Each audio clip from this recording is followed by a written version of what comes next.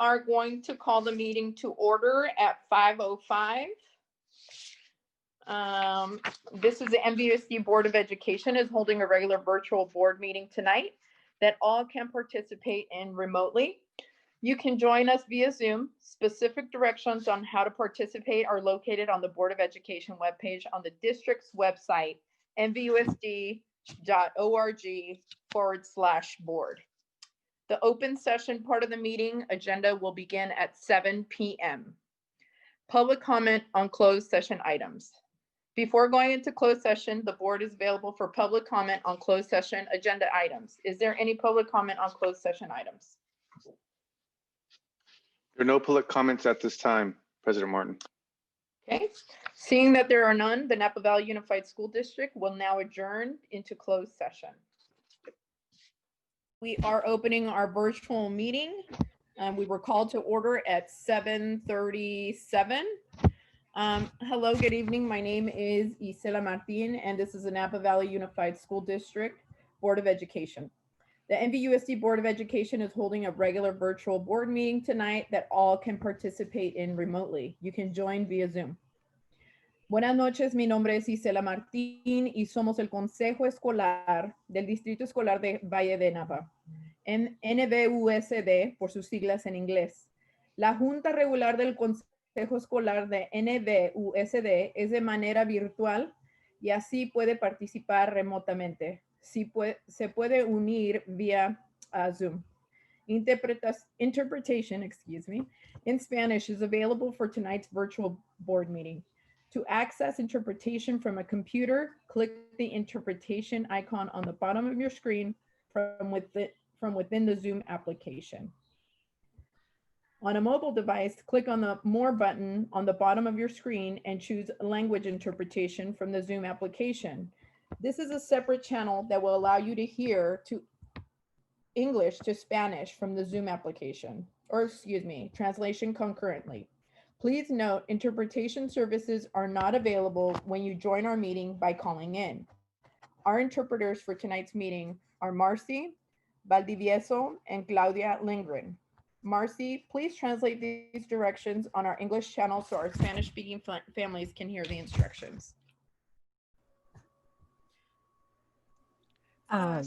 Sí, buenas noches. Los servicios de interpretación van a estar disponibles para esta junta el día de hoy. Para tener acceso a los servicios de interpretación, favor de fijarse en la parte inferior de la pantalla en medio. Ustedes van a notar un signo de mundo en el cual pueden hacer un clic, un chasqueo, y de esa manera pueden elegir el idioma deseado. Desgraciadamente, los servicios de interpretación no se encuentran disponibles si ustedes están uniendo a esta junta por medio de servicio telefónico. Gracias. Thank you very much, Marcy. Specific instructions on how to participate in the meeting are located on the Board of Education webpage on the district's website, nvusd.org/board. Can we please start with an attendance roll call from Vera Morales? Yes, President Martin. Trustee Martin? Present. Trustee Gonzalez Varez? Present. Trustee Jankowicz? Present. Trustee Water? Present. Trustee Hurtado? Present. Trustee Shunk? Present. Trustee Gracia? Present. Student Board Member Magaña? Present. Thank you.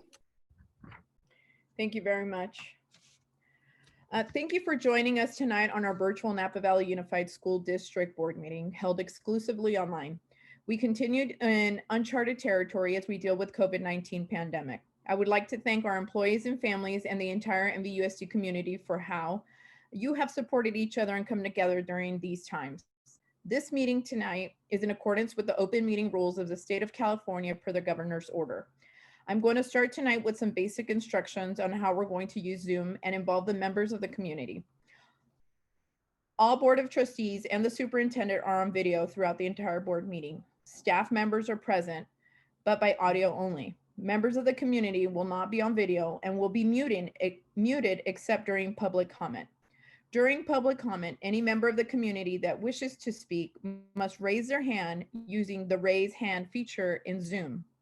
You will be unmuted and you will be provided 3 minutes to speak. There are 2 ways to make public comment within the time allotted for public comment on an eligible agenda item. To comment by video conference, click the raise your hand button to request to speak when public comment is being taken on an eligible agenda item. When it is your turn to speak, your name will be called out. You will then be unmuted during your turn and allowed to make public comments. After the allotted time, you will then be remuted. Instructions on how to raise your hand are available on the district's website at nvusd.org/board. To comment by phone, you will be prompted to raise your hand by pressing *9. To request to speak when public comment is being taken on an eligible agenda item. When it is your turn to speak, the last 4 digits of your phone number will be called out. You will then be unmuted during your turn and allowed to make public comment. After the allotted time, you will then be remuted. Instructions on how to raise your hand by phone are available on the district's website as well at nvusd.org/board. In addition, community members were allowed to submit comments via email at publiccomment@nvusd.org up until 8 a.m. this morning. Public comment received after 8 a.m. the day of the scheduled meeting will not be read into the record. However, the public comment will be announced as received after the deadline, and it will become part of the meeting archive as long as it was received before the meeting is officially called to order. For every agenda item, I will prompt the meeting participants who have joined us via Zoom for public comment. Please follow the instructions just provided when you would like to comment on an item. Before we begin, I would like to thank everyone for their patience as we continue to navigate this new technology. We have been called to order and conducted our attendance roll call. We will go forward with our agenda. Start with a report from closed session.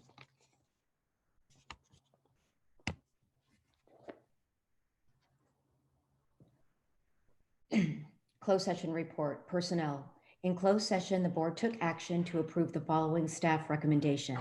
Effective 2020-21 school year to the following administrative appointment has been made. D2A1, Gina Marie DeLuca to the position of Assistant Director, COVID-19 Risk Mitigation and Response. That is my report from closed session. Thank you. And we congratulate Ms. Gina DeLuca. Welcome. Yeah, well, I want to personally, just on behalf of the superintendent's office, I know Assistant Superintendent Dana Page is very, very excited given the volume of work that's we're responsible for given the pandemic and the reopening of schools. We want to formally welcome Ms. DeLuca to the team. This is a much needed position at this critical juncture. So thank you for joining us.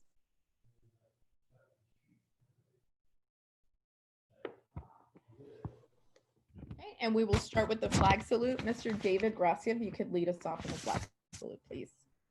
Certainly. All right, if you would please stand and join me in saying the Pledge of Allegiance. I pledge allegiance to the flag of the United States of America and to the republic for which it stands, one nation, under God, indivisible, with liberty and justice for all.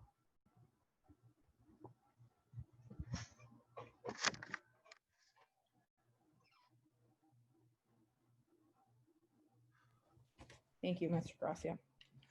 This meeting is recorded via live streaming and archiving on the district YouTube channel. For a detailed review of any meeting agenda item, the archive video can be referenced, located on the district webpage at nvusd.org. The public can join the virtual board meeting remotely via Zoom, as mentioned previously. Participation instructions and processes for public comment can be found on the district webpage. E4, approval of the agenda.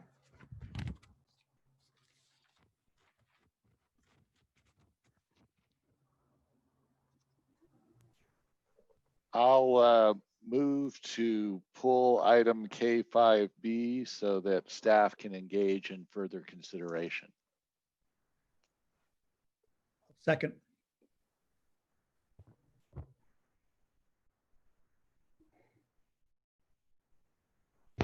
So I have a pool of item K5B, a first by Mr. Joe Shunk, a second by Mr. Jose Hurtado. And before I ask for a roll call, is there any discussion with regard to item K5B that would like to be discussed?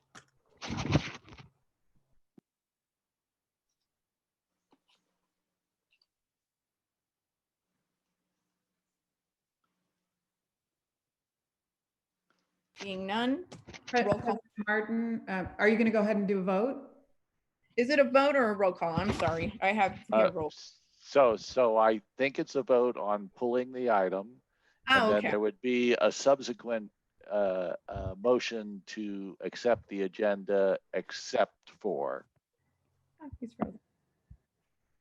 Okay, sounds good. All those in favor? Aye. Aye. Abstentions?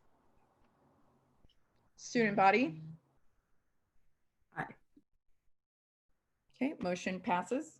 President Martin, I'd like to make a statement based on the fact that the school board just pulled item K5B.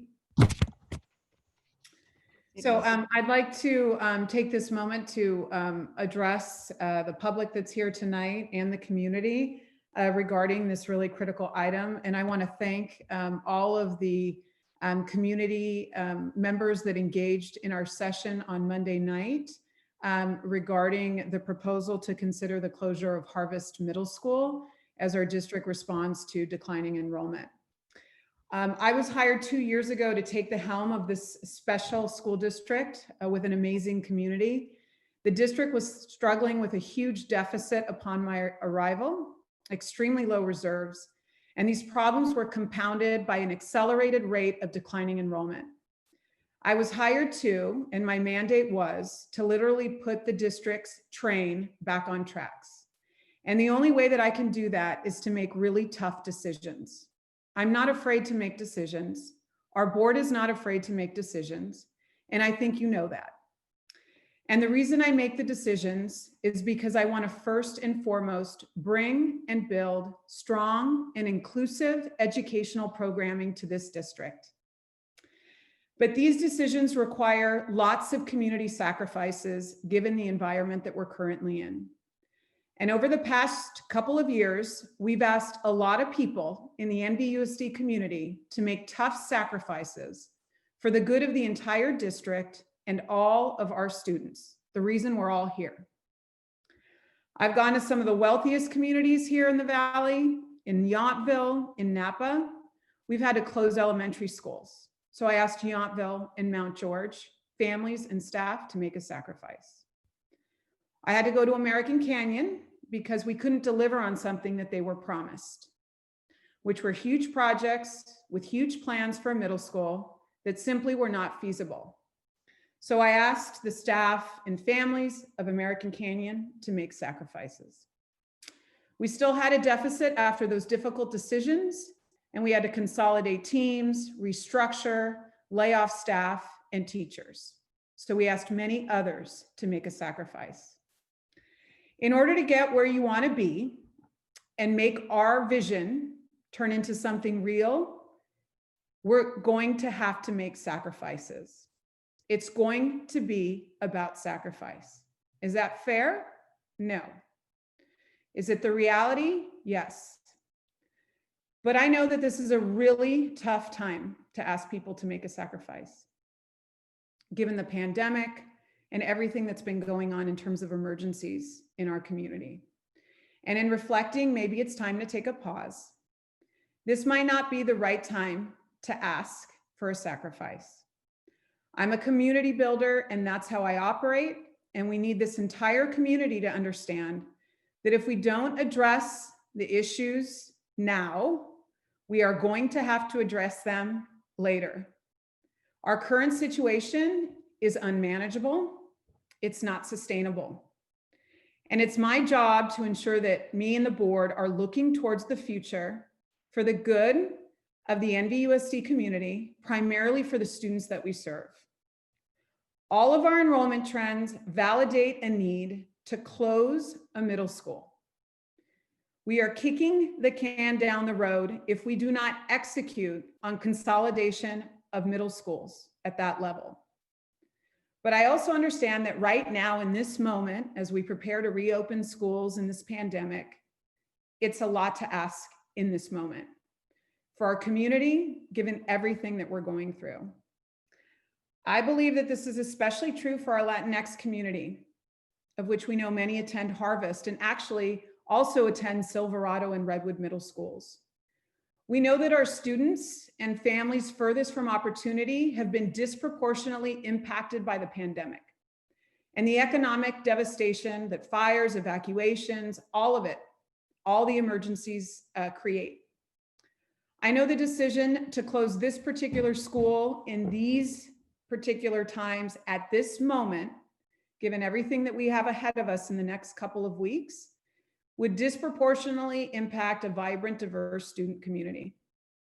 So I've decided to take this urgent, serious problem as an opportunity to educate the NVUSD community, to empower the community, to ensure that they have the right information, to work with the community, and to make sure that they become part of the solution because we have a problem. All while ensuring that our Latinx community also has a voice at the table in forming a sustainable solution. So given these extreme circumstances, we are going to slow down. We are not going to stop towards solving this critical problem because if not, all kids in NVUSD, today's kids and future kids, will suffer. And they deserve better from us. And so we will slow down.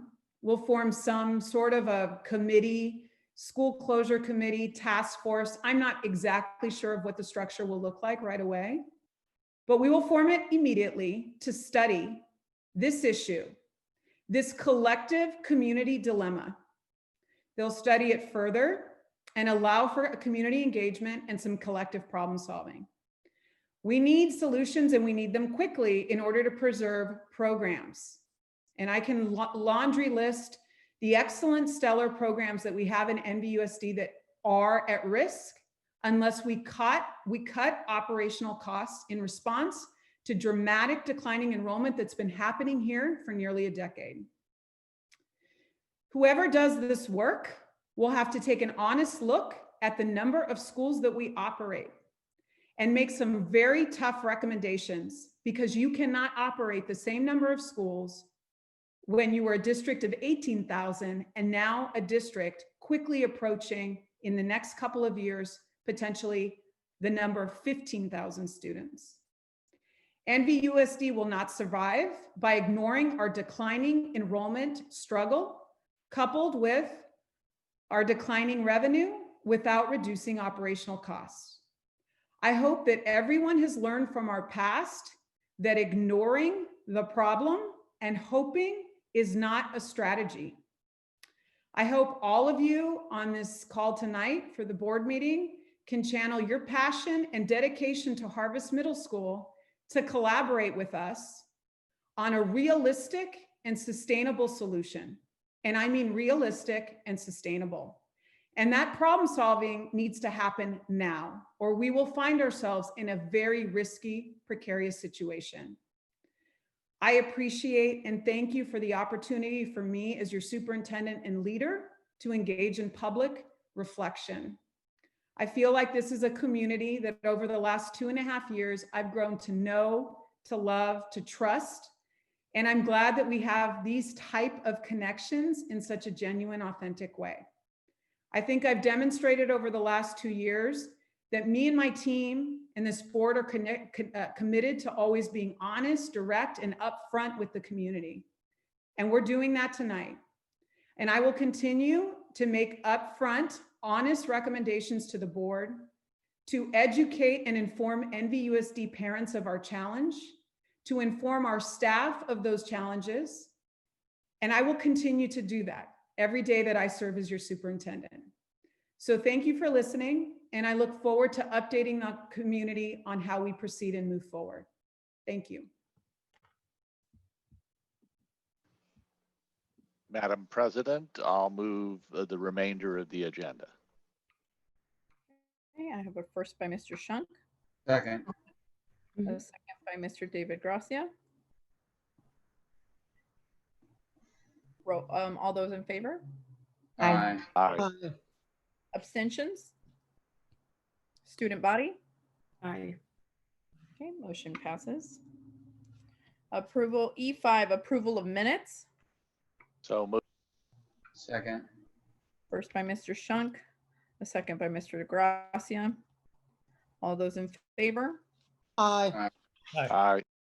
I'm sorry, I Madam President, am abstaining.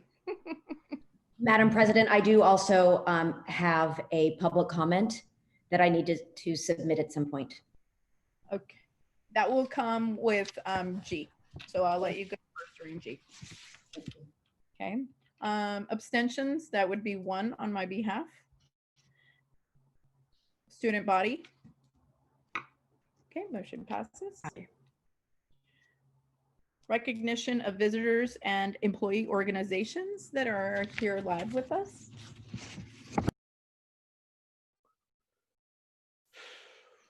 I did see them. Maybe having them raise their hand if they're here. Yeah, Ms. Gail Young, I see you. Manny, can you please unmute? Can you raise your hand? Hi, I'm Gail Young. I'm president of Napa Valley Educators Association, representing teachers, nurses, and counselors. Mr. Ruiz, I also see Miss Leslie Walder, if you can please unmute her. Leslie, if you can raise your hand, please.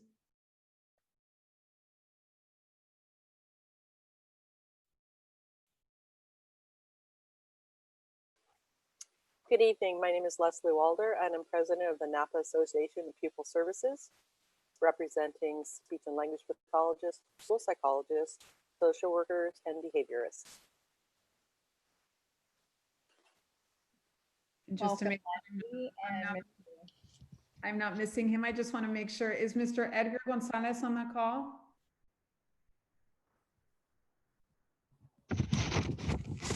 I don't see Mr. Edgar Gonzalez, Dr. Musetti. I think we're good. Thank you. Thank you for joining us, Gail and Leslie. Thank you again. Recognition of Student of the Month. And we will start and begin with Valley Oak High School, September, Catherine Duran Barron, and October, Savannah Simmons. All right. Well, good evening, everyone. I'm Maria Cisneros, the proud principal of Valley Oak High School. I hope you can see, yeah, you changed the screen on me. I am excited this morning. I started my day this morning at 7 a.m. presenting our Sunrise Rotary Student of the Month. And this evening, I am here to present our September and October Students of the Month. We have Catherine Joanna Baron, we know her as Katie. She is just an incredible young lady that joined our Valley Oak family this August, and she has truly just amazed all of us. Based on her credits, she will leave us earlier than most seniors will. She's sweet and humble. She's a strong and articulate young person. She's a strong writer, very articulate. Although she's a quiet person, she has very strong communication skills, both as, in writing and in verbally. So you'll get to hear a little bit of that today. Teachers have shared with me that she's actively engaged in her classes and participates all the time.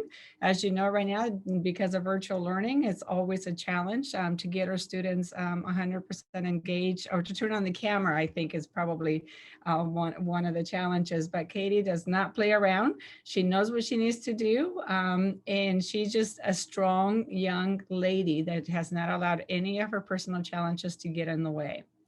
What she has done, she has found a way to take care of herself and attend school where she feels personally safe and can focus on her studies and take care of, do some self-care. As I've mentioned, she will graduate soon. The fact is she only needs 21.5 credits, and based on her first progress report, guess what? She earned a 3.85 GPA, and I don't doubt that she will be earning that 4.0 before we know it. Katie has a number of goals upon graduating from high school. She will continue her studies in college. We are very proud of Katie and her ability to know what she wants to do, and she's very proactive to make sure she takes care of that. She is the first student this year so far that has completed the Valley Oak Scholarship application and the federal financial aid application.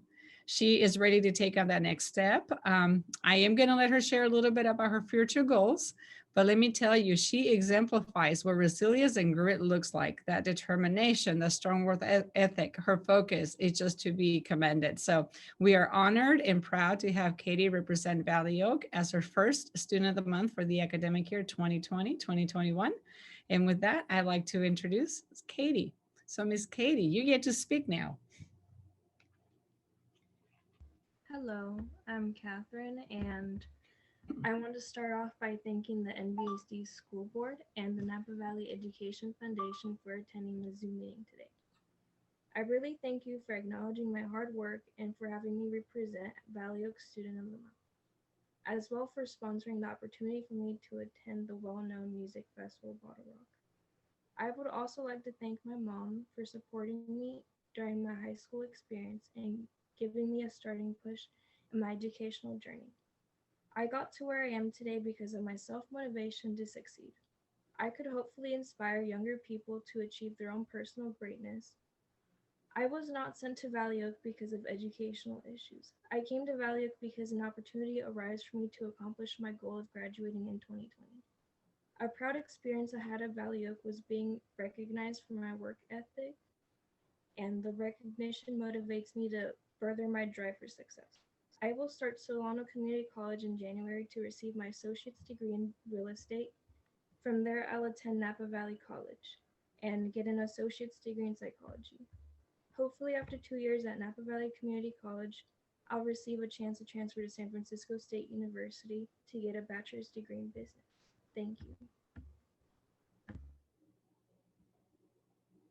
Nicely done. Thank you, Catherine, very, very much. At this time, I would like to introduce Joanne Clark. She will be presenting the award for Savannah for our October Student of the Month. So Miss Joanne. Okay, hi everybody. Good evening. Savannah Simmons, amazing young lady. She's been with me for 2 years. She's been on honor roll and Valley Oak level 4, all of her trimesters and both years. She's on her way to graduating early, just like Catherine. Savannah is someone who gives back to her community, to her school community. She's served on our class leadership team, where she's helped me improve my lessons and also designed team building activities for the class. She puts 100% effort into her assignments. She's a very persuasive writer and was thinking about law school. She also is an aspiring artist and is designing her business model for making stickers. So she's just a great artist and person, and I'm just so pleased to have her with me these 2 years. So I'll let her explain more about where she's headed. So Savannah, take it away. Hi. First off, I would like to thank the school board and Napa Valley Education Foundation for this award. When I got the news I was awarded Student of the Month for Valley Oak, I was happily surprised and very confused at first. I say confused because, well, I haven't really had the best track record when it comes to school. At the school I previously attended, I was the prime example of I was the prime example of what not to do. I struggled quietly through those 2 years, personally and academically, but I knew one thing for sure is that I wasn't going to be graduating my senior year if I continued there. Luckily, in the beginning of my junior year, Valley Oak and Miss Clark swooped in and saved me. And I'm now in my senior year and have the opportunity to graduate next month. Thank you to everyone who has supported me, and thank you again for this award. I'm hopefully planning to start the UC Davis EMT program in January. Thank you.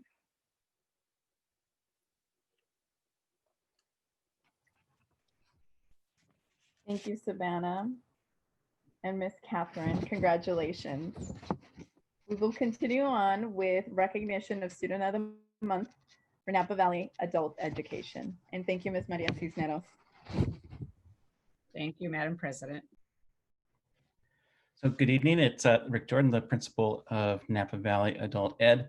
I appreciate that given everything that is going on, that the board is taking time to recognize our students. And thank you, Dr. Musetti and the cabinet for allowing Valley Oak and Adult Ed to have a little bit of time tonight. We're presenting two students tonight. The first is Erica Fuentes. And Erica, if you haven't already raised your hand, then please click the button and raise your hand. And then after that, Aliana Johnson, if you haven't raised your hand, please raise your hand. But first up is Erica Fuentes. Is Erica? Yeah. And Erica was nominated by Wayne Gilbert. And Wayne wanted to be here tonight, but he couldn't. But he did say that Erica is a student who really, really wants to improve her English and is willing to put in the extra time. She constantly stays for lab time and participates in conversational English practice. And Wayne said that having her as a student for 2 semesters, he's been able to see growth in both her writing and speaking, and she's always willing to help others. And her enthusiasm spreads through the entire class. And I know that Erica would like to say a few words. So Erica, take it away. Thanks. Good evening. My name is Erica Fuentes. I'm from Colombia. And I've been in Napa for 2 years. I want to learn English to get the right job. And I went to the university in Bogota and obtained my bachelor's degree in marketing after years of working as a secretary and studying in the evenings. I chose this career to help my parents. But a year ago, I decided I didn't want to do marketing, so I changed my goals. Today, I want to be a social worker because I think working in the community is more important than making money. I'm happy to have the opportunity to have this career change thanks to the commitment and good work of Napa Valley Adult Education teachers. Right now, I'm taking ESL Advanced Law classes and GED test preparation classes too. And so I can start taking classes at Napa Valley College. Thank you for this recognition. Thank you, Erica. The story is a fabulous one and really is a good example of the diverse type of students we're able to bring into the program and begin to work with, and really happy to hear what you're doing and look forward to possibly working with you in other roles in the district as you pursue that social work degree. Thank you. So next up, Kristen Waters is with us, our high school program lead, and she's going to introduce the high school student of the month. So Kristen, are you there?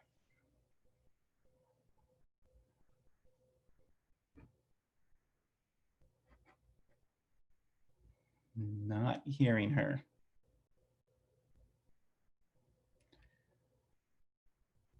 Manuel, do you see Kristen anywhere?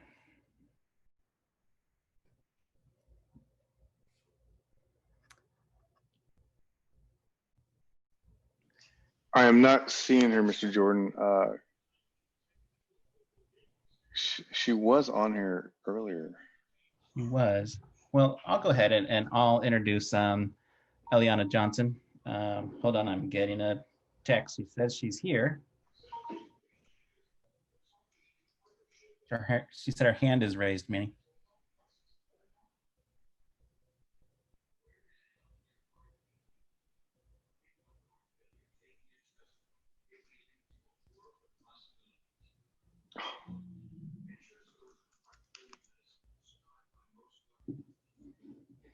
Do you see her? Yeah, I just promoted her over. She should be here now.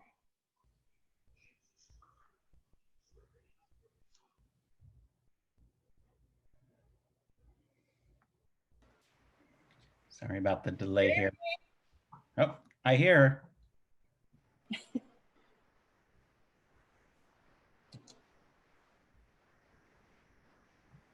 So Kristen, you can go ahead if you can hear us.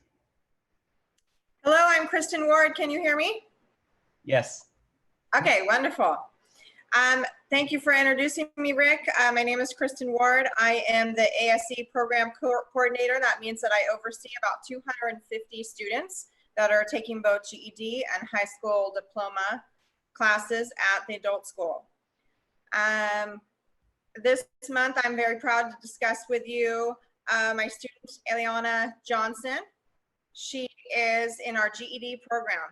She is not, hopefully she is listening in with us right now, but Eliana was not able to speak on her behalf this evening as she is a mom in our district of 3 children, and she is about 9 months pregnant with her 4th child. Being a mother myself, this is part of the reason why I chose this wonderful student for this award. I'm very proud and excited that with all of the things that she has on her plate as a parent, that she is striving and doing such a wonderful job and being an inspiration for our GED students. Eliana has completed 102 hours of GED prep in the last 7 to 8 weeks. This has by far surpassed anyone else, and it's just a wonderful example of what is possible when you put your mind to it and you are motivated to get your education, to better your family, and to do that in a timely fashion when you are about to bring another child into this world. As I've gotten to know Eliana, she has told me that she was homeschooled all her childhood, but in the very end, she was not able to get her diploma, and that is why she is at adult ed right now. And she is 3 out of 4 subjects finished with her GED equivalency. This is very exciting for she and her family, of course. She wants us to know that she is doing the hard work she's doing right now as an inspiration to her children and to her family, and to motivate them in their early years of school, the utmost importance that it is, and what she can be doing and what they can be doing in their future.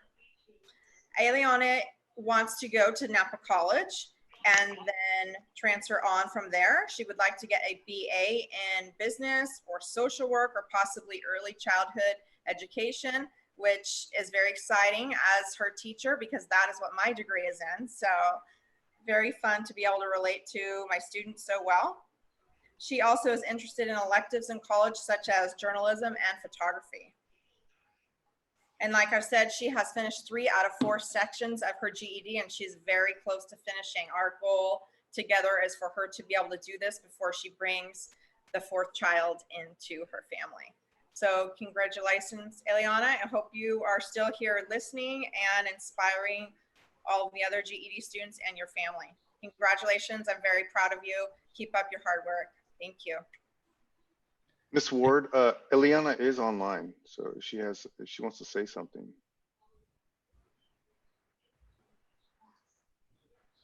I do not believe that she would like to speak this evening, but she told me she's excited to be here and to share this with her family and to listen to me take a few minutes to brag about her accomplishments.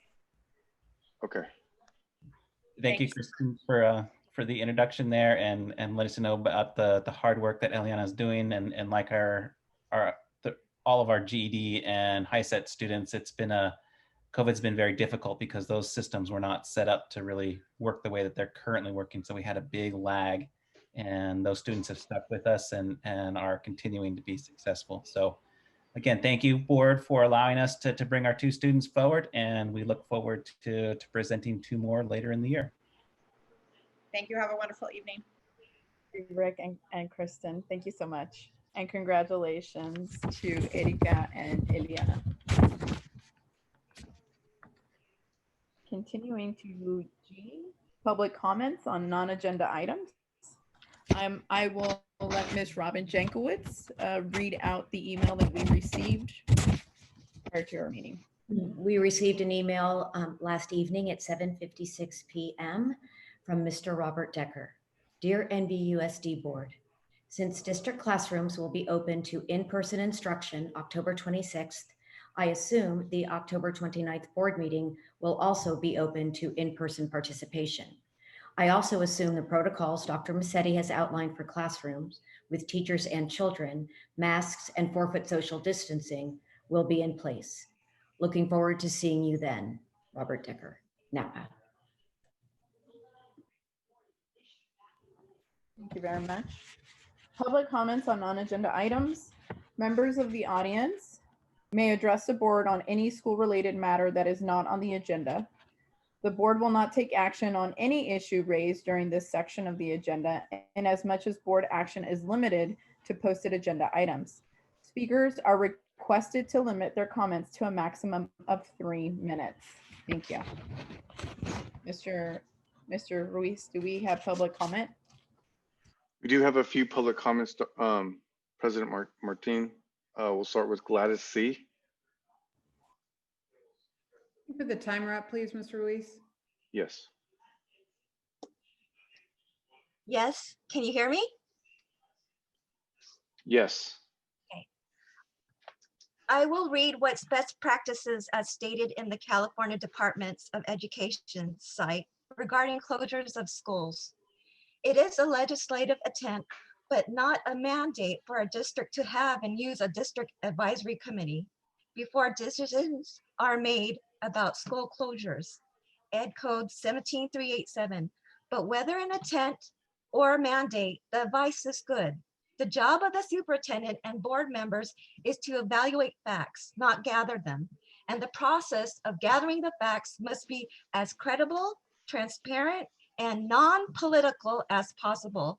So at the very least, the district advisory committee, often referred to as 7-Eleven committee, due to the legislative requirements of at least 7, but no more than 11 members, should be involved in the fact-finding necessary for an informal recommendation about school closures. Ed Code 17389 suggests who should be represented on this committee. The District Advisory Committee should be expanded to include a cross-section of community members who have an interest in and may be affected by school closures. So I just want to read my comment in relation to that, what's said in the California Department of Education site. A 7-Eleven committee's responsibility is to collect data for the board before, I repeat, before making potential decisions on school closures. It is not a committee whose whole direction with the intent is to already close down a specific school, like Harvest School. Although it's not mandated to have a 7-Eleven committee, you as a board who represents us as your constituents should want this district to be transparent at all levels. So I strongly suggest that you direct this district to implement the best practice as stated by the California Department of Education in regards to closures of schools. Thank you. Thank you, Ms. Gladys. Next comment, Mr. Reese. Yes, Norma Ortiz.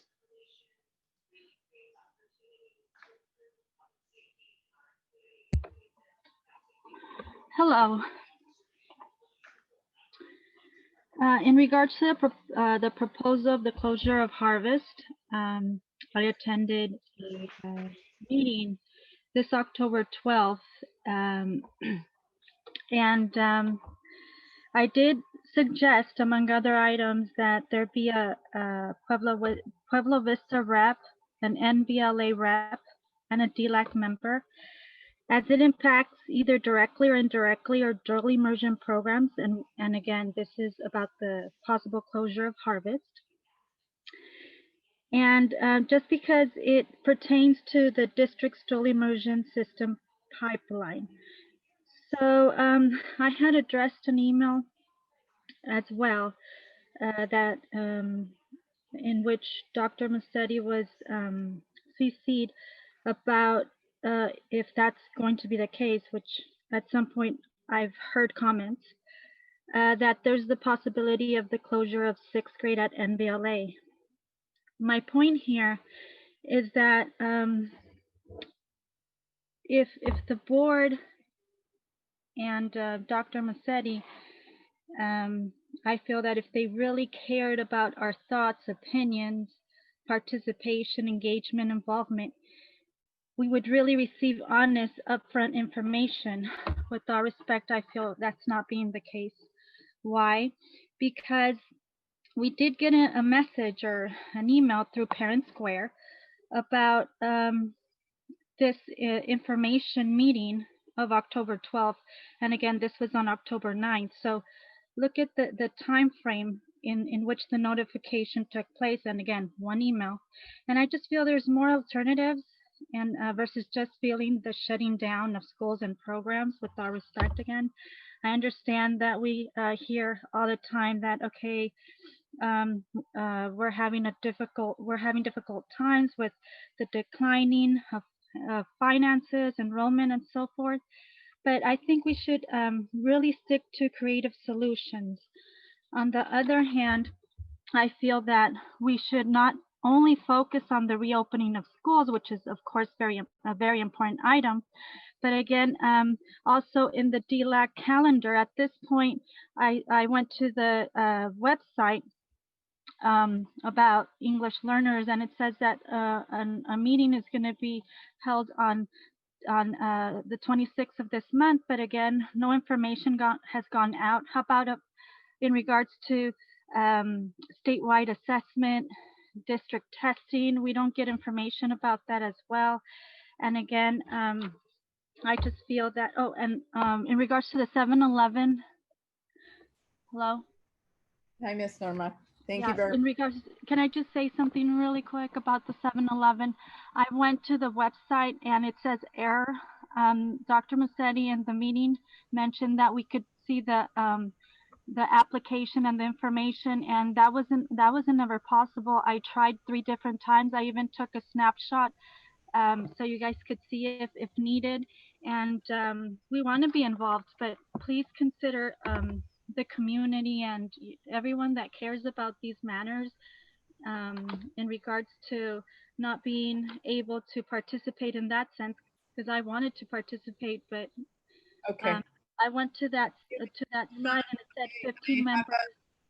Miss Norma, that information, Miss Rosana made note of it, and they will communicate out if there's any glitches on the website if need be. Oh, but I found other glitches and other stuff too, not just that. But thank you. I'll send an email, I guess. Thank you.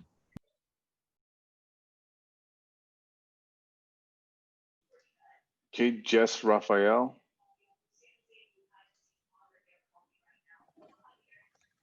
Good evening, board and Madam Superintendent. Just a few points I'd like to make. One is that I am a white, upper middle class resident of the Browns Valley area. I have a child at River, and I have a child who just graduated from River. And I think that before the board acts in regards to River and Harvest, Harvest, understanding the financial commitment that was made by another administration in the new River campus, I think it's important that the value of the River campus and the value of the Harvest campus be examined by real estate brokers and whoever, so that we know what the numbers are for finding a new tenant or a new owner of each of those campuses, to evaluate the financial information that may have already been done, but I don't think it's been shared with the public. I think it's a horrific injustice to the Harvest community and the people who would have to transport their children across town when they are underprivileged. So I think every measure should be taken to avoid closing Harvest. That's one point. The second is, I agree with the gentleman who sent the email that as a sign of solidarity with the students and with the staff and with the parents that you serve, that your board meetings should take place in a classroom in the same circumstances that our children have been asked to place themselves, and that the parents have been asked to place their children, and that the staff have been asked to do their jobs. I think it would be a great sign of the board to show your faith in the protections that the Napa Valley School District has taken for our staff and students to put yourselves in that same position and demonstrate by your actions that it is in fact safe and that you do feel secure in that sort of circumstance. And finally, I'd like to say that when the community is invited to join in a school board meeting or in any government meeting at 7 o'clock, that at 7 o'clock, somebody ought to come online and say to the public that there's going to be a delay, perhaps give a polite explanation, rather than keep the community waiting for 37 minutes with no explanation, in which you may have lost a good portion of the community that you serve, who have a right to hear what is going on at the meeting. And I just feel that all it would have taken is 10 seconds for someone to come on and explain what the delay was and encourage people to be patient and remain. Thank you very much for your patience. Thank you, Jess. Raphael? Next comment, Mr. Ruiz. Good.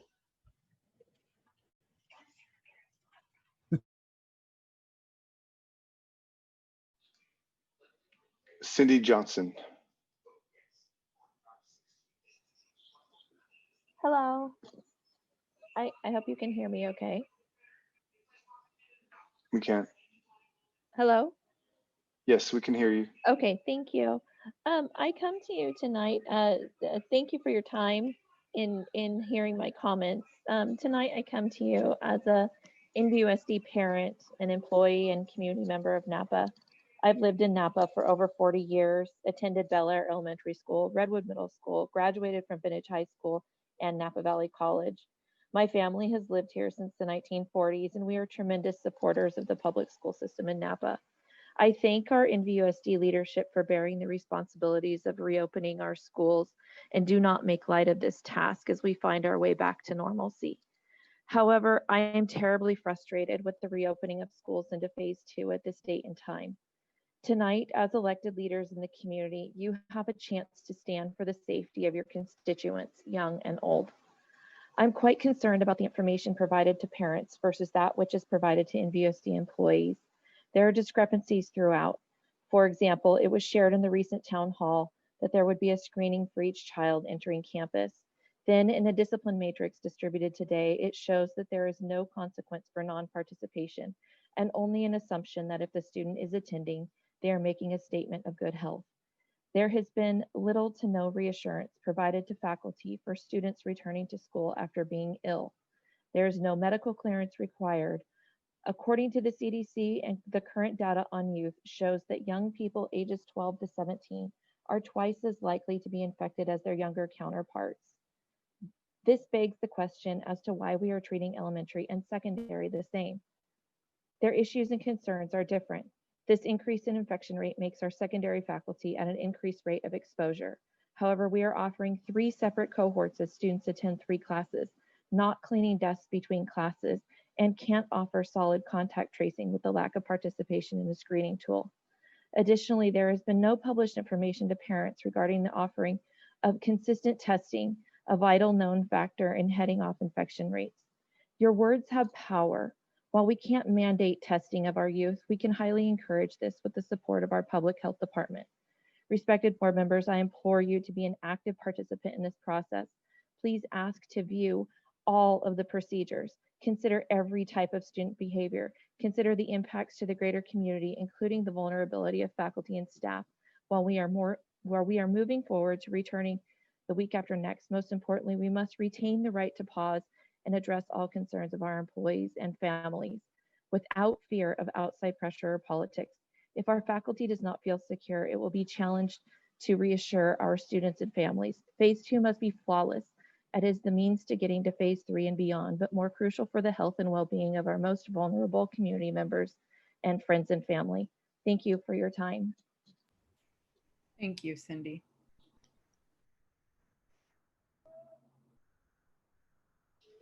Okay, Juan Garcia Rodriguez. Hi, can you hear me? Yes. Okay. Hi, my name is Juan Arturo Garcia Rodriguez. I am an inspired educator at Sonoma State.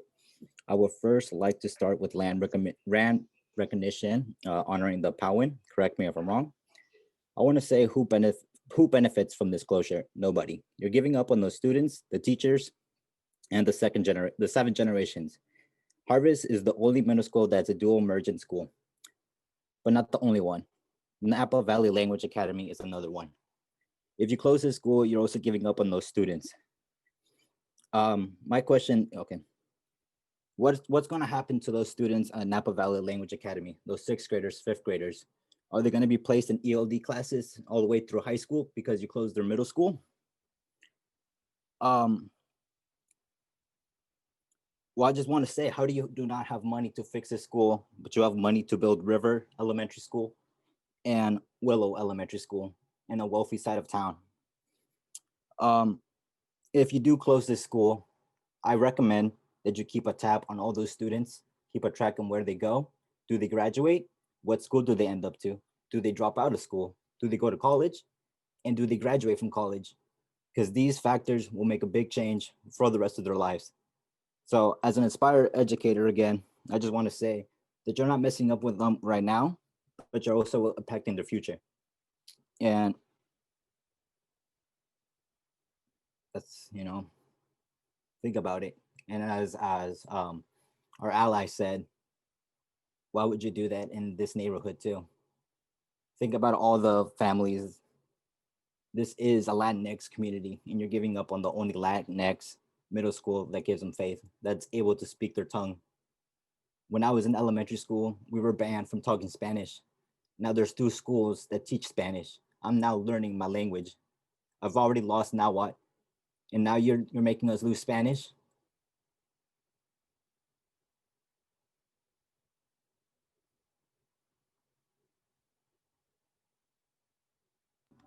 La catch. Thank you, Mr. Juan Garcia.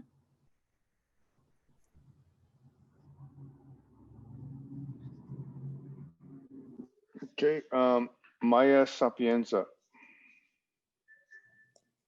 Hello, my name is Maya Sapienza. I'm a Vintage High School grad and currently a sophomore at UC Berkeley.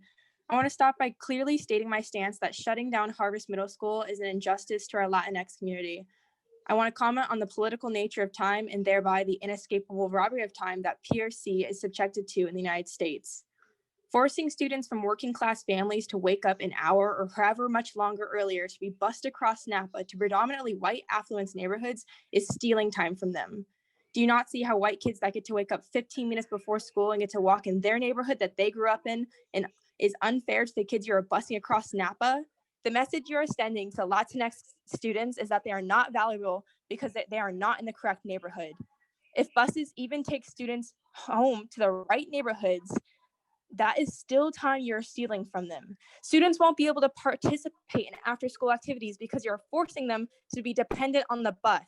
How do you expect Latinx parents to get involved in school when they have to find the time to drive across to go to parent-teacher conferences, school events, and general school events? You're cutting off parent interactions with the school.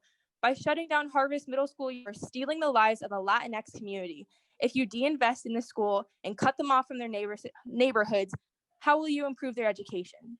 I went to a meeting earlier this year where we talked about equity. How is de-investing in the education of our working class Latinx communities equitable?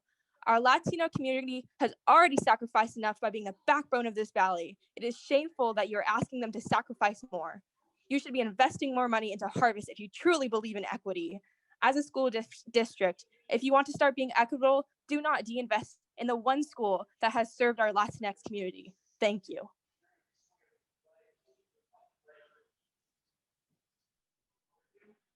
Okay, Derek Moore.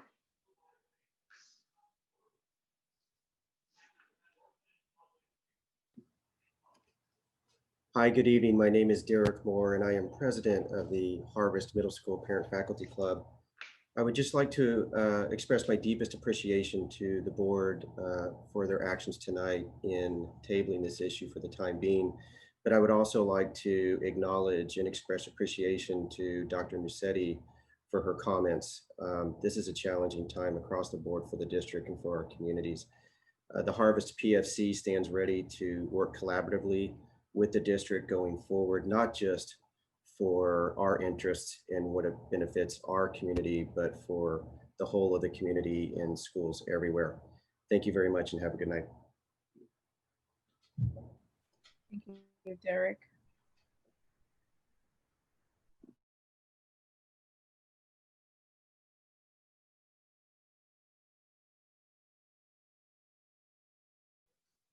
Sorry, Norma G.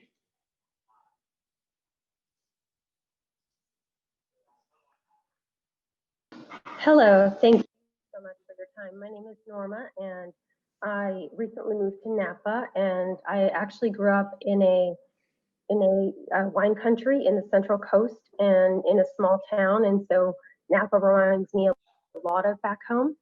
So I currently work in affordable housing, but before that, I worked in school finance with dozens of California school districts. And I did notice changes in enrollment and in funding. And I want to remind everyone that enrollment declines are usually to blame because of expensive housing. And so if we're concerned about enrollment declining, we should look at what our zoning is doing in cities and why the city isn't getting more involved in building more affordable housing so that more families can move here. And secondly, I want to talk about the funding problems, and let us remember that Proposition 15 will increase funding to schools if it passes. So if we are really concerned about funding our schools, we need to make sure we do what we can to make sure that Prop 15 passes, and we wouldn't have to close down schools and traumatize our brown neighbors and our brown kids who are going to have to walk to school really far away, bus to school, and lose their ability to get free exercise on the way to school, to socialize with their friends on the way to school, and to participate in all these really important after school activities that would make them more competitive to get into our colleges. And I really, really want to emphasize that, yeah, we shouldn't shut down a school that is, home to brown kids and to the brown community. But I also feel that we need to think of creative solutions to funding and remember that Prop 15 is still on the ballot, and we need to wait to see what happens with that. And if something is going to happen with different school properties, you don't have to get rid of the entire property. You could look at cropping other land that the school might have, getting rid of unused buildings or parking spaces. But closing down a school is not the answer, and it is not the answer when we're dealing with racial injustice issues throughout this country. Thank you so much.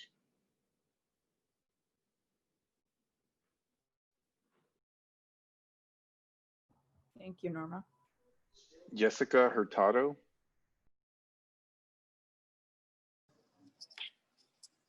Hello, can you hear me? Hello, Yes. can you hear me? Yes, we Hi. can hear you. Hello, my name is Jessica, and I'm a parent to one of the students in Harvest Middle School. I have a couple of comments and questions that I hope that Dr. Massetti will be able to answer in a document. She talks about sacrifices. She's talking about parents and communities and asking for sacrifices. What sacrifices do you think your committee should be making? Can you provide us with a Hispanic percentage of each middle school? Because something tells me that Harvest Middle School has a very high percentage and probably greater than other middle schools. Who will form the committee, the closing committee that you're talking about? Will we be able to become a member? Will we be in charge of making the choices on the people you are putting in the committee? How many and how much money are you saving versus spending in closing Harvest Middle School? Meaning you'll have to account for transportation for these students to be re-enrolled in other middle schools. For me as a parent, you're adding, like she said, an hour to my time just to be able to transport my kid from one end of the school, of Napa, just to take her to middle school. How many kids are being expected to enroll less in the classroom? Is it one per class, one student per class? Can you tell me what your plans are for the property? Are you going to sell them for more housing or perhaps for another fancy hotel in the community? Is it true that you're spending the money in a school property that has been heard you are reopening or investing in American Canyon, which you said you decided to close. Has the decision already been made? It sounds like it has. By closing Harvest Middle School, you are sending the message that all you care about is the white wealthy community that you, Dr. Massetti, belong to. And unfortunately, Napa County and just Napa is formed of agricultural parents like myself who choose to get up early to go and work on the vines that end up feeding everybody in this valley. So I hope that you take this into consideration and actually think it through. Thank you. Thank you, Jessica. Okay, Veronica.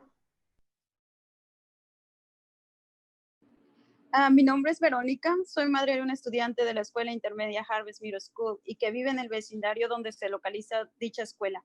Solamente en este momento quiero pedirles, por favor, a los miembros del board meeting que por favor no tomen una decisión apresurada acerca de la propuesta recientemente anunciada por el distrito escolar.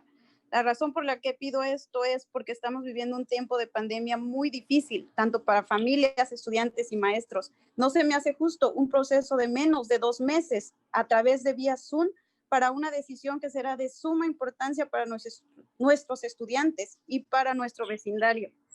Para comenzar, la reunión donde el Distrito Escolar de Napa nos presenta sus argumentos acerca de la propuesta del cierre de la escuela intermedia Harvest se me hace muy apresurado y en un tiempo inapropiado para ejecutarse.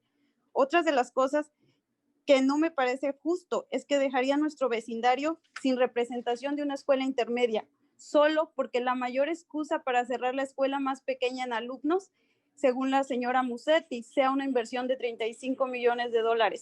Esto deja a nuestra escuela y nuestro vecindario en una opción perfecta para el cierre de acuerdo a la propuesta del distrito escolar, pero pone en ventaja a otra área de nuestro distrito de tener 2 escuelas intermedias a menos de 1 milla de distancia entre ambas. Y para dar el toque final a esta propuesta, la superintendente del distrito, la señora Musetti, promete escuelas de inmersión que donde se han emplazado sus estudiantes continuarán con una clase de español. ¿Es esto justo para ustedes? ¿Es para ustedes esto equidad? Para mí es discriminación hacia el resto de nuestros estudiantes. Nuestros estudiantes están teniendo difícil tiempo emocional al estar aislados por meses del resto de sus compañeros.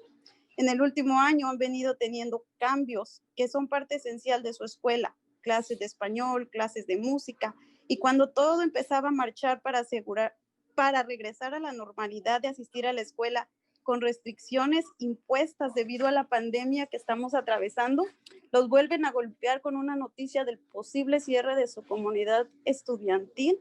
Solo quiero preguntarles, ¿vale la pena para ustedes?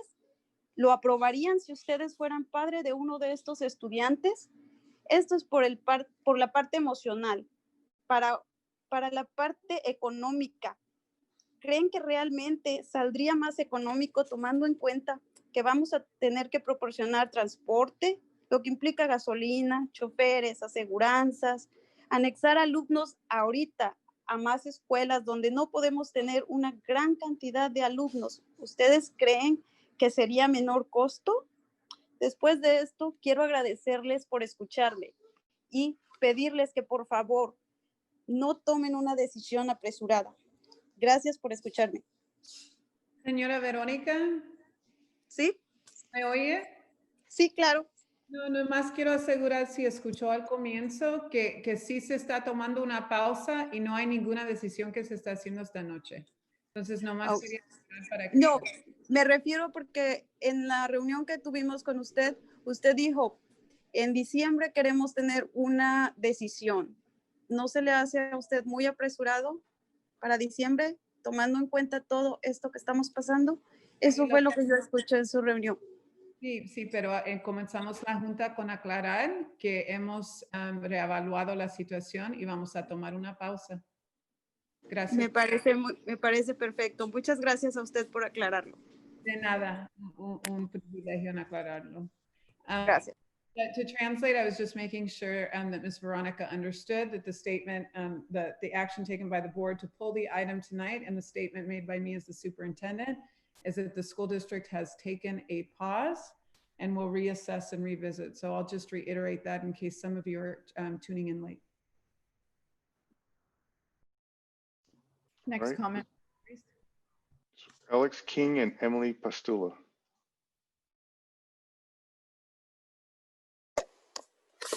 Hi, I'm Alex King. I'm a science teacher at Vintage High School. Before serving the Napa community, I was a biochemist. I wrote my doctoral thesis on the molecular interactions between Black plague and our innate immune system. I'm not an epidemiologist, but I'm very familiar with the variety of mechanisms by which infectious disease spreads. In epidemiology, there's two general approaches to risk management. Individual level strategies and population level strategies. They're not mutually exclusive, but we behave as if they are due to limited availability of resources. The individual strategy says, identify the most vulnerable individuals in a population and decrease their risk.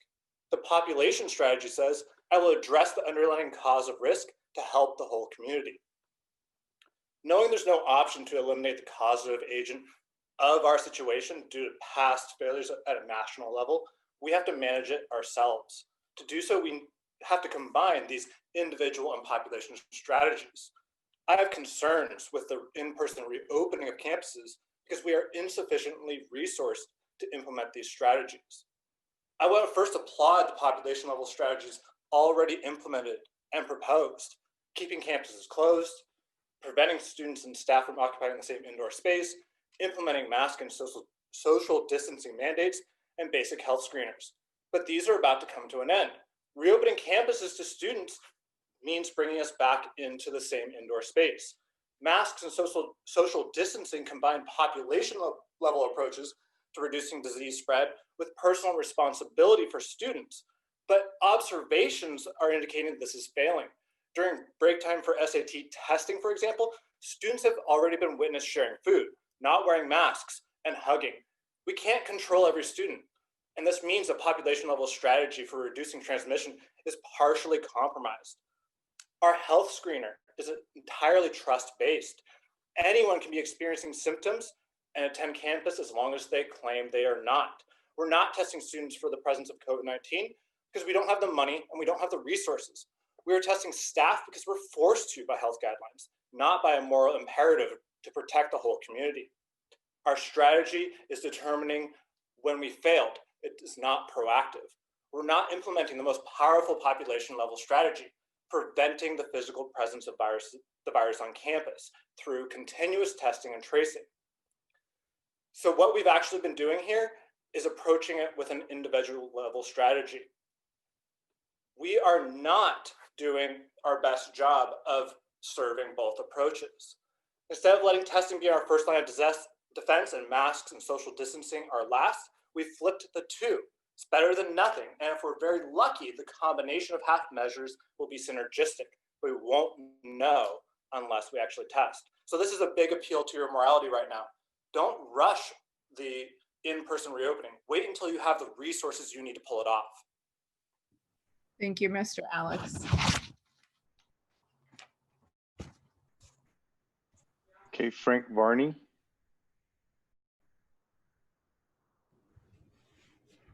Hi, good evening. Can you hear me? Yes. My name is Frank Varney. I've been a teacher in the Napa Valley Unified School District for the last 18 years. Although I taught advanced placement history courses for 15 of those years, in my new role as a theater instructor, I work daily with a diverse group of students from a variety of social economic backgrounds who desperately want to come back and perform and engage with one another under safe conditions. I wish with them, too, that such conditions existed, but they do not. I am proud of how well my theater students and I have adapted to an online medium. Although it is not without problems, I feel that some sincere learning and authentic communication is taking place, slowly but surely, and all of us are safe. However, the transition to phase 2 is short-sighted, poorly planned, and dangerous. Minimal PPE has been distributed so far, and certain campuses do not even have the safety measures of a local Starbucks. There are no social distance marks on the grounds outside classrooms, cafeterias, or offices. There are plans to put students into large rooms as hubs, where they will share a common airspace and rotate through every hour with no cleaning of surfaces in between. The same administrators who walked around without masks and violated the district's own social distancing rules ask us to trust that they will enforce them on others and that our campus will be a safe place to work by October 26th. Now we are told that instructors should juggle online and in-person teaching simultaneously. The people who promote this model have little knowledge of the difficult demands of either medium, won't be dealing with the situation themselves, and still insist that teachers and students can adapt to such changes in new systems within days or even weeks and still create an improved learning environment for all. Let me make this clear. Teaching and learning in person is a full-time job. Teaching and learning online is a full-time job. The district's strategy for teachers and students? Do them both at the same time and do it with minimal safeguards for anyone's health. Tether in-person learners to their desks with laptops and split the teacher's attention amongst two classes, one group in person and the other online, and have everyone spend every moment of class bouncing between devices, buttons, apps, tech issues, emails, and screens, because that will make a better learning experience and will be safer. Teachers are asked to be collaborators in devising workaround solutions to safety protocols, thus rendering rules designed to protect employees and students ineffective. Administrators reinterpret how to measure social distance so the objective of bringing students back can be achieved. We, the teacher, students, and parents of Napa, are asked constantly to make sacrifices, but it seems unthinkably presumptuous for anyone, regardless of position or station, to demand that educators, students, and their loved ones should sacrifice their literal lives on a daily gamble that they will not get sick in a global pandemic. Thank you. Thank you, Mr. Frank. Okay, Jasmine Garcia.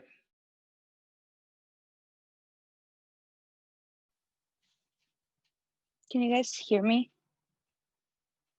Yes, we can hear you. Okay. Hello, good night, everyone. My name is Jasmine Garcia. I find it a bit inconsiderate of Dr. Musetti to take the decision to shut down Harvest Middle School within short notice. There are many parents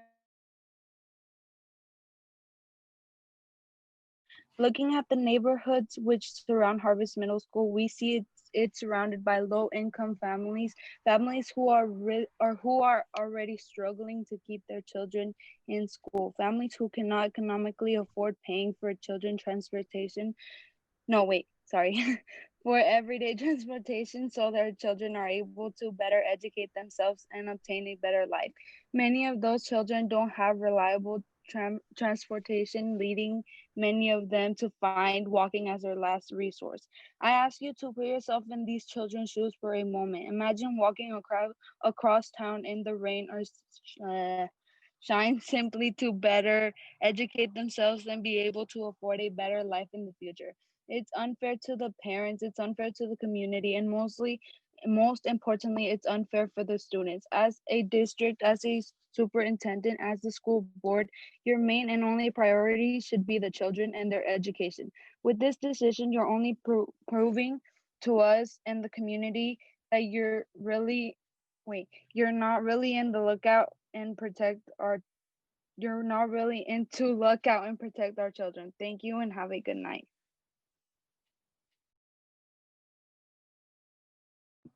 Thank you, Jasmine. Ms. Sach Osborne.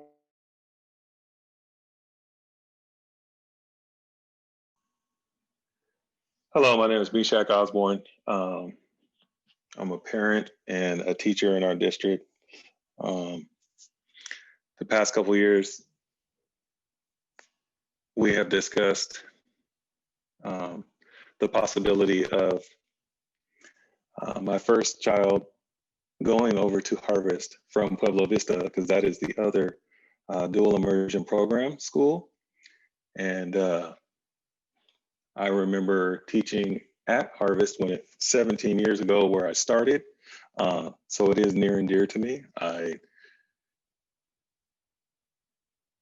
It saddens me that it's come to this and that sounds like it's more than been talked about. It's something that's going to happen.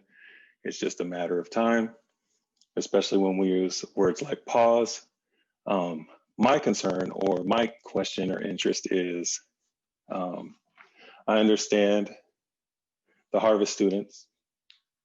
And on this side where I'm at, where my child is going to Pueblo Vista, and then my other one at some point in the near future will be going there as well. There is no more place for them to go. So what will happen to the dual immersion program? Will it move over to a place like Redwood or Silverado? Is that possible? I mean, we have the teachers. Some of them have been around a long time. I doubt if they're just going to bounce out and go nowhere or somewhere else. I don't know what that all entails. And obviously I have some questions about that. And I would, not just myself, but other parents and families in the Napa Valley Unified District would also like to know some of those answers to those questions. So having said that, I just want to say that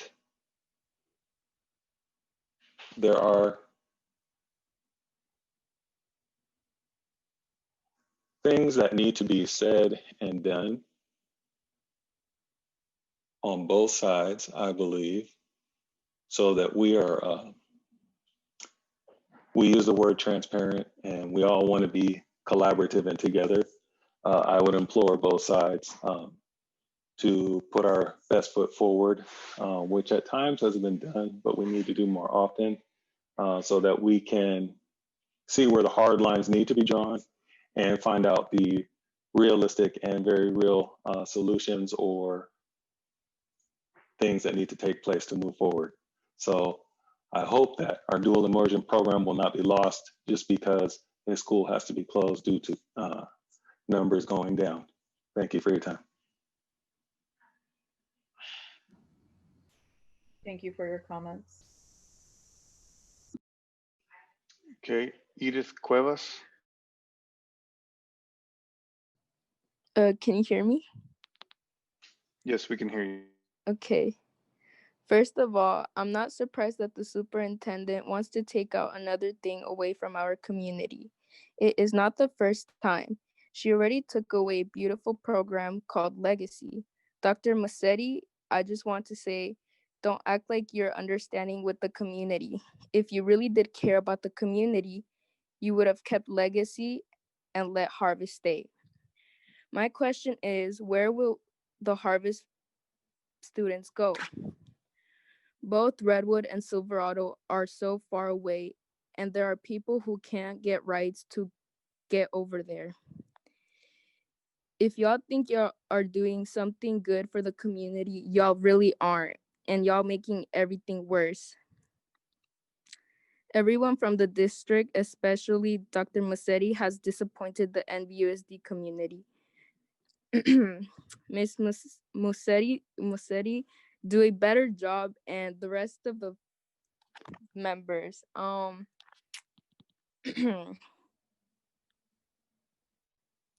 Yeah, you really disappointed me again.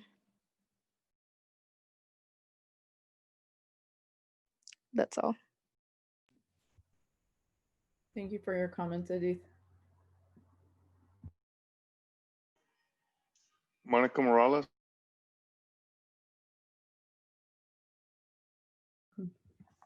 Hello, good evening. My name is Monica Morales, and I am a recent graduate from Sonoma State, and I am a pre-med student. I myself, like a lot of my close family members, attended Harvest Middle School. This was a place that became home and supported me to where I am now. Not only did this school help improve my English, but it also challenged me by being in the chemistry class with Mr. Ferrario and staying after class and asking the questions that I was afraid to ask. This class sparked an interest in chemistry and science, and it made me realize that I could become a doctor. Harvest Middle School serves predominantly Latinx students. Students who attend Harvest Middle School walk to school because they have to learn to be independent at such a young age. I, like my siblings, had to walk to Harvest Middle School because my parents had to wake up at 4 a.m. to go to work in the fields. Not just my parents, but many of my peers' parents are the backbones to Napa Valley. I have seen the disparities in our communities here, and one of them is education. Education is a disparity that affects greatly our Latinx community. The message that you are sending is that Latinx students are not worthy or valued in our community. They already feel marginalized nationally, and now they feel tension within our community. Please take time to reconsider your actions and the effects that it will have in our greater community here in the Latino X. Thank you. Thank you, Monica. Lorena Munoz.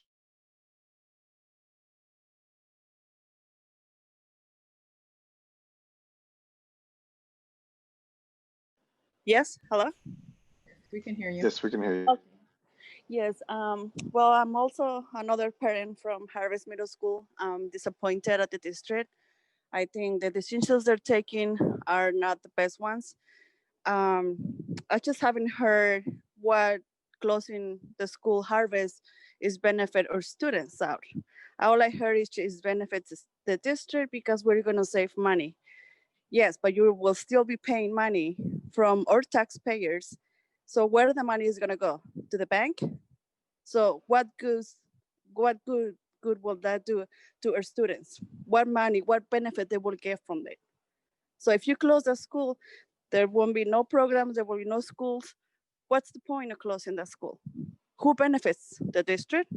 The superintendent, Mrs. Morsetti, that she makes more money than the teachers that work twice as, more. So I just want to know. Another thing is like, you're cutting all the programs that the school district has. For example, like MBLA, she took the charter school. MBLA didn't have a problem enrolling new students. Every year you have a long list to go to MBLA.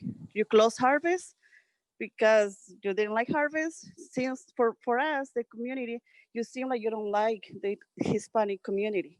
It just seems you're targeting the community. We have a lot of enrollments. Harvest, if you said she lost about 200 students last year, or this year into the enrollment, that's because you cut from 7 periods to 6 only. And you cut a lot of the classes, the schools, like after school enrichments. I think I read somewhere that you cut also a class, like take our mechanic class or something like that in another middle school or high school. So what about our kids that we want to expose them to music? We want to have more. Yes, we can. If you really think that it's better for the district to close the schools, or that's not helping at all. Not to our kids, not to our students, not to anybody. You haven't even told us if you're gonna close the school and you're gonna put another school where they have double or dual immersion. You haven't even said that. You say, oh, they might, but that might not happen. Because the way it's happening right now, you're just taking all the decisions without asking the parents what do they think, without asking, should we vote again? I think someone there is not doing their job, and that's all the district is not doing their job, and they're getting paid for it. So that means if we're cutting money, if we're not getting money because we don't have a lot of enrollment, then we should start cutting your paycheck to all of you. We should start cutting it. Point. I think that's my thing, because if we don't have students, we shouldn't have money for you guys either. Because money is for the students, not for the district. Thank you. Thank you for your comments. Okay, Lupe.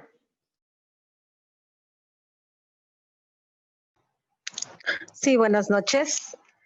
Miren, yo estoy totalmente disgustada con lo que está pasando, ¿verdad? Y puedo escuchar todos los comentarios. Y yo también pregunto, como la misma persona que acabo de comentar, yo también me pregunto, ¿dónde quedaron nuestros votos por todos los que están ahí en esta mesa directiva del distrito? Confiamos en ustedes, pusimos nuestra confianza para que hicieran un buen trabajo para toda la comunidad. No nada más estamos pidiendo por los latinos, los chinos, los japoneses. Somos una comunidad, somos seres humanos. Entonces, lo que tenemos aquí que hacer es ver dónde se está yendo el dinero, quién no está haciendo su trabajo, como dijo la persona. Aquí vamos a tener un serio problema y el problema no va a ser nada más para una comunidad, para cierta cultura. El problema va a ser para todos, porque al estar cerrando escuelas, ustedes no están dando cuenta que están aventando a los niños a la calle. Ustedes, la mesa del distrito debería de estar enterada. ¿Cómo fue que I'm sorry, what's that, Dr. Misetti? We need Lupe to pause so we can have translation. Okay. Lupe, ¿nos oye? Si puede tomar una pausa, le vamos, can you pause and put 2 minutes back on, or do a total of 4 minutes? Lupe, vamos a poder traducir, por favor. Lupe, ¿nos oye? Sí, los escucho. Ok, nomás si puede comunicar un par de oraciones y después dejar que la traductora pueda hacer la interpretación para que entienda todo el mundo lo que usted está expresando. ¿Está bien? Sí, está bien. Gracias, Lupe.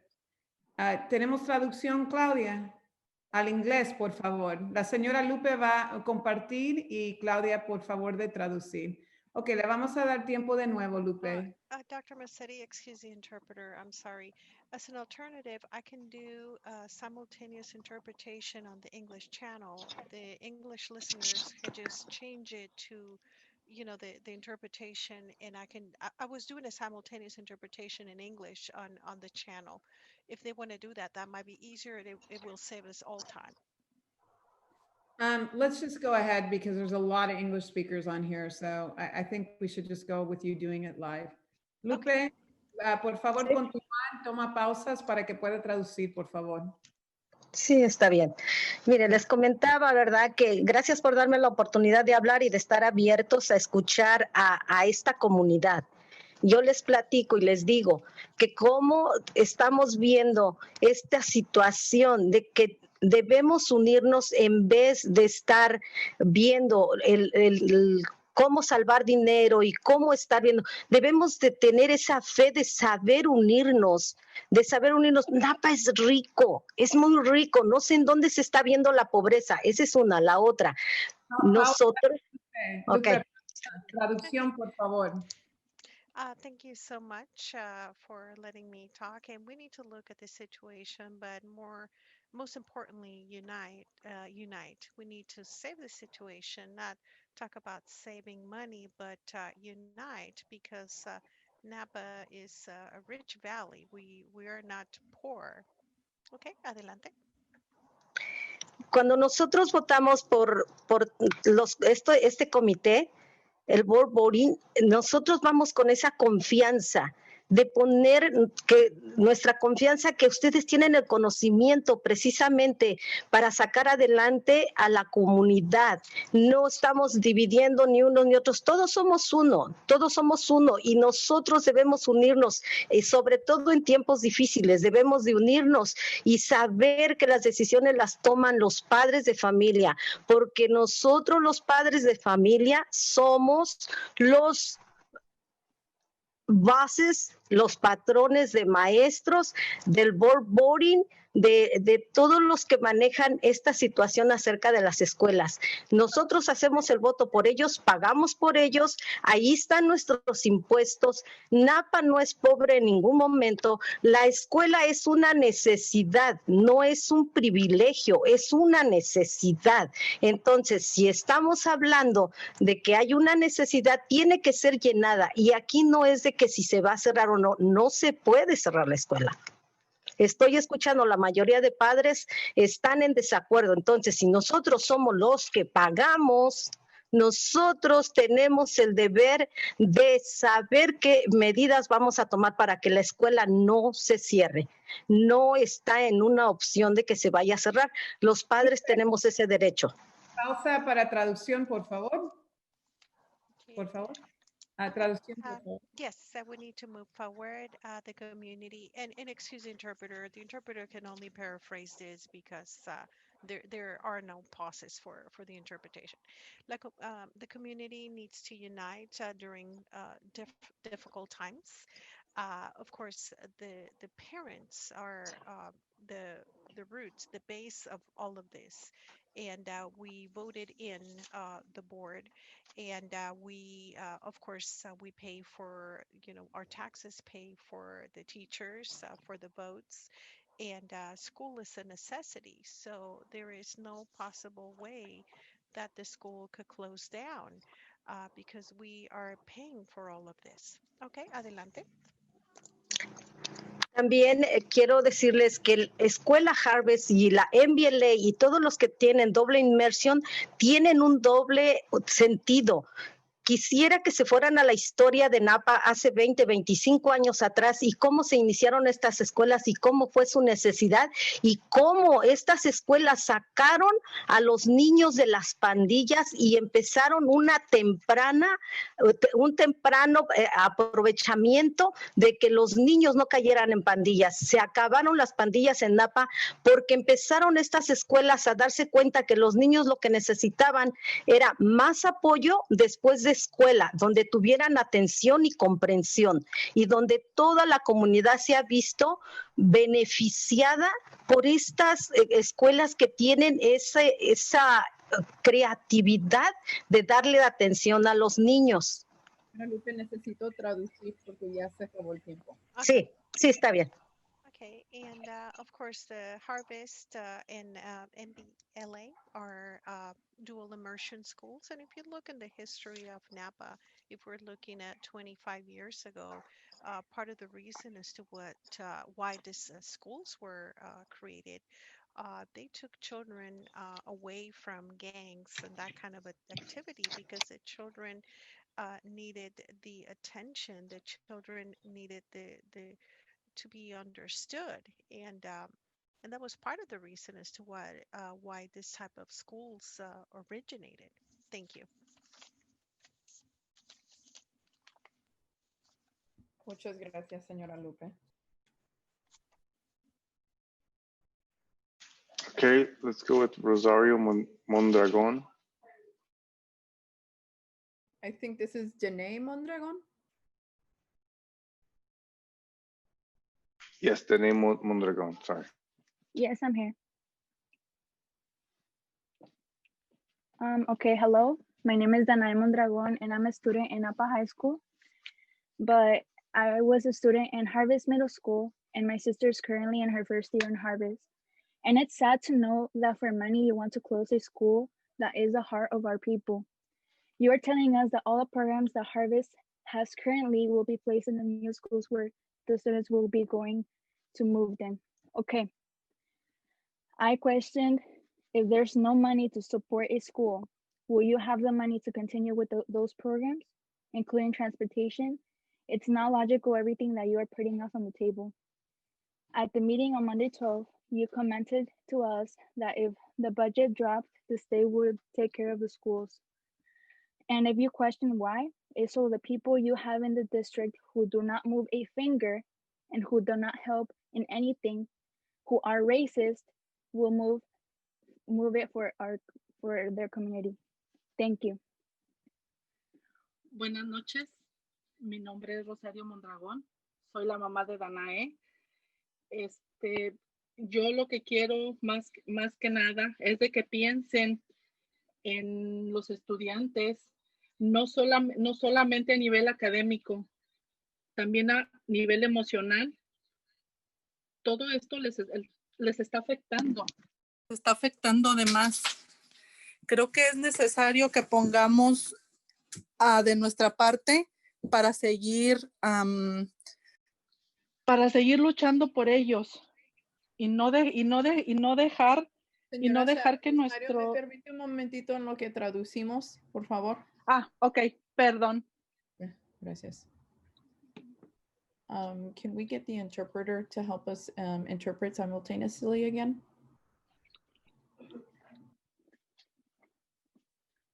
Claudia?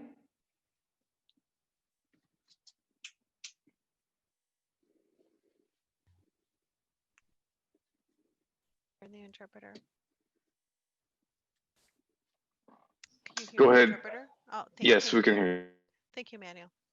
Okay, Yes, thank you very much. I am Danae's mother. My name is Rosario Mondragon, and I would like to think for you to think about the students, not just from the academic level, but also for the emotional level.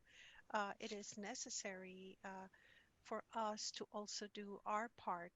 We need to fight for them. We need to fight for their children. Adelante, señora. Gracias.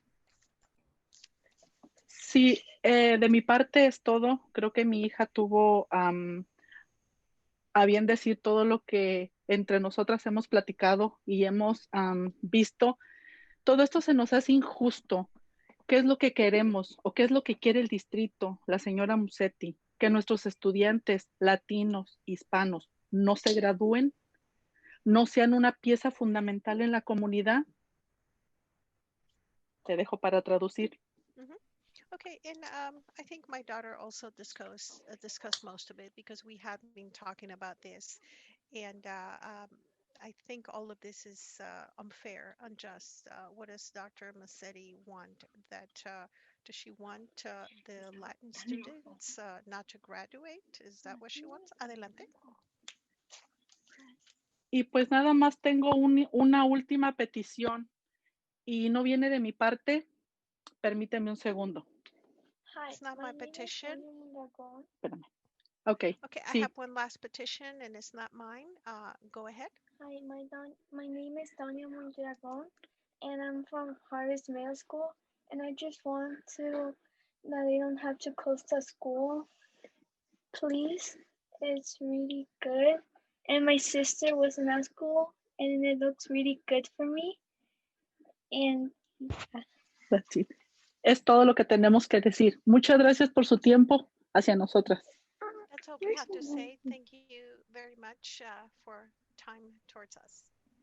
Gracias, familia Mondragón.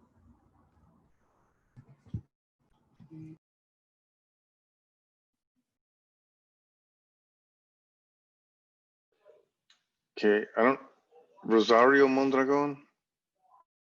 I believe this was the same one. Yeah. Okay. Hello, it's the same.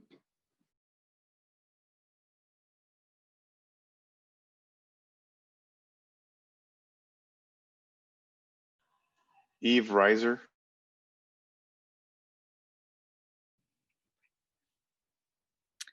Hi. First of all, I would like to thank Dr. Massetti and the board for deciding to hold off on considering the proposal to close Harvest Middle School.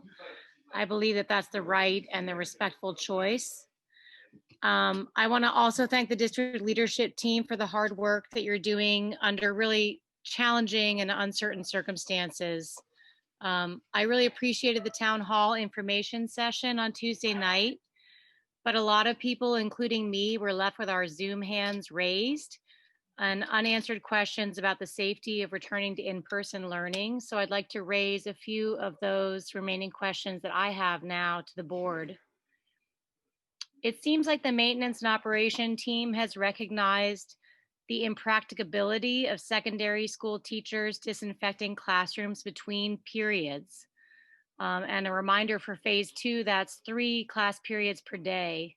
And for phase 3, that would be 6 per day. I'd like to know how the team has arrived at the conclusion that simply having kids use hand sanitizer upon entering the classroom is an adequate substitute for a high-touch surface disinfectant protocol when kids are entering a classroom that has just been occupied by another group of students. I also learned a few days ago that the district plan includes the use of a disinfectant product that may be EPA approved. It's called Clean on the Go, but it has a pretty hefty list of hazardous chemical warnings. For instance, and I don't have time to go into the details, but a few select quotes, quote, do not breathe mist, vapors, or spray. If inhaled, remove victim to fresh air and keep at rest in breathing in a position comfortable for breathing. There were also a lot of warnings about skin contact and eye irritation. I'm not sure how this product fits into the protocol, but I'd like to know if it's a product that teachers are going to come into contact with regularly, and if students are going to come into contact with it, and if there's any option for the board to consider proposing an alternate disinfecting product that's safer. And if not, how are you going to protect teachers and students if they have a sensitivity?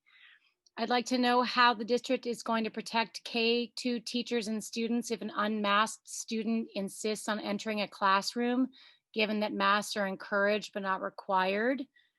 I'd also like to know if the board has changed its plan in any way since the CDC updated its categorization of COVID as being airborne, stating that 6 feet of distancing may not be adequate and that poor ventilation increases the risk of community spread. And how the ventilation issues vary by site.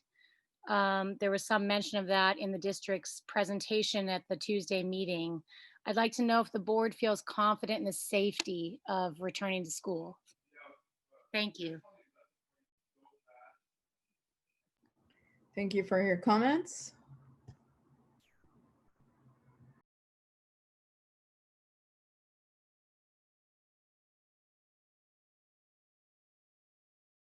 Next comment, Mr. Ruiz. Eduviges, ¿llamas? Oh, I'm sorry. Okay. I want to, good evening. I want to take a moment to thank Dr. Musetti and the board for deciding to remove Harvest Middle School closure, off the agenda, and for committing to form a task force to further look into the funding issues. When I heard that this could be a possibility, many memories came to my mind. I was a student that attended Westwood Elementary School. I was bused to Silverado Middle School. We had to be at the bus stop before 7:15, regardless of what the weather was, and we never returned back home until after 4 p.m. This made for long days, not to mention the disconnect that many of us experience with not feeling part of the school culture or feeling that we ever belonged to the school community. We drove by large, beautiful homes that were different to the homes that surrounded us and that we lived in. The financial divide was evident for all of us. Many times, we wondered what our educational experience could have been if we had attended what was once Ridgeway and not only go and visit it when we got to build kites once a year. When Harvest opened up, it was a dream come true for many of us. Both of my children attended Harvest and they had an amazing experience. They belonged. They were able to walk to their middle school. They played sports on site. They were seen. Their culture was embraced. As we move forward, please consider the positive impact the school has had on our community. How much we need to ensure our students feel seen, our community heard, and to honor all of the amazing work and learning that our future generations have received and are receiving still to this day at Harvest Middle School. Thank you very much. Thank you for your comment, Eduviges.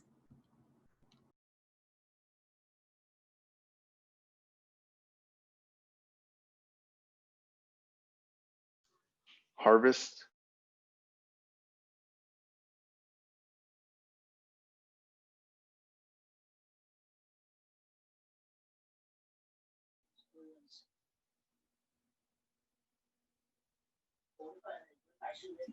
Buenas noches, ¿me escucha? Sí, nada más si permite tiempo, si vamos a traducir, permítame un momentito. Claudia, are you there to help us translate?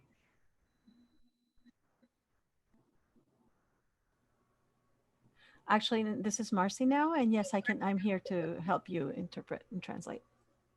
Ok, señora, si nada más nos permite, cuando hable, nomás nos deja una pausa para que le puedan traducir sus comentarios, por favor.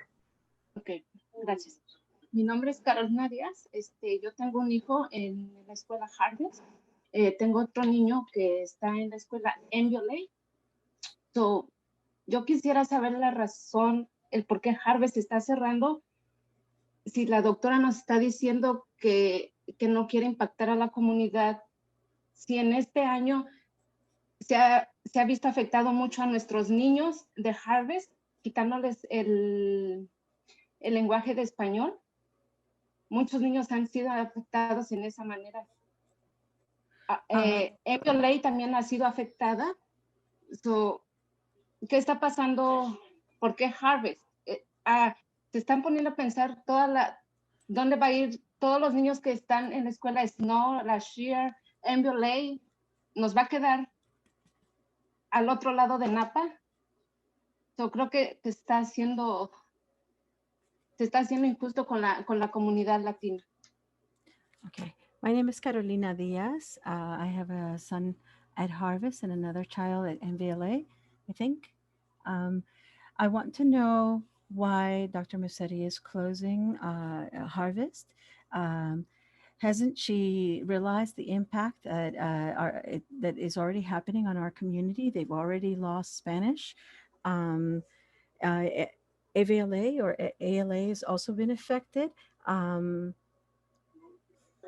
What's going to happen with our kids? Are they going to have to go to a whole other section of town? Continúe, señora. Ok. Nos dio un punto la junta pasada de que era menos asistencia a la escuela Harvest. Han pensado como demográficamente ampliarlo porque hay muchas familias que por el lugar de donde se vive no califica para entrar a esa escuela. And you mentioned in the last meeting that there was less attendance to the school. Have you thought about increasing the demographics? Because many people don't qualify to get into the school, to be accepted into the school, who live in the area. Continúe.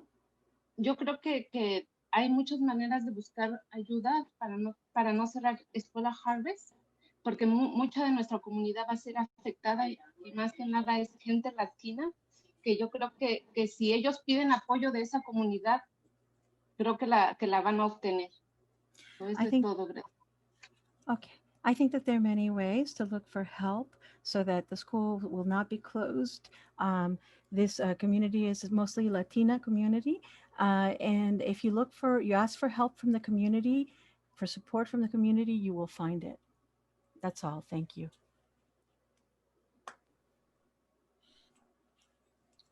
Muchas gracias, señora Carolina.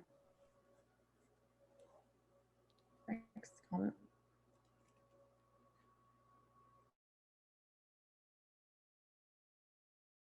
Okay, Lupe.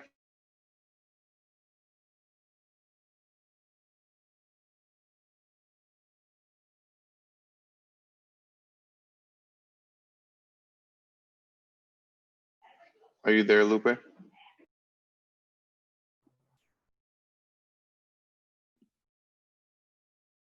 Appears to be muted.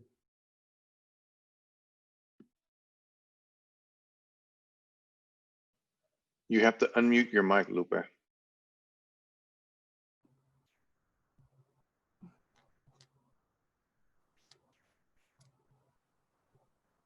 Ya hablé hace rato, no sé por qué se botó la manita. Ya hablé. Muchísimas gracias. She's already spoken and she said she didn't know why her hand was still up.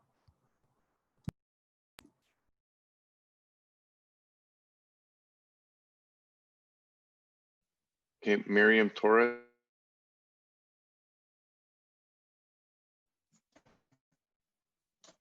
Hello, my name is Isel Torres, and I'm a student at Harvest. Harvest has taught me to love books by the book club that my 6th grade language arts teacher helped us build. Harvest is a community that I love and that has made me feel welcome. Harvest will maintain open because Dr. Musetti and board members, I want to believe in you. Closing my school is not helping the students, but is harming me and future students. Go Harvest Talks. Thank you. Thank you for your comments this evening.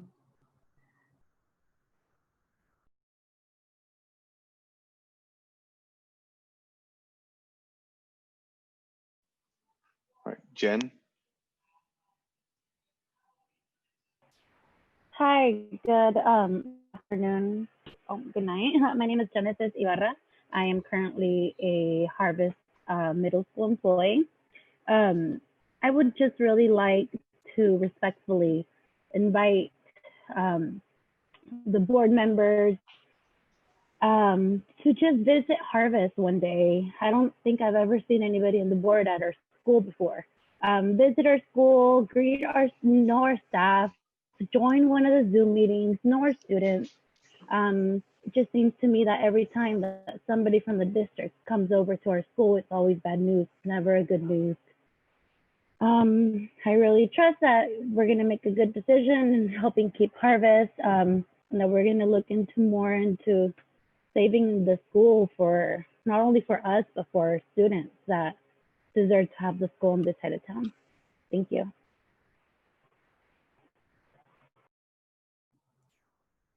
Thank you, Genesis.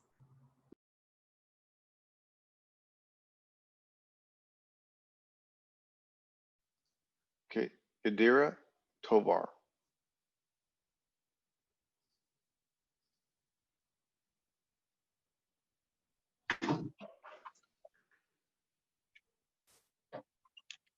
Bueno. Bueno. Sí, señora Yadira, Yes. me permite un momentito en lo que traducimos. Déjeme nada más agarrar a Marcy para que nos Sí, está ayude. bien.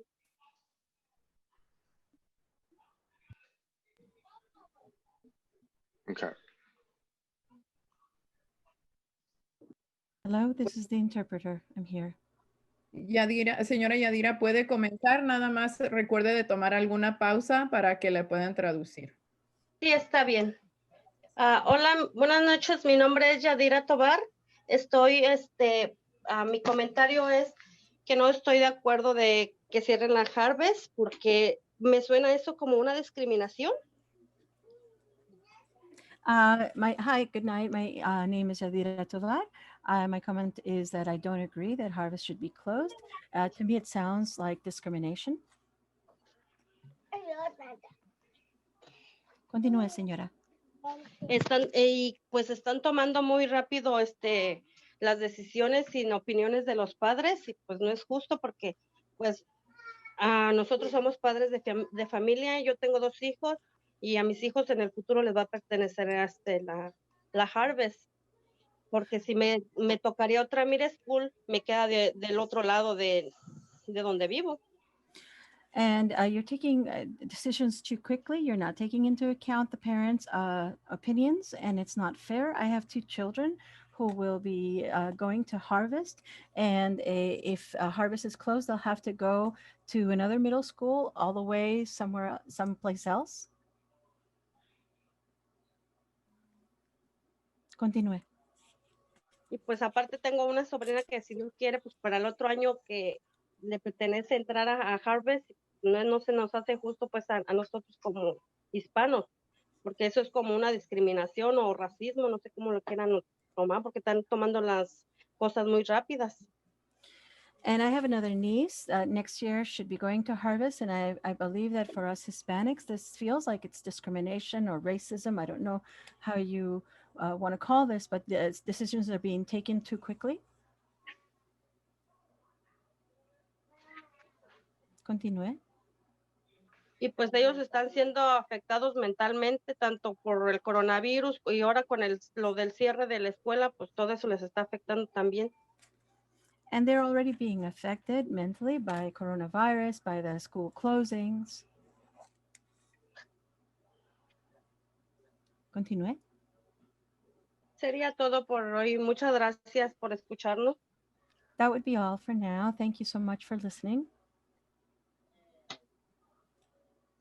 Muchas gracias, señora Yadira.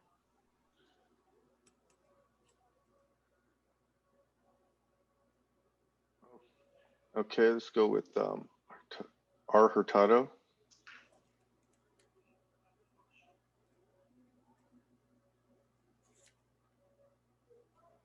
Hi, my name is Rosalinda Hurtado, and I am a former Harvest teacher.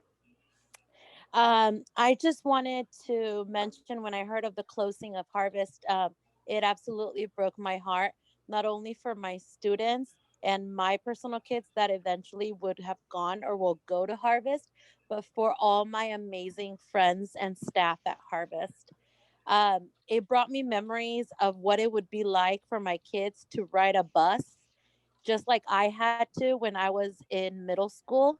I would have to, my day would start at 6 in the morning and end around 4:30 or 5 because the buses would take long or they would pick us up late. And I literally was driven across town to be able to go to school. I would hate for this to repeat itself, not only with my own personal kids, but with all the kids that right now go to Harvest. I would really like the board to really take into consideration all that it's at stake. And I really appreciate you giving me the opportunity to speak today. Thank you. Thank you, Rosalinda.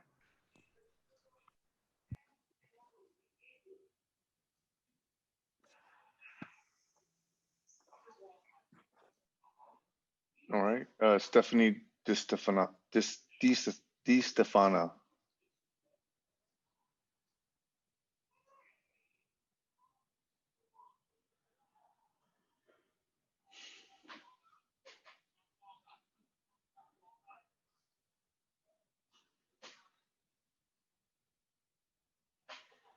Are you there, Stephanie? Looks like she's muted. You have to unmute your mic, Stephanie.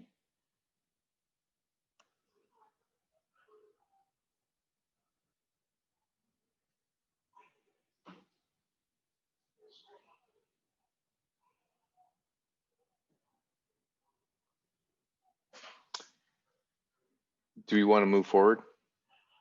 I don't know. Stephanie's not responding. Yes, that's And fine. she dropped her hand. Okay. You can go to Iris Tovar and we'll try. Okay. Iris Tovar. Hola, buenas noches. Señora Iris, What? nada más permítame un momentito en lo que Marcy se conecta y luego cuando hable, nada más darle pausas suficientes para que le puedan traducir. Muy bien, gracias. Okay.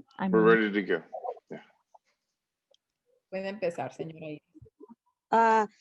Sí, estoy hablando, mi comentario es que es injusto pues que nos cierren la escuela para todos los que, para la comunidad de que vive pues cerca de la Harvest, porque no tendríamos una escuela cerca a donde llevar a nuestros hijos.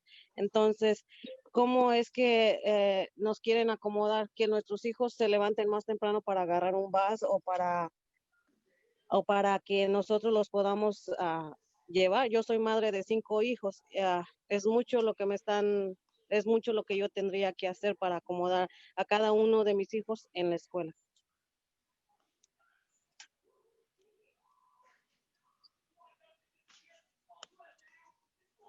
Yes,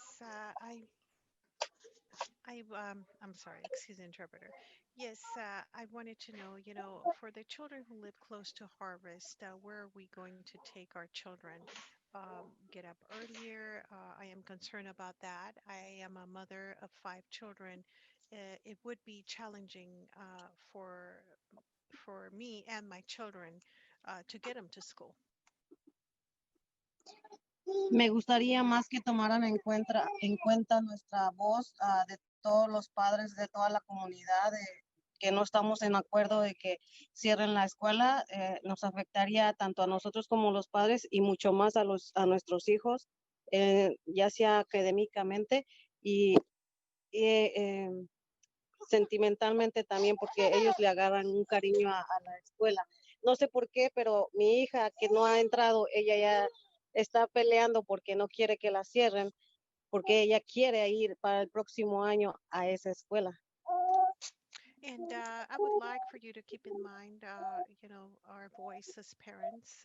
And of course, this would affect the community, including the children who already have have expressed sentiments towards the school, including my daughter, who hasn't even started the school, but she already has feelings towards the school.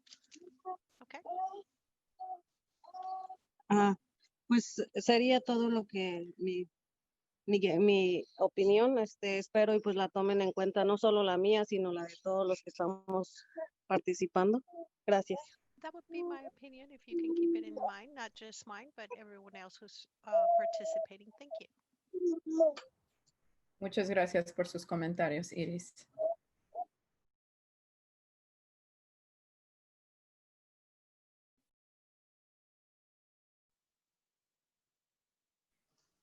Okay, Stephanie DeStefano. Can you hear me? We can hear you.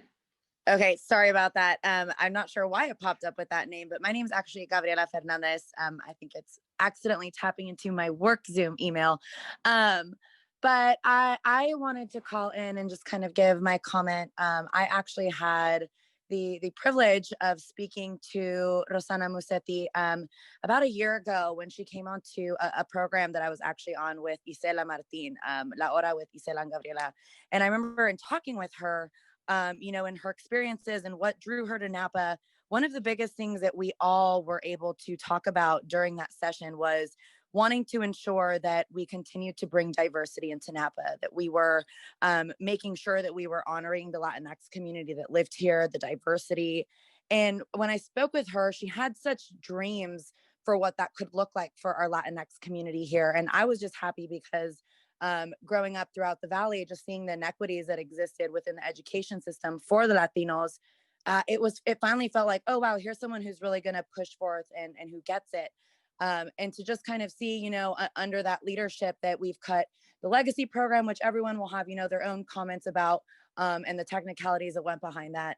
But then now to see, you know, in a time where schools are closing down and these things are happening, and you know, programs are being removed. Now we're going to go after the school that is almost 3/4, 75% Latin American. That does not, to me, stick with, you know, the visions that we had in mind. The city of Napa just declared, you know, systemic racism as a public health crisis. How are we continuing to, as we try to problem solve a lot of the problems that exist in our community, as we try to find solutions, how are we ensuring that we are consistently keeping that top of mind, that we are consistently addressing equity at the table for all of our community? You know, I keep hearing a lot of people talk about their experiences having to bus. I grew up in Lake Berryessa and had to bus to St. Helena schools my whole life. So while that might be, you know, a different city that we're talking about, I know it from personal experience how that impacts the person. You know, and I would have to wake up as early as 5 a.m. just to be on the school bus, to be at school by 7:30. And usually it wasn't back until around 4:35. Those are really long days for kids. It takes away from them being able to be engaged in extracurricular activities. I know I certainly never was. And it made it disheartening because I would want to, and you start to blame your parents as a child because you don't understand why you can't do certain things.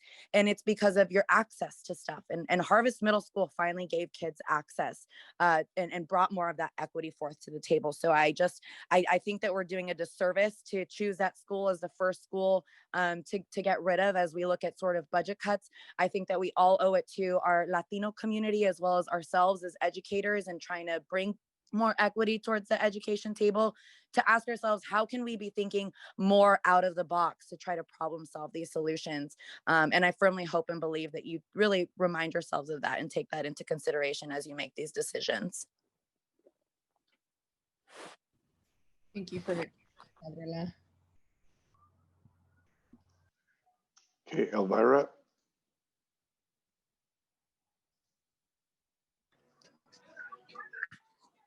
¿Aló? ¿Me Yes. pueden escuchar? Sí. Un momento, por favor. Sí. Señora Elvira, nada más si cuando le vayan a ayudar a traducir, si le puede dar un momentito a la señora para que le traduzca. Okay. Claro que sí.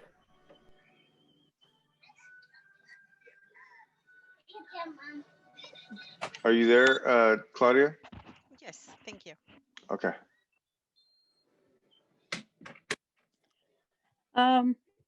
Pues yo me siento triste Me siento preocupada porque yo tengo una hija que va en la escuela, en Harvest. Este es su último año y estos años que ella ha estado ahí, ella me ha dado muy buenas notas en su escuela. Ella está triste, aparte de que hemos pasado por lo de la pandemia, incendios y todo. Ahora ella tiene una preocupación más en su vida. Ella me dijo, mamá, aunque yo este año salgo, ¿qué va a pasar de todas las generaciones que vienen atrás de mí? De los que ya van a entrar a sexto grado. Esto es preocupante. Sí, el año pasado que todavía yo estaba ahí, pienso que habíamos alumnos de más y que cuando la escuela Rivers se iba a mover, íbamos a tener más espacio para menos estudiantes. ¿Cómo van a trabajar las demás escuelas ahora que se quitan Harvest? ¿Cuántos alumnos va a haber en cada clase de las escuelas que van a quedar?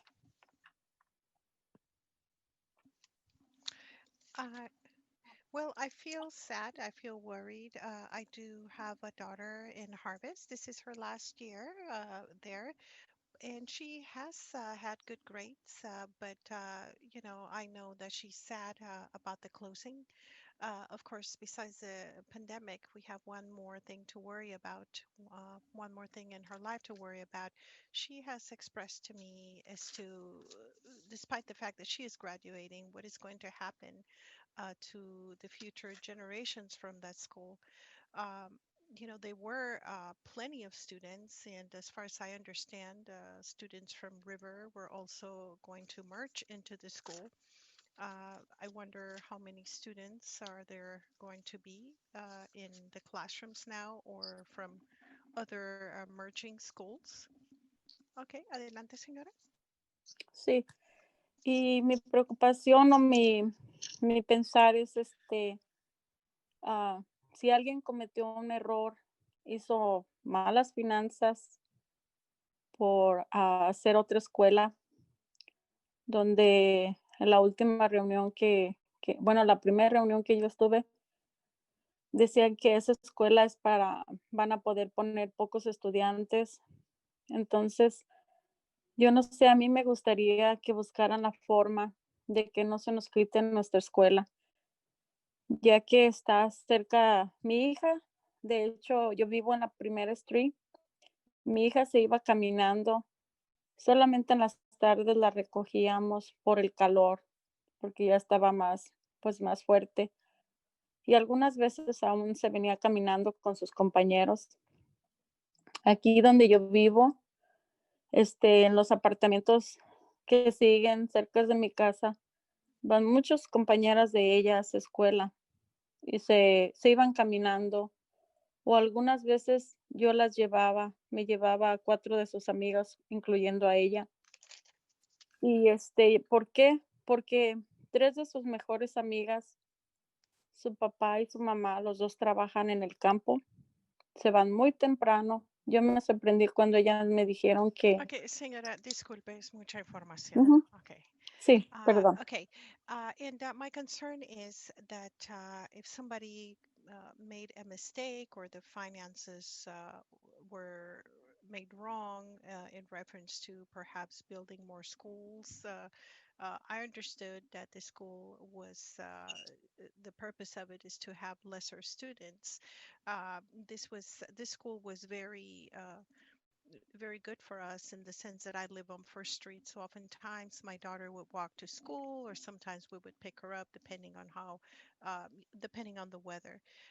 Where I live in some apartments where there are several children, and sometimes I would help transport some of the friends that my daughter has because the parents work in the field. So I would help with that. Okay, adelante.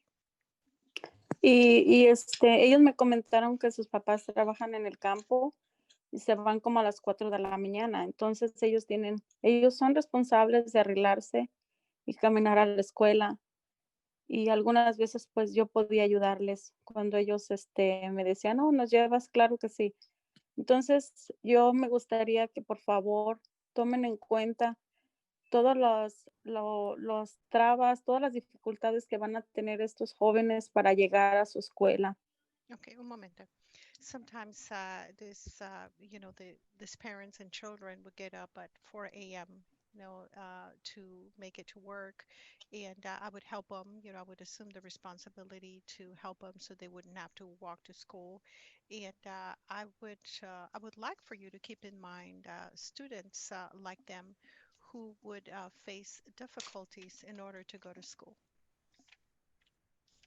Ahora se imagina si tienen que moverlos a otras escuelas como Silverado o más lejos de aquí de nuestra comunidad, va a ser muy difícil.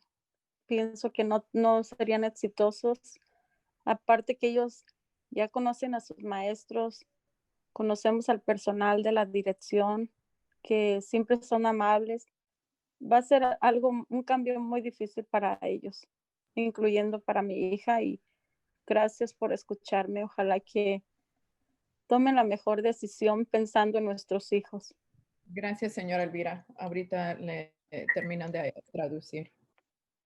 Gracias. Okay, so I really don't know where these children would end up. Maybe, at the Silverado school or another school within the community, which would be difficult for them.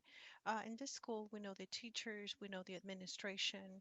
And we like them very much. So I do appreciate you for listening to my concern.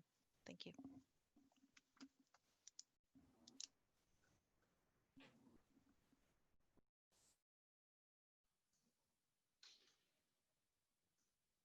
All right, ZV.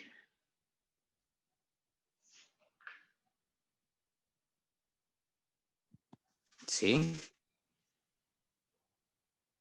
Hello? sí, buenas noches. Oh, yeah. 1 minute, please. Señor, ¿nos puede dar su nombre? Sí, mi nombre es Said Vargas. Okay. Zair Vargas. Que eso nada más en lo que agarramos el intérprete, si por favor nada más limita lo que habla y así le da oportunidad a la señora Marcy o Claudia, perdón, para que nos traduzca. Sí, Gracias. Puede comenzar. sí, he estado escuchando las pláticas que han tenido con el propósito de Serra Harvest y como persona que ha vivido más de 30 años aquí en el Valle de Napa, estoy totalmente de desacuerdo que se sigan cerrando más escuelas. Okay, I have been listening to the talks in reference to harvest. I have lived in the Napa Valley for over 30 years, and I am in complete disagreement to more closure of schools. Okay, adelante. Últimamente, con la nueva dirección que entró, la nueva directora superintendente del distrito de Napa, se han cerrado más, no recuerdo si son como 4 o 5 escuelas. Esto pone en riesgo que el valle y el distrito escolar sea una herramienta de atraer gente de afuera para que sus hijos vengan a estudiar aquí. La problemática es que no hay suficientes estudiantes, pero también el distrito siento que no ha hecho algo para llamar la atención y que haya programas que llamen la atención, que se queden los estudiantes aquí y que vengan otros de fuera. And lately, with the new superintendent, we had more closures of the school. I believe it is 4 to 5 schools that have closed.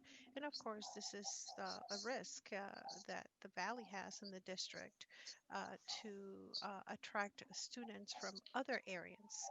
And of course, this is a problem because there aren't enough students. But if the schools were to do something that would attract more students, more programs, and things like that that would attract the students. Okay, adelante.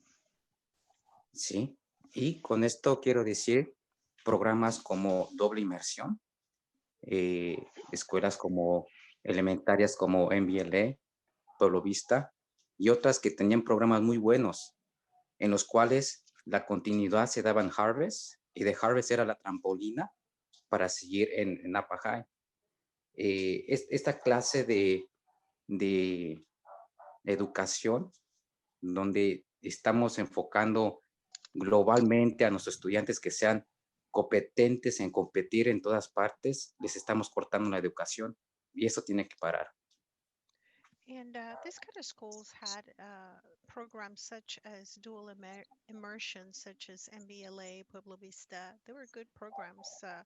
Harvest, of course, was almost like a step, like a trampoline to launch towards Napa High. Um, this type of education, I believe, made the students very competent to move forward. Perdón, que hacía competentes a los estudiantes para seguir adelante. ¿Y qué fue lo último que dijo? Y hacerlos competentes globalmente, no nomás en el estado, sino que estos estudiantes ya salen preparados para ir a estudiar en la universidad, en España, en Latinoamérica, en cualquier lugar donde ellos se sientan competentes de hablar una segunda lengua. And of course, this would bring them competent enough to be students at universities, not just in the United States, but at a global level, outside of the state, Spain, Latin America. Why? Because they do speak a second language. Estamos queriendo que el distrito sea atractivo, pero con esto estamos destruyendo totalmente lo que puede ser una educación de primer nivel, globalmente competir con mundos o continentes de primer nivel. Estamos muy bajos, porque en Europa, si recordamos, hablan hasta de 3 lenguas y tienen esa raíz inculta de que mientras más sepas de lenguas y de la cultura de otras, eres más resistente y eres más tolerante a otra clase de cultura. And of course, this attractiveness that the district has been destroyed, on first class education. As you know, like in Europe, other students, they can speak up to 3 languages. That makes them more competent. This is a good route for them. Understanding more languages opens more avenues. Estoy totalmente de desacuerdo que se sigan cerrando escuelas y especialmente la de Harvest. No quiero que pase esto. I'm in disagreement to continue closing more schools, especially Harvest. I don't want this to happen. Gracias. Thank you. Muchas gracias, señor Said.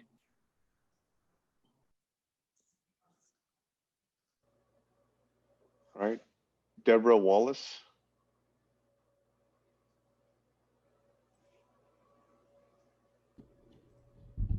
Hello, good evening.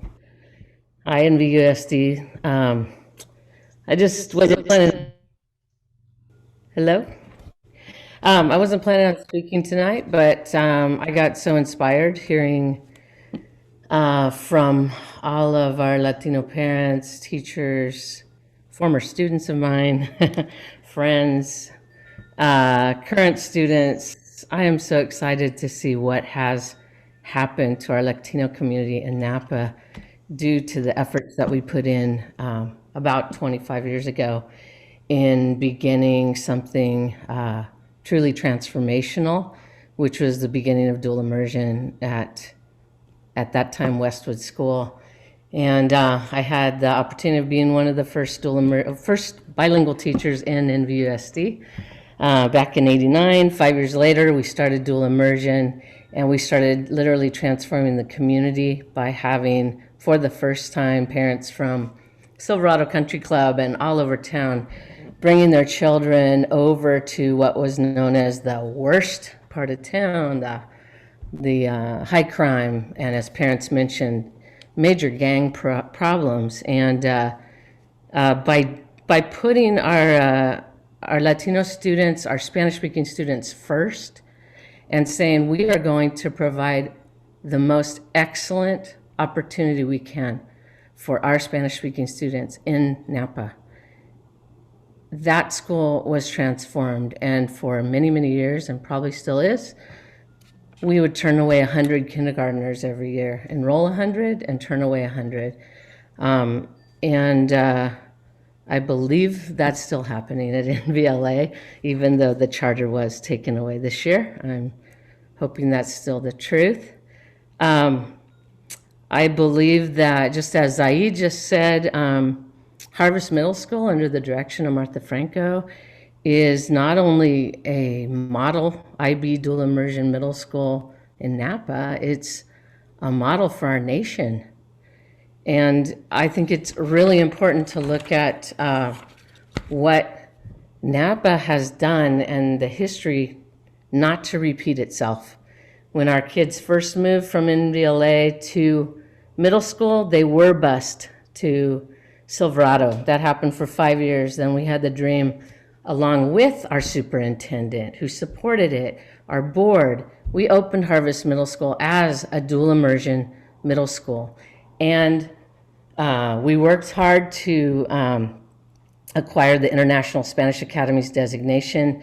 That became a K-12 dual immersion model program in the NVUSD. I'm just imploring our school board to look at what you have and what price we've paid to get it, and do not lose this for our community. Thank you. Thank you, Deborah, for your comments. This concludes public comment, President Martin.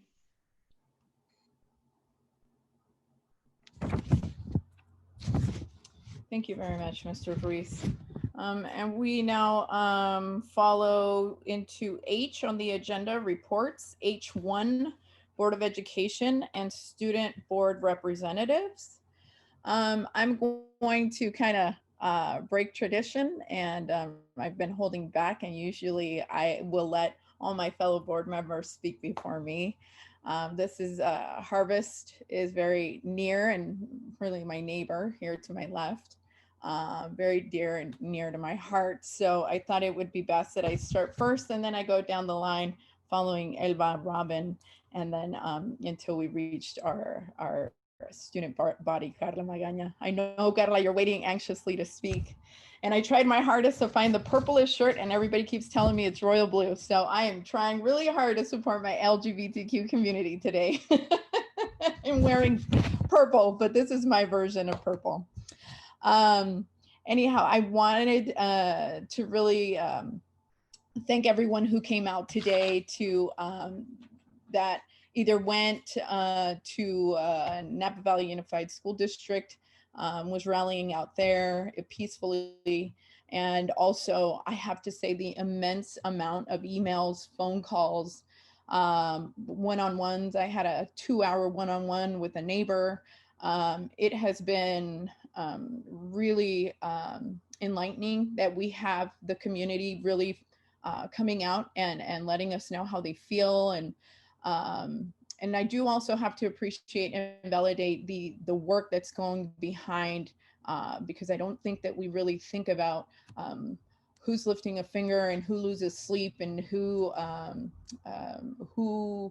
isn't making the decisions. But if there's something that should be said is that, and I've always said this very proudly, in this term, I've had 2 leaderships.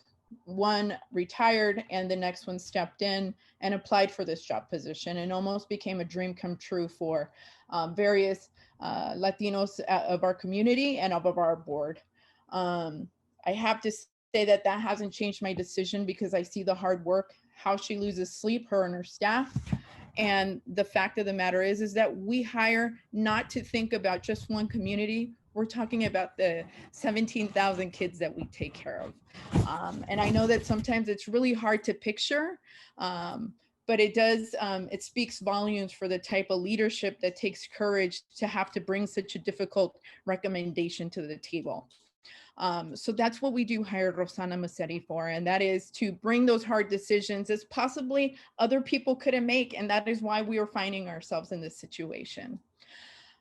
So my thought process was to, start with some background information and kind of including, because I did see in some of the statements that I don't think it was really clear to my community that the decision that was going to be made today.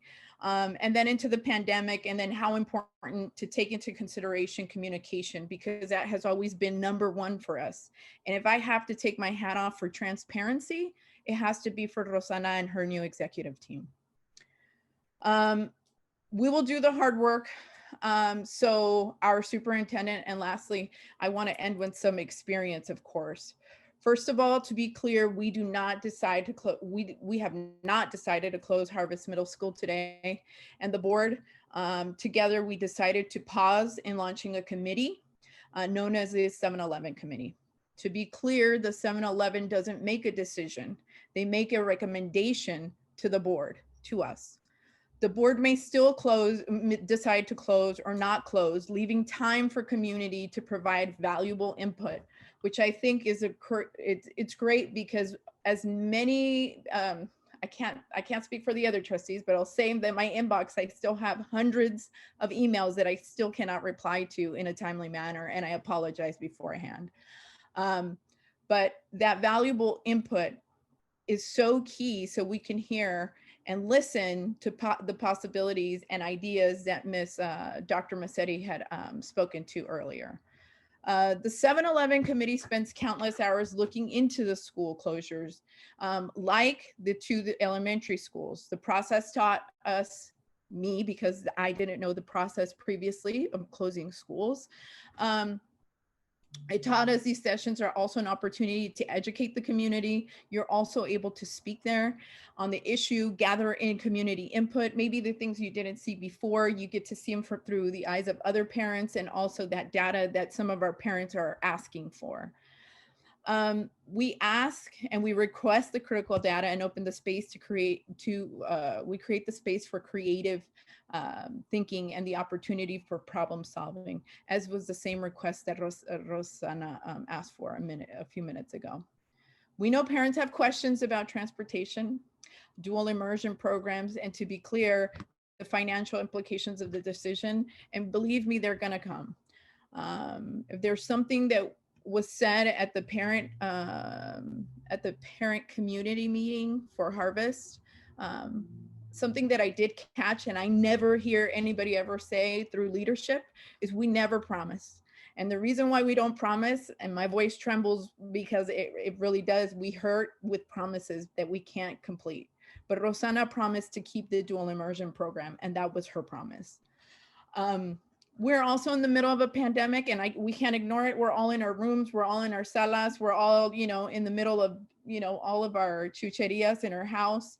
And unfortunately, we understand that these are unprecedented times, and we're listening to the community, and more than ever, this decision hasn't been more important to me than, who I work for, who I wake up every morning to, because yes, everyone, I work with the farming community every single day, and I'll get to that at the very end, and also kind of the implications of traveling and the transportation issues that you're also facing.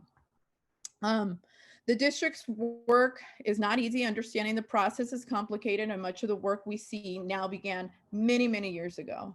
If I could take you back in time and tell you to have visited us during, our other meetings, you could have seen this work in progress, and you could have seen that there was going to be change down the road. And right now, unfortunately, what we're receiving is a reaction piece of what the work that we had already placed for the vision of NVUSD. And that is setting our finances straight and walking in a straight line for the programming of our students. We would like to invite you to stay in touch and be informed to participate. Something I was writing a piece in Spanish. Parents are asking me for time. We asked for time, time was given. You're asking to get to know and to go through the process. Come along for the ride and talk, discuss. And this isn't just today. This isn't just the harvest. Are we going to close it or are we not going to close it? This is really the issue at hand, that when we had our district open and we did have crowds coming out, it was a reactive process. And that was whenever there was hard decisions, our our facilities were full. But when it came to daily business, when it came to policy, when it came to the things that maybe weren't so important, that's the work that needs to be seen in order to see why it is that we're here and why we're making these hard choices. I know we understand that closing institutions is not right. I wish we didn't have to close schools, but we're here, and I'll explain a little bit here further. So please engage with our NVUSD staff and Dr. Massetti. I have to make a couple of corrections. Silverado Middle School has a larger Latinx student representation, not by much, but it is there. Just so our constituency can see that this is the correct information. Middle school vacancy is almost at about 50%. We have numerous empty classes that are middle school. Of those, 25 are from Harvest Middle School, a clear indication of declining enrollment. There are a total about 2,700 students in Napa Middle Schools. We have approximately 4,500 seats available. We are not eliminating the dual immersion program, as I mentioned before. We value the program, as do you. We have hurdles, we need solutions, and that is something that the leadership in her previous comments starting our agenda this evening were discussed. So again, I encourage you to be part of the solution. We're a district that has demonstrated an openness and willingness to have a conversation. There was comments made about how we stopped the building of American Canyon Middle School. That wasn't an easy decision because that was a promise. And unfortunately, we were able to stop it. Unfortunately, we don't find ourselves in that same situation when we're talking about River. And in being open with the community of American Canyon, we also engaged in community, and we allowed them in community conversation, and they came to us with different options and solutions. And so this is the option that's at the table now. Via various forums and parent engagement, we'll move forward and continue to engage with our community, as I will keep following every step of the way in both English and Spanish. There's no way around it. We've decided today to pause and take time to connect with you, to educate the process, because it's not a box we check, hey, we close a harvest and that's it. There is a due process, and we want to educate the community so they know what the process is, how we got here, why, what are the implications, and all of those concerns you have with regard to transportation. Someone said butts and seats. I hate to use that term.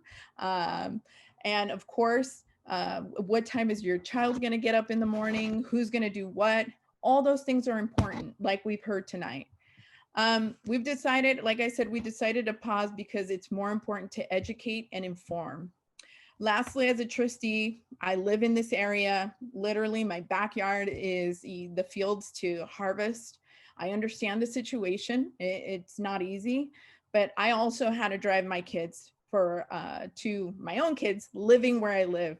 And that was, of course, because of the economic disadvantage that my family was suffering, that I didn't want to, because I lived in Upper Napa and I had to move here. And of course, I enjoyed living here, but then I also made the sacrifice for my children to go to Silverado Middle School, given that I did not want to, I didn't want to interrupt what was already happening at their age. And they did have a difficult growing up. So I do understand and do, I have empathy for all of those parents that came forth saying that the emotional stress that COVID and all of this is bringing upon our kids.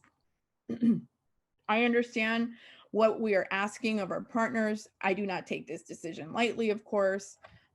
Raising my two kids on my own, one car, really bunched up together, because if anyone knows my kids, they were much bigger than myself. I completely understand the scheduling. We all have early mornings. We also know the emotional toll that can take. I know one of our speakers in open comment also mentioned about, rain or shine, what does that look like?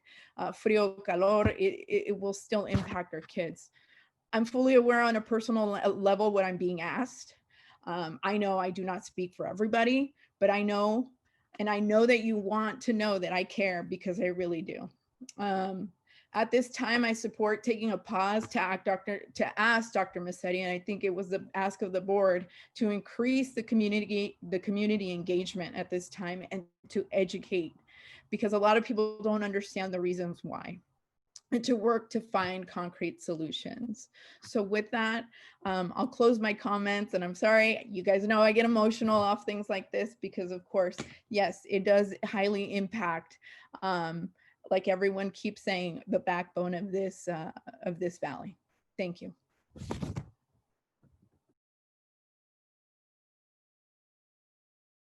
Ms. Elba Gonzalez Mares.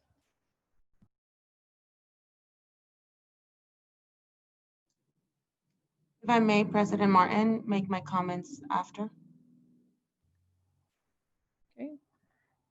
Robin Jankowitz.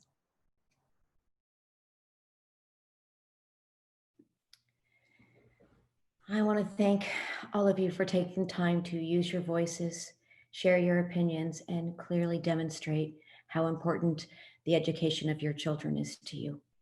There are two distinct components to this issue. There is the emotional component, the visceral fear of uncertainty as it relates to your children, and the feeling that this discussion is unjust. The thought of closing a school interrupts the rhythm of everyday life, and in a world fraught with precariousness, this is difficult to digest. And the other component, data, well, sometimes numbers tell a story we do not want to hear. So how can two different vantage points lead to the same conclusion? Because ultimately, I believe we want the same thing: academic excellence, programming, resources, cultural competency, access, and opportunity. We need to honor the emotions without letting them overpower the decision-making process. And that is why I value a community process.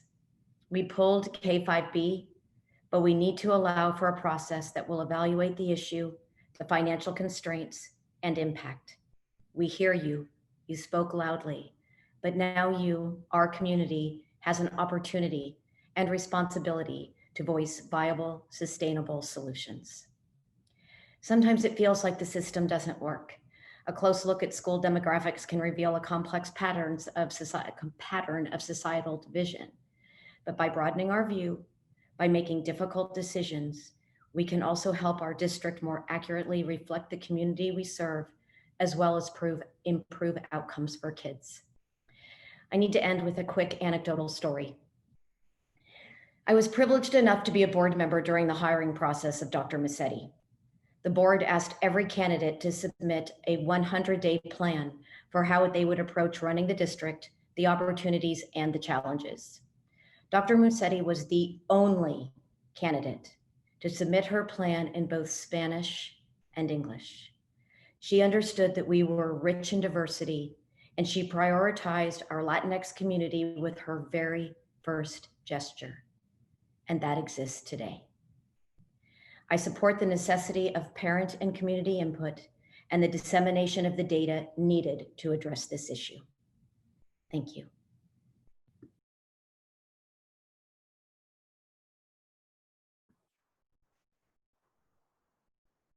Mr. Jose Hurtado.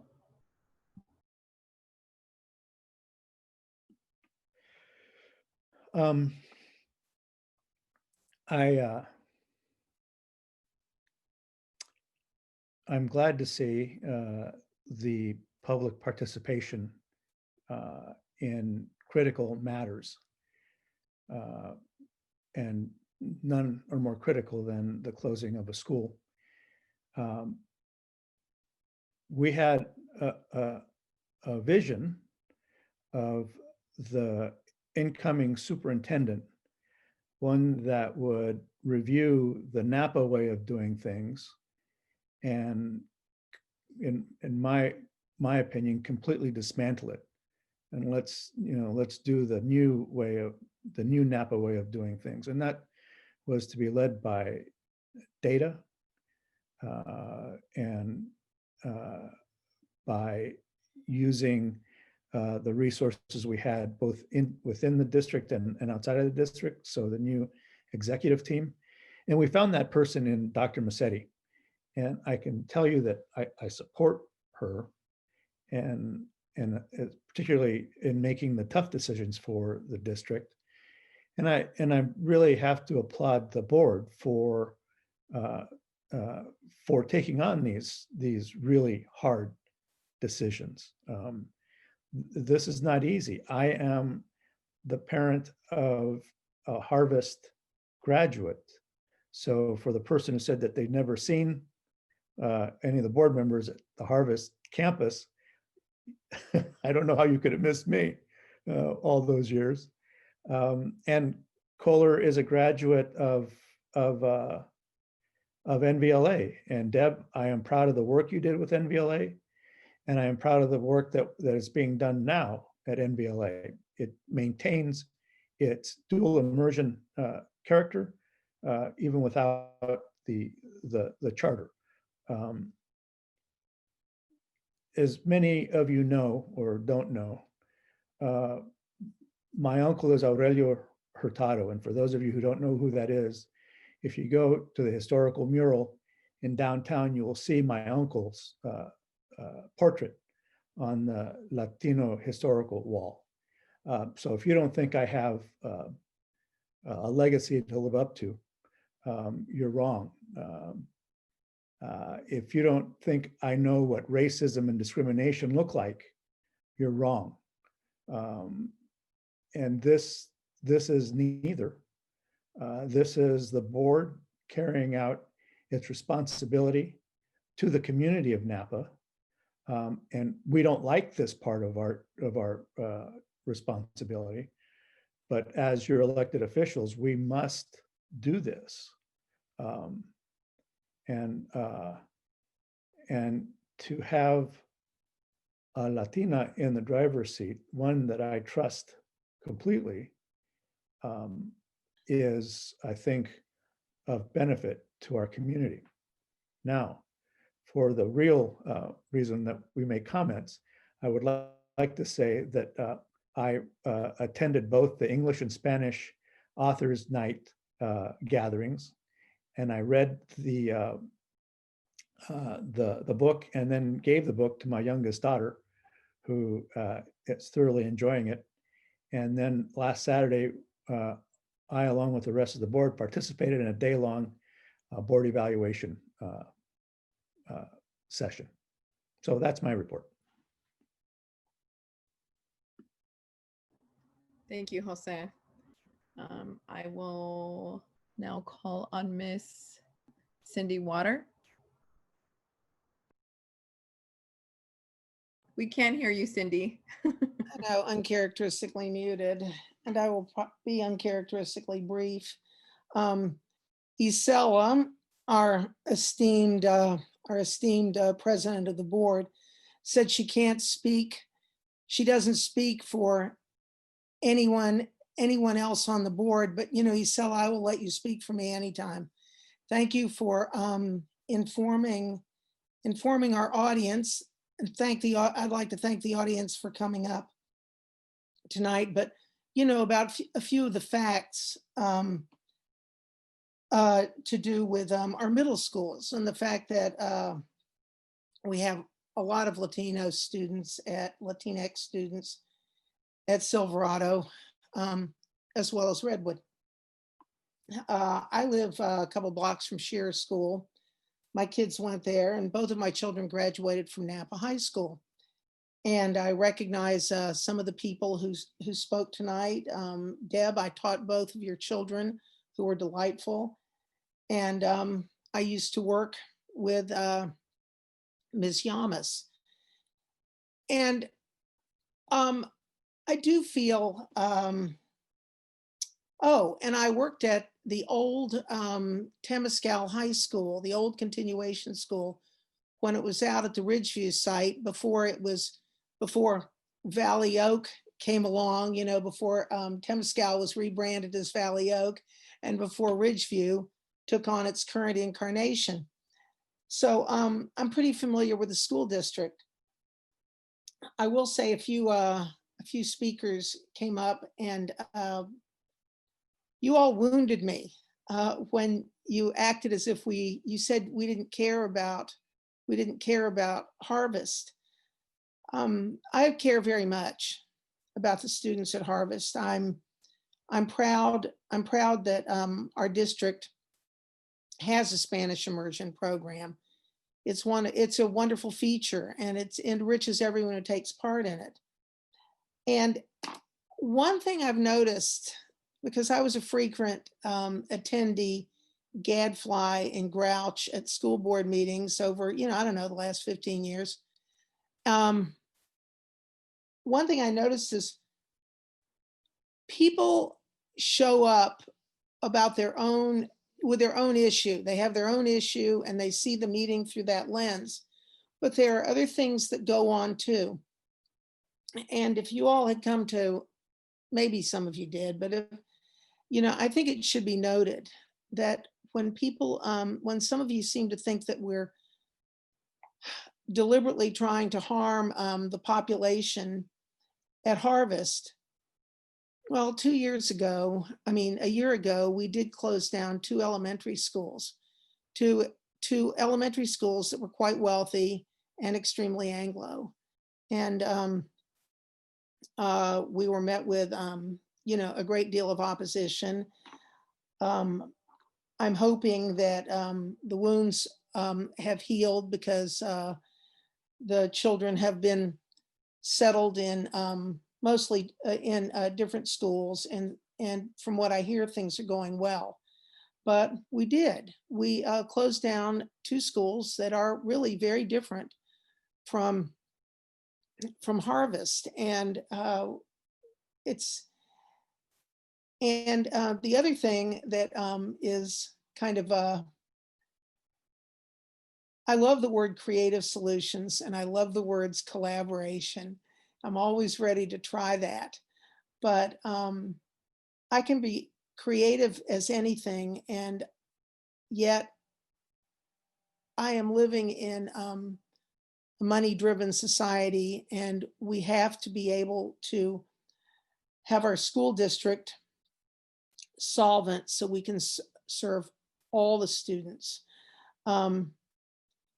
I too am very happy to be working with Dr. Massetti. I recognized her as a straight shooter from the first meeting where we sat down, where she asked me certain questions about what had gone on in the school before. And yes, there have been some inequities that we are indeed attempting to remedy.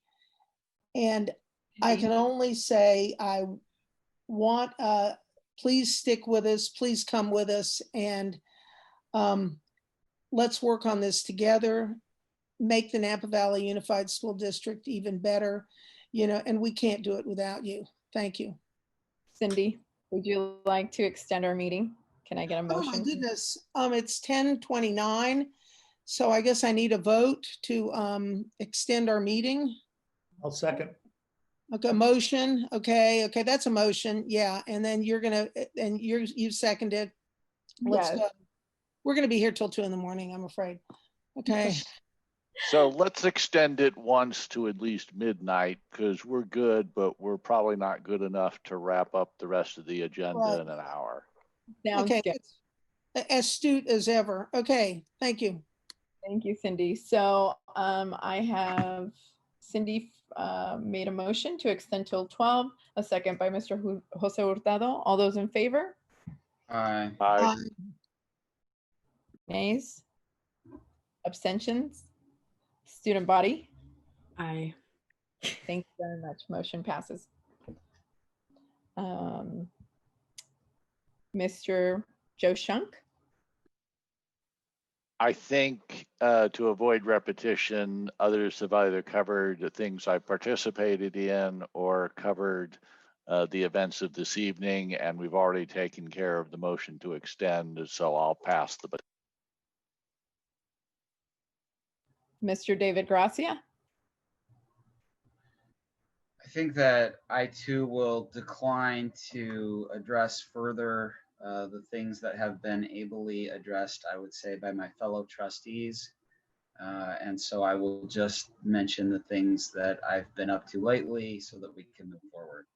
I attended the first author chat in the district to kick off our literacy campaign, attended the Silverado Middle School ELAC meeting, attended the board self-evaluation workshop and the facilities and technology meeting. And that's my report. Thank you very much, Mr. Gracia. And I pass the mic to Ms. Carla Magaña. All right, so just a couple things for me. I don't want to kind of intrude, but it surprises me when it never surprises me when the Napa community comes out and speaks on behalf of important topics like this one. It honestly makes me prideful to see my community coming out like everyone did tonight. I just want to thank everyone individually that did speak. Being the student representative for the past couple of months has enlightened me, and I see the work that NVUSD does firsthand, and I know they will do whatever is best for the 17,000 students they represent. I think laws will benefit everyone and will give all a chance to get informed and educate, and for that I'm grateful and hope to see a positive plan for Harvest, NVUSD, and the community. So that's just my touch on things. But I do have a couple of things that are separate. As you all can see, we're all honoring the color purple for today's Spirit Day, which is wearing purple today to stand in solidarity with the LGBTQ youth who face bullying and harassment because of their identity. So just wanted to bring that to light. And one last thing for me, as we all know, it is voting season, that time of year, and ballots have been mailed out for those that are voting via mail. So just a reminder to get those ballots in as soon as you can. And happy voting season. That's all for me. Thank you, Carla. Thank you so much for the reminder and for the email to remember to wear purple. I've noticed that I lack purple in my closet, so that is one new shopping item I need to get in, definitely. I will now pass the baton to the board. Oh, excuse me. Actually, we're going to H2 board representative reports. President Martin, I would like to say Sorry, something. That's okay. I know I needed a little bit of a moment, but I like to make my statement in Spanish. So I would ask our English speakers to, and I ask the translator, if you could translate simultaneously. So for our English speakers, if you want to hear what I'll be saying in English, you can go to the interpretation in English to hear me.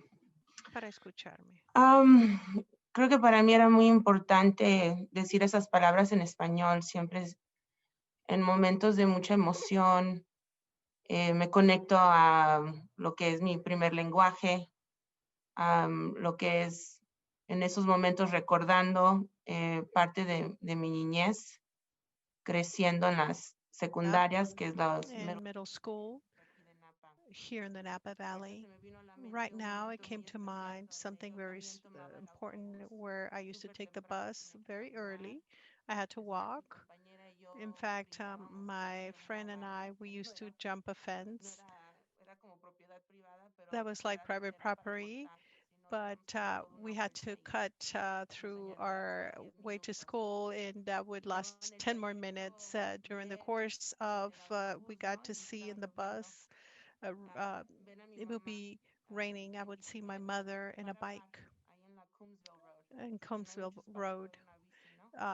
There was a little space for a bicycle, and I used to see my mother going because she had to go to work, and I used to go to school.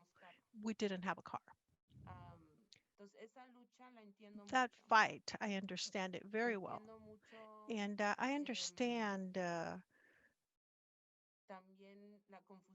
the confusion. I can't imagine knowing what I know now. But during that time, that was worrisome for us, worry about work. Now, going on with the pandemic, food, health, well being. And I think I wanted to talk about, from my heart for what came to mind, because I think my other peers within this board, you know, board district, I agree with a lot of what they said, and I appreciate the work of our president, board president, Isela Martin, and her leadership, and also our superintendent, Dr. Rosanna Massetti. I was present when she was hired, and we wanted someone who could have a view of the future, the same way it was said by Jose Hurtado, someone who can see information and data, because we can make decisions from the heart, but we know that we also need a strategy. And I also believe that we are going to learn together because this is an opportunity to learn together about decisions that have happened in the past, and that we know that the past decisions can catch up to you. And some decisions have been made that unfortunately hurt us now. But we are learning, all of us are learning together. And I think that we are in a time where this is incredible to see more than 100 people participate in a way, in a civil manner, from the public schools, because someone said there are our schools. Yes, there are indeed our schools. They're everyone's.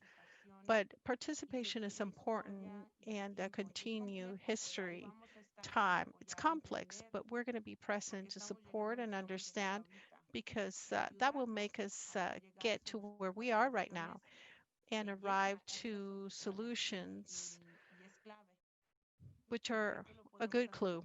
And I think we can make it together. But this is a board, uh,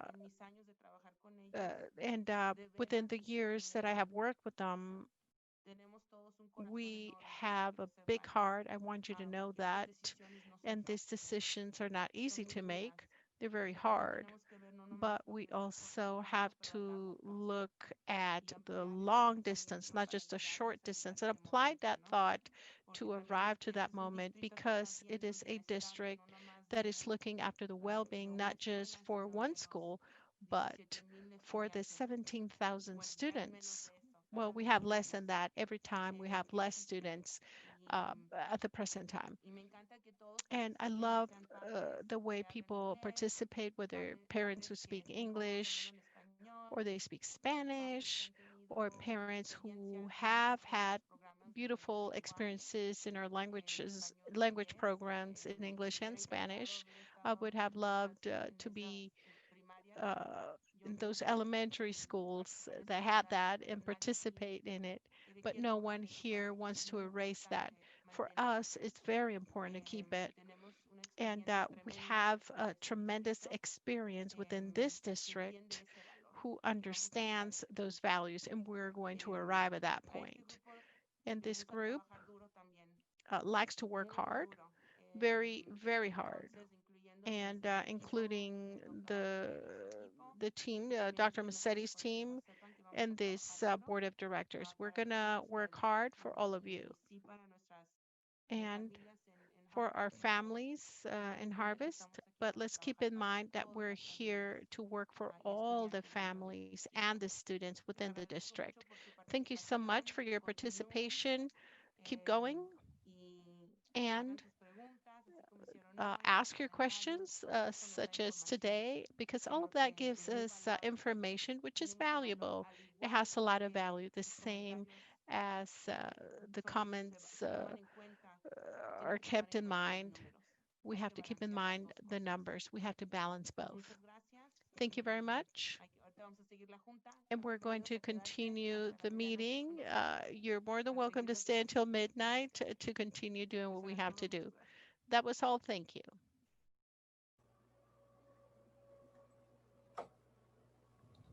Thank you, Edva. If you don't mind, I'm going to ask the board if we can just take like a 4-minute break. So everybody can get up and stretch, use the restroom, and then if we could come back. So if you can just mute your microphones, please, before you leave, and then we'll come back in about 4 or 5 minutes, if you don't mind. Okay, welcome back, everybody. All right, I'm going to continue to H2, Board Representative Reports. So I'll start with H2A, Curriculum and Student Support Committee, David Gracia, Elba Gonzalez Mares, and Cindy Water. We haven't met. Okay, thank you. H2B, Facilities and Technology Committee, David Gracia, Robin Jankowicz, and Joe Shunk. First item on the agenda was a generic discussion of the surplus property process. The process requires school districts to complete a multi-step process prior to offering property to the public for sale or lease. This process is grounded in Ed Code and Government Code. There are numerous steps involved in the process, one of them being a 7-Eleven committee. An interesting distinction is that the 7-Eleven process is not required for the process of school closures. That has been at the discretion of the district. We discussed interest-based negotiations as it relates to certain entities such as the city. We reviewed the Naylor Act and additional Ed Code as it relates to Tier 1 and Tier 2 offers. The overview also included discussion surrounding public notice, declaration of intent to sell, and the Ed Code listing of exceptions, waivers, and safe harbor. We reviewed the legislative updates, Bill 98-820, Surplus Land Act, and AB 1486, and I'm assuming you will all email me for additional information on all of those updates. The second portion of the meeting was dedicated to the COVID facility modification plan.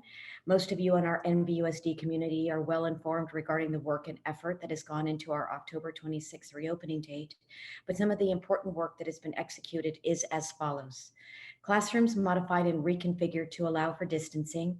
Over 900 classrooms have been deeply sanitized and countless bathrooms. In an effort to protect our students and teachers, every classroom has the appropriate PPE or the site has it to disseminate. Signage is on every campus. Cleaning supplies and equipment are in supply. HVAC has been addressed, filters changed every 3 months, and that is over 2,000 units. Site-specific protection plan guide and reopening readiness forms are available, and there's been training, CDC, EPA, County Health, and the California Department of Public Health, as well as intense scheduling. And lastly, the technology department is dispensing 500 DL kit, distance learning kits, which are comprised of an iPad, tripod, Bluetooth, and a very descriptive how-to video. And additional support is available if needed. We'd like to give a collective shout out to Manny and his team for all the support he has given the students, faculty, staff, and board. He is our Zoom czar. And we discussed the replacement of the legacy workstations and the reasoning behind the action item to come, which will be voted on later in this evening. And that concludes my report. Thank you, Ms. Rambon. We move to H2E, Finance Committee, Jose Hurtado, Robin Jankowicz, and Isela Martin. Okay, yes, it is me again. We discussed the economic outlook, not only for the country, but for the district specifically. The financial outlook for schools is impacted either positively or negatively, and if we get another round of stimulus funding at the state level. Federal Reserve strategies and economic policies are impactful, and I happen to believe that as an investment, education provides excellent returns. We still face an unprecedented drop in economic activity. We're in the beginning of a potentially long-term recession. There are market segments that have benefited, such as e-commerce marketplaces, pharma, and logistics delivery companies. We reviewed the terms of becoming a basic aid district, what that means, and how declining enrollment plays a part in defining basic aid. We will, at current projections, eventually hit our floor and become basic aid. You cannot have a finance committee meeting without touching upon the importance of our reserves. You will see, as previously reported, that we have an increase in our reserves. We are currently at 8.34%, but that's due to the following factors: cost-cutting measures, running the district remotely, and not spending down our routine restricted maintenance, which we are working on. You will hear about two approaches to the building up of the reserve. That's using a 0% COLA or using a negative COLA calculation. Plus, additional deferrals make the business of projections difficult. The average cash reserve percentage for other unified school districts runs about 17.26%, and we are running at about 50% of the statewide average. October 31st is the end of first interim. The business office will rerun the LCFF calculator. We discussed the impact of held harmless, which shelters us from some of the declining enrollment calculations this year and next year, but we will be impacted 3 years out when there is an expiration. Free and reduced numbers have declined due to economic circumstance, families moving out of Napa. And we are currently able to provide lunch for all families, but this has lessened the impetus to fill out the forms. We have a significant decrease in applications. We are at a run rate of about 40%. We're normally around 52% at this time. We have had an opportunity to increase our percentage as the deadline was extended to the end of December. That decline contributes to the LCFF unduplicated count impact as we calculate on a 3-year trailing average. That means using our current percentages, a loss of $1 million per year for 3 years will occur. This assumes a return to 52% next year. If that does not occur, it will be a much larger number. We concluded by reviewing next steps, new multi-year projections, preparation for a first interim, monthly cash flows and preparation for a second tran in February, use of learning loss mitigation funds, COVID-19 to help build up reserve for eligible expenses to help us weather the storm, being exceedingly watchful of declining enrollment, and NVUSD will need to continue consideration of staffing adjustments to correlate with declining enrollment. And that concludes my report. Thank you, Robin. We move to H2D Policy Committee, Elba Gonzalez Mares, Joe Shunk, and Cindy Water. We have a meeting next week, I believe. Okay, thank you very much. H2E Special Education Community Advisory Council. And that is, excuse me, Jose Hurtado. We did not meet. H2F City of American Canyon Liaison Representatives Joe Shunk and myself. We have not met recently. Thank you. H2G City of Napa Liaison Representatives Robin Jankowicz and Cindy Water.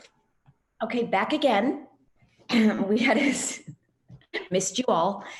City update on COVID. Briefings with the county. Numbers are decreasing overall. We are still in the red. One can track case data on the countyofnapa.org website.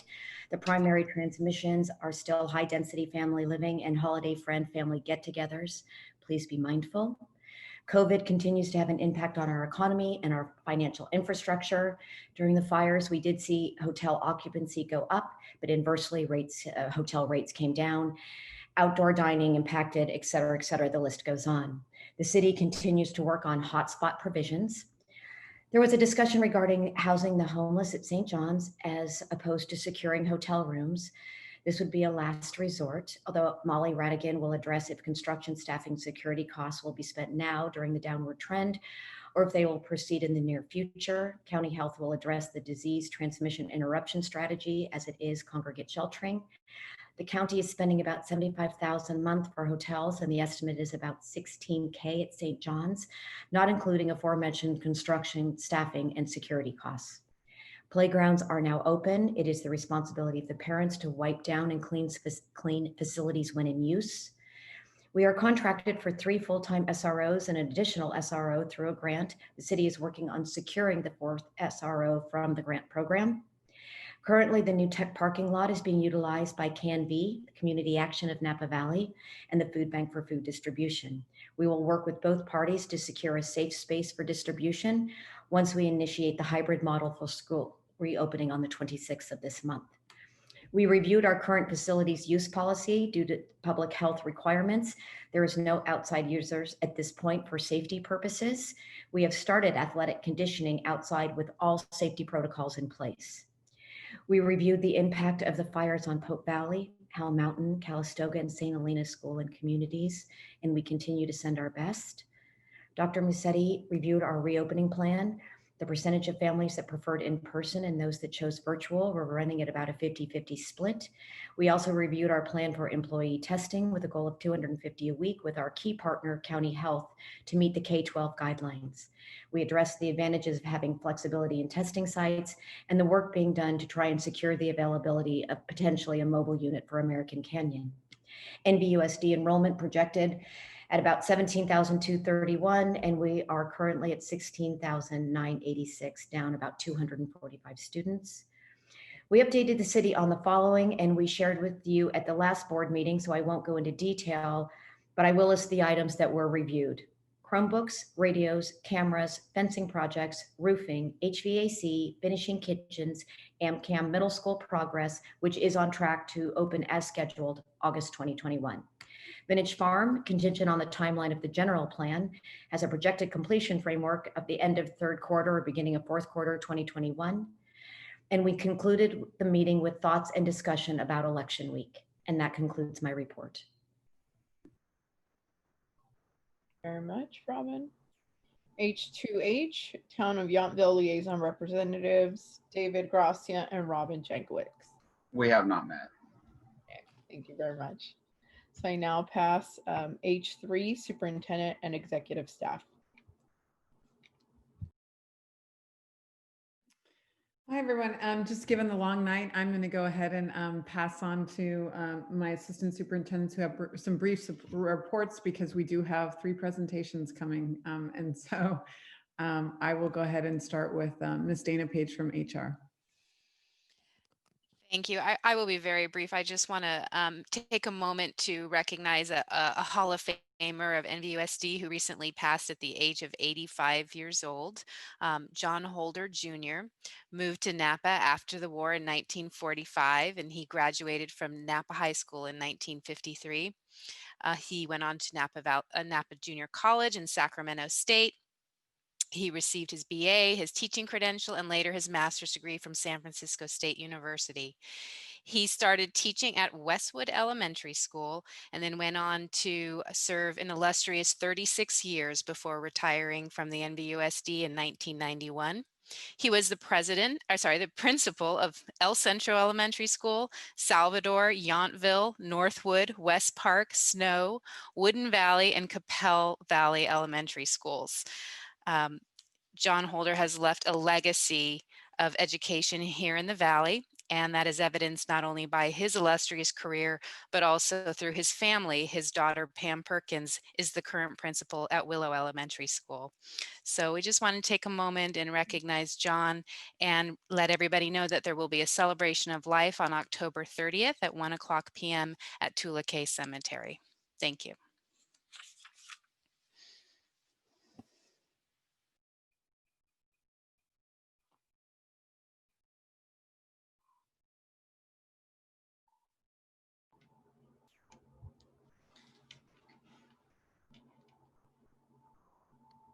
Rosanna and Mr. Rob are going to come on.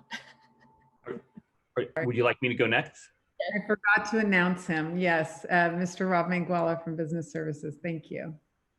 Good evening. Thank you for the opportunity to provide this brief update to the board and the community. Later this evening, Peter Aboud will present the baseline data for STAR Reading and STAR Math. I'd like to take a moment to recognize the incredible work he's done putting this new system in place. He has worked tirelessly to support teachers administering this test also. Speaking of teachers, I'd like to commend all the teachers in Napa Valley Unified for successfully administering this assessment in a pandemic. Their hard work and fortitude can be seen in the incredible completion rates that you will see later tonight. This concludes my report. Thank you, Mr. Manguala. Ms. Pat Andrew Jennings, Assistant Sup of Instructional Services.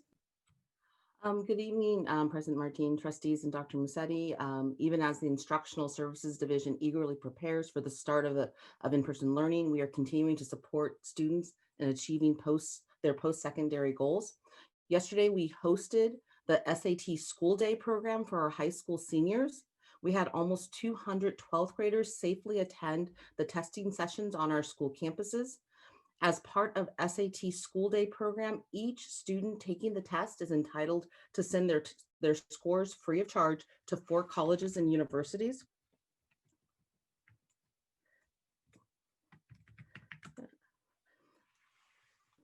The SAT School Day program allows for any student to take the SAT regardless of financial means. As we know, the SAT is a gateway to college recruitment and scholarships. By providing this free of charge to our students, we are opening doors for many of our students. Our initiative to encourage students to read more and increase their own literacy kicked off last week with author Ida Salazar. During Ms. Salazar's talk, my heart was warmed when a 7th grade student shared about how her friends had formed a book club and were going to read the author's book, Land of Cranes. Next month, we will have May Respicio. She is a local author. Her most recent book tells the story of an inspiring young filmmaker who hopes to convince her grandfather not to move back home to the Philippines. I hope you can join us for her talk on November 9th. And lastly, everyone is working hard to ensure that we are ready and prepared for October 26th. It has been a heavy lift, but I'm in continued awe at the creativity and can-do spirit of NVUSD's school site staff, from teachers, social workers, custodians, counselors, school psychologists, site leaders, instructional assistants, nurses, office staff, and all other staff members who have worked to prepare the students to safely return to in-person learning. That concludes my report. Okay, and Mr. Mike Pearson, Assistant Soup of Operational Services. Good evening, President Martin, NVUSD Board of Education trustees, Dr. Massetti, and members of the NVUSD community at 11:03 p.m. Here we go. Before I report out, I want to again acknowledge the employees who comprise the maintenance and operations departments in NVUSD. I've mentioned this several times in my previous reports, but I just can't continue to praise them enough, the M&O employees who continue to rise to the challenge of ensuring our school sites meet specific health, safety, and cleaning guidelines. I want to praise each employee for taking on the responsibility of providing safe spaces for NVUSD employees and ultimately for the students when they return to school. And actually, we do have some of our special education students have already returned to school. Tonight, though, my report is going to briefly focus on our food service and our transportation department. At the board meeting on September 10th, I reported that the United States Department of Agriculture had extended the waiver from the spring and summer, offering free meals to all students 18 years and younger through December of 2020. However, within the past week, the USD extended the waiver through the end of the 2020 school year that all students 18 years of age and younger can receive free meals this year. So this is really great news, exciting news for our families, since many of our students do suffer and do experience different levels of food insecurity. And this, by extending it through the end of the year, we won't have those issues happening. On the note of providing meals to NVUSD families, I want to highlight our home delivery option for families. Since October 2020, so the past 2 Wednesdays, food service employees have prepared, assembled, and packaged 5,000 meals for 500 families on 2 successive Wednesdays. And then in partnership with the NVUSD Transportation Department, Food Service and Transportation has delivered these 5,000 meals to the 500 families in the communities of Yountville, Napa, Lake Berryessa, and American Canyon. And this has happened twice, on Wednesday, October 7th, and most recently on October 14th. That means we've sent out a total of just on those 2 days of 10,000 meals, which is quite an accomplishment for the Food Service and Transportation Departments. And I want to praise those 2 departments for really stepping up and providing a great opportunity for our community here in the Napa Valley Unified School District. And that concludes my report. Thank you.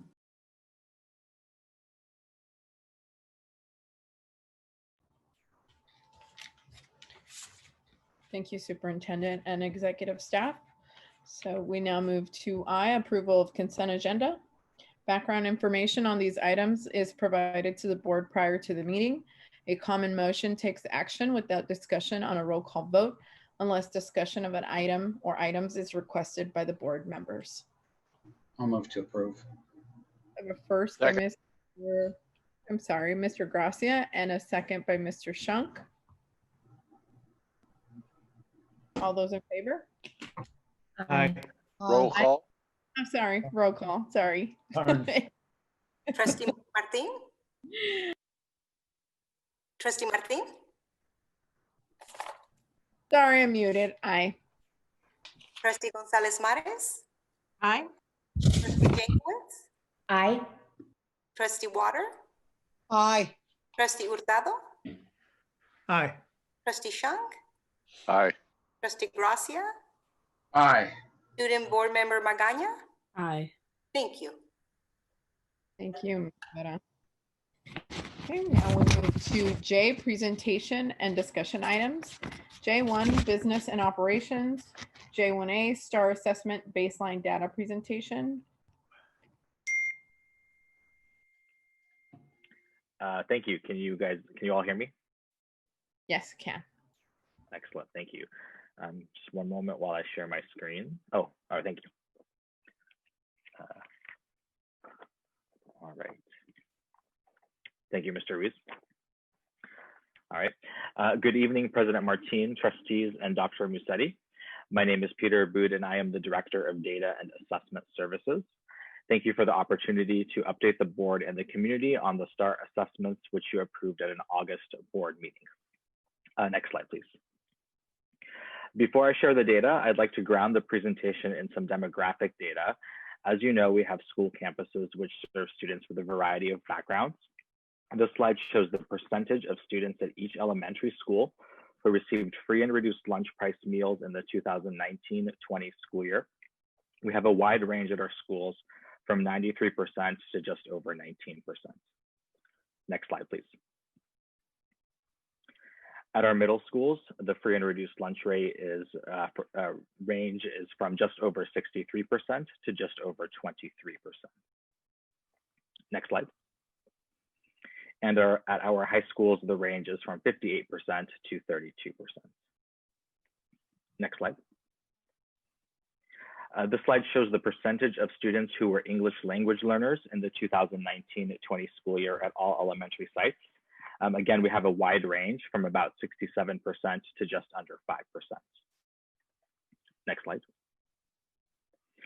At our middle schools, the range is about 30% to 7%. And next slide.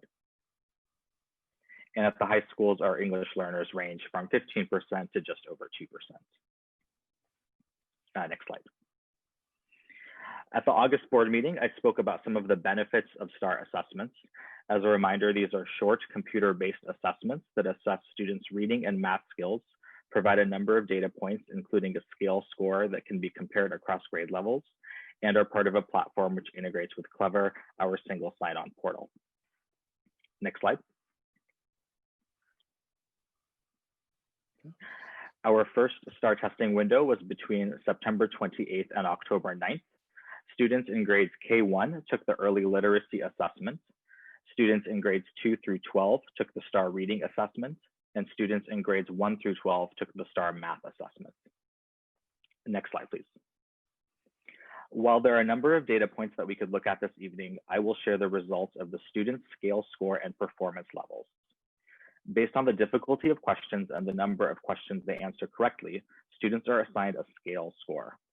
Students who score better than 40% of students nationally in their grade level at that time of the school year are considered to be at or above benchmark.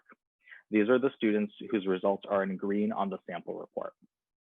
Students in the 40th percentile or above are likely to meet end of the year learning expectations as defined by the state standards.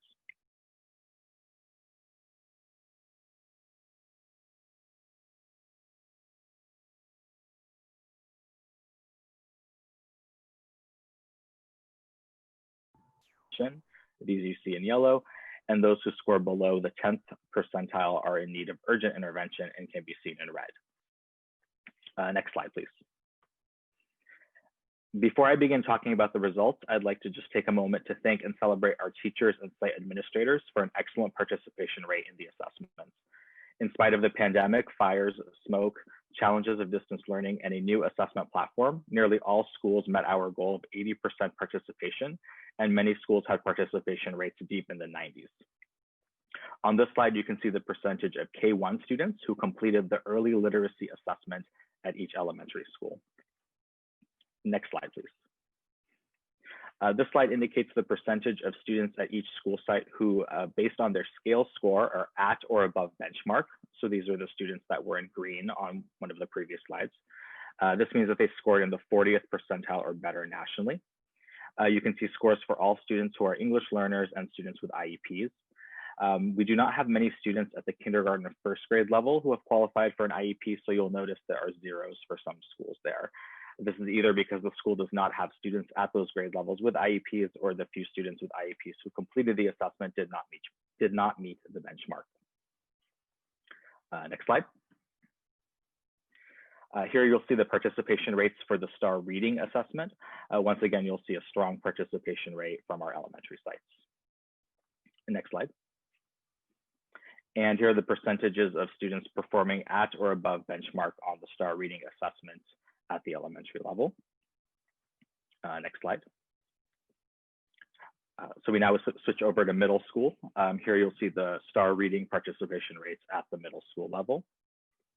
And next slide. And these are the proficiency levels for STAR reading at the middle school. You'll notice a trend showing English learners and students with IEPs struggling to meet benchmark. Next slide. These are the participation rates for STAR reading at the high school level. And the next slide will show the proficiency rates also at the high school level. And next slide, please. We now switch over to the STAR math assessment. Again, our target was 80% participation, and our elementary sites did an excellent job meeting that goal. Next slide. Here you can see the percentage of students at or above benchmark by school and by subgroup. Next slide. And these are the participation rates at the middle school level. And the next slide will show you the proficiency rates.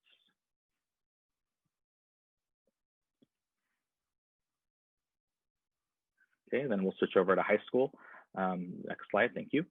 This shows the STAR math participation rates at the high school level, followed by the proficiency levels on the next slide.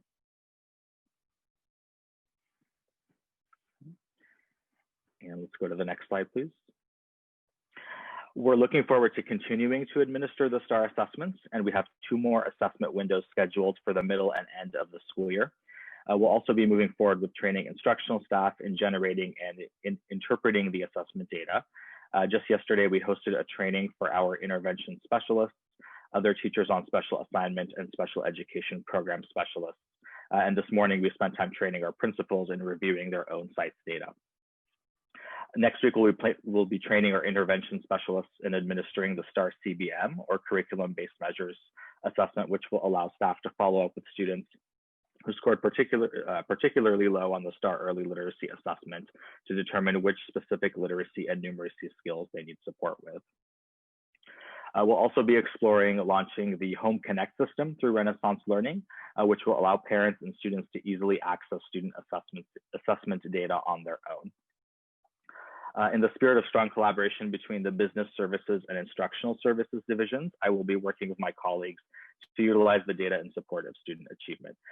STAR data can be used to determine which skills a student with an IEP needs support in, and also for IEP goal setting. Director Sarah Knox and I have also been planning for use of the STAR data with MTSS teams and to use it to create intervention maps that help guide teachers in using using research-based interventions based on the STAR data results.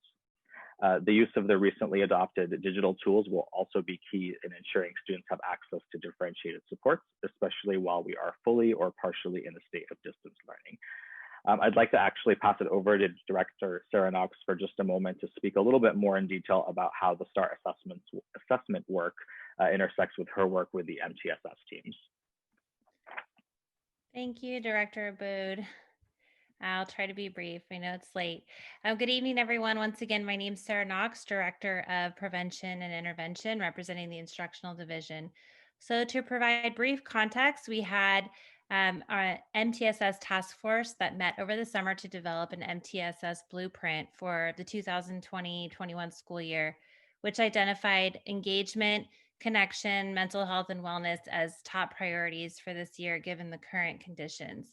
I was happy to hear earlier of the Adult Ed Student of the Month, Erica Fuentes' interest in social work, because the importance of our amazing team of counselors, social workers, liaisons, and school psychologists is being felt now more than ever. Currently, our site MTSS teams, or multi-tiered system of support teams, are comprised of key stakeholders, including those mentioned above, as well as administrators and teacher representatives, and they meet regularly to discuss student data and response to various interventions. Thus far, the focus of their work has been on attendance and engagement, given the unique challenges of distance learning and the lack of data up to this point from other academic assessments. Now that we have STAR Math, reading, and early literacy assessments, as well as the results from our recent Universal Screener for Wellness, the Strengths and Difficulties questionnaire, Our MTSS teams will have the resources that they need to begin making data-driven decisions around both behavioral and academic intervention plans for students. Our elementary interventionists, as Peter mentioned, are receiving training on supplemental diagnostic assessments from the STAR suite that they will then use to develop robust plans for student success. In addition to the work of our site MTSS teams, we have convened a trauma-informed, multi-tiered integrated intervention support system advisory team. And this advisory team, their charge will be to refine our existing multi-tiered support system 5-year plan we're in year 3 right now of that 5-year plan, to refine the plan in an effort to bring equity and consistency to how students qualify for and receive academic and behavioral intervention services across all of our schools. This system was designed in accordance with guidelines from the California Department of Education on how to create multi-tiered systems of support. And part of this MTSS plan involves the curation of signature evidence-based interventions and the development of maps. And that's what Director Aboud, who's also Dr. Aboud, spoke about earlier. Those maps will outline the academic and behavioral indicators that are used to identify the level of intervention that students in grades TK through 12 should receive under a multi-tiered intervention support system. They will also describe the academic and behavioral supports that should be utilized in the various tiers of those interventions. In addition to more formalized intervention plans that will be informed by these STAR assessments, our teachers will also be able to use the data from these STAR reading, math, and early literacy assessments to differentiate their instruction and prescribe differentiated use of our board-approved supplemental digital learning tools, such as Imagine Language and Literacy and Dreambox Math. That concludes my report. Excellent. Thank you, Director Knox, and thank you to the board and Dr. Musetti for allowing us to do this presentation. And we're looking forward to sharing with you growth data or at the next after our winter and our spring administration to compare to this baseline data. And that concludes our presentation. Thank you, Mr. Aboud and Ms. Knox. Are there any questions? Well, I just have a comment. I like the fact that we get the results back so quickly. You know, and it's an interesting presentation. And onward and upward.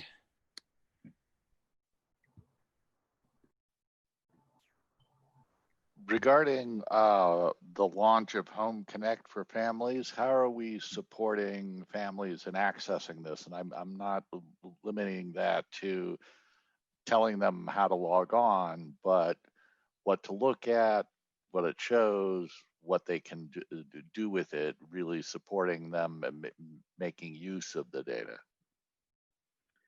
Yeah, excellent question. And launching Home Connect is actually very easy. I could potentially do it tomorrow, but part of our hesitation has been exactly to your point, Mr. Shunk, that we don't want to just launch something without doing that planning and the support for the parents and families ahead of time. And so it's very important to us that we educate families on not just how to log in and look at the data, but what it means, how to use it with your students, and really be intentional and strategic about that rollout. And so while I've been getting a lot of pressure from teachers and families, really eager to get the data out to the students, I want to be strategic in how we roll it out so that it's as useful as possible and that it's meaningful, and not just another platform that families log into. So there's definitely some work that needs to happen there before we launch that. What sort of time frame are you looking at for that work to be completed? So I'll be meeting with the instructional services directors a little bit sometime tomorrow and into next week, and we'll be doing on my list of things to go through is to do some strategic game planning with STAR assessments now that we have that first batch of data. So there'll be some planning that would need to go in there, but as a personal goal of mine, I absolutely would like to get it out definitely before the second round of testing, so that families can look to see the 2 different data points and compare and are able to process that data. So definitely in the near future, But I need to collaborate with my colleagues before I come up with a concrete timeline on that for you. Peter, if I could jump in there for one quick second to help with Trustee Shunk's question. So one of the things that STAR does very well also is they do have reports and customized letters for families with strategies that's based on each student's individualized reading and math levels. And in those letters, they do actually describe what a parent can do to help their individualized student. And so that is one of the things that we'll be focusing on that. And so that's been part of the program for some time. And so the idea behind Home Connect is that there's a portal that they can get in and to see that data, and it does list specific strategies and things to work on. And so of course we need to take some time to go through it and make sure that the instructional team and the technology team are in a position to provide support for families should they have questions about it.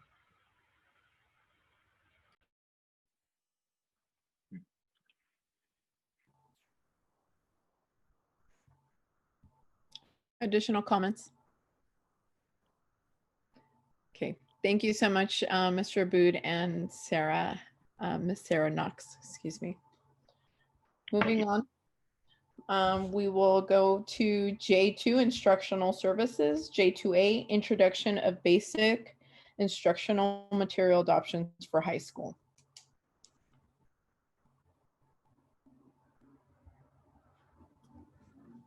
Good evening, trustees. This item is up for just for a review for tonight. It's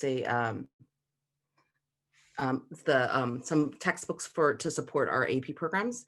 I know that if you look at our Williams Act document that lists all of the instructional materials, you'll notice that some of our textbooks are rather old. And so this is our effort to address some of the textbooks that need to be replaced.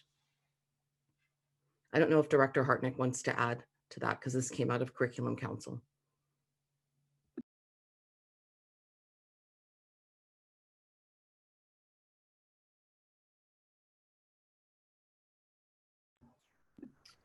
Perhaps not. Oh, well, I can comment on literature and composition. It's the editor is Carol Jago. She's a former English teacher, and she's very well known in academic circles. She's written lots of books. One of them I used was With Rigor for All. Now, I never had a text like this when I taught AP. I just used books and the haphazard collection of materials that they refer to, in their form. But it's a good book, and I believe the classes will continue to read full-length novels.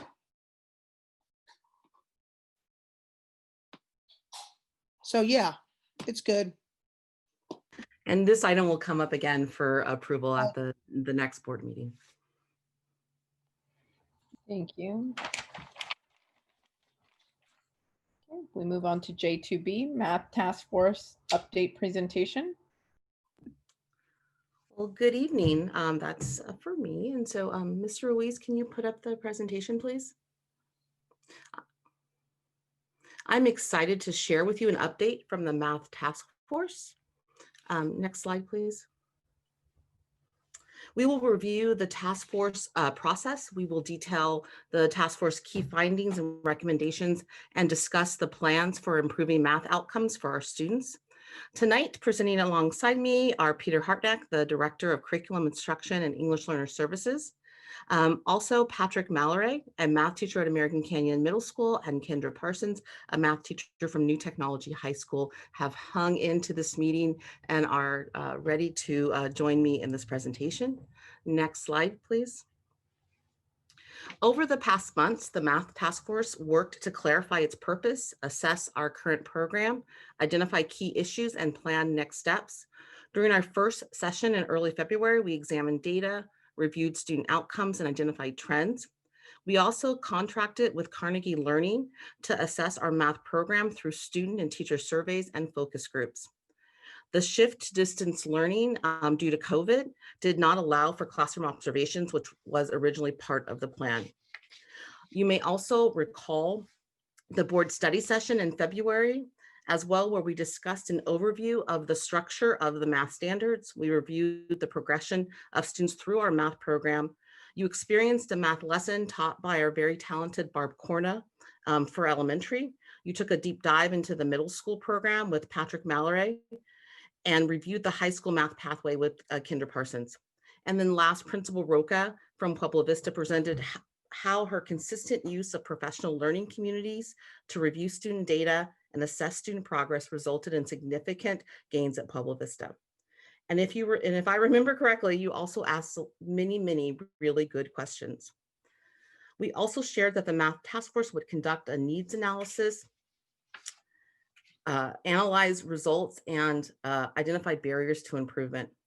The end result would be the development of a 3 to 5 year implementation and improvement plan that would include a math instructional framework, appropriate instructional materials, and ongoing professional learning, and a robust intervention program. Tonight, we will share the initial components of that plan. After the board study session, the task force was able to meet once more before COVID-19 interrupted our work and planning. At that March 2nd meeting, we further reviewed our student math data. We had 2 additional meetings, one in June and one in September. And during those sessions, we reviewed the assessment report from Carnegie Learning to finalize our key findings and prioritize our work group focus areas. The team will share those findings, and Director Hartnick will provide a brief overview of the plan and timeline moving forward. I will now pass to Mr. Mallory. Next slide, please. Good evening, board members. This slide details the key findings of the Math Task Force so far. As was mentioned, these findings have been primarily derived from the mathematics program review conducted by Carnegie Learning. The program review consisted of teacher survey data, student focus groups, and principal interviews at secondary sites. Carnegie Learning broke their findings into areas of strength and areas of growth. Some of the identified strengths of NVUSD include an emphasis on real-world connections in math, collaborative learning environments for both students and teachers, and an observed high value on student thinking in mathematics. Some of the areas of growth identified in the report were a need for K-12 alignment through curriculum and instruction, a clearly articulated central vision for math instruction across the district, differentiation for students through instruction and course offerings, and more robust assessments of system learnings. These findings have been discussed by the Math Task Force and have led to several recommendations for next steps. Next slide, please. Based on the key findings from the Carnegie Learning Report, along with preliminary findings from the Math Task Force, we recommend that we focus our efforts in the following 3 areas. First, our math course pathways and interventions. Second, instructional practices and the professional development to support teachers in implementing these practices. And third, curriculum and alignment of essential standards and pacing. We will now share the why and what of these 3 focus areas. Next slide, please. There are several reasons why the Math Task Force believes a work group around math course pathways is a necessary work group based on the findings of the Carnegie Learning Program Review. First, equity and access.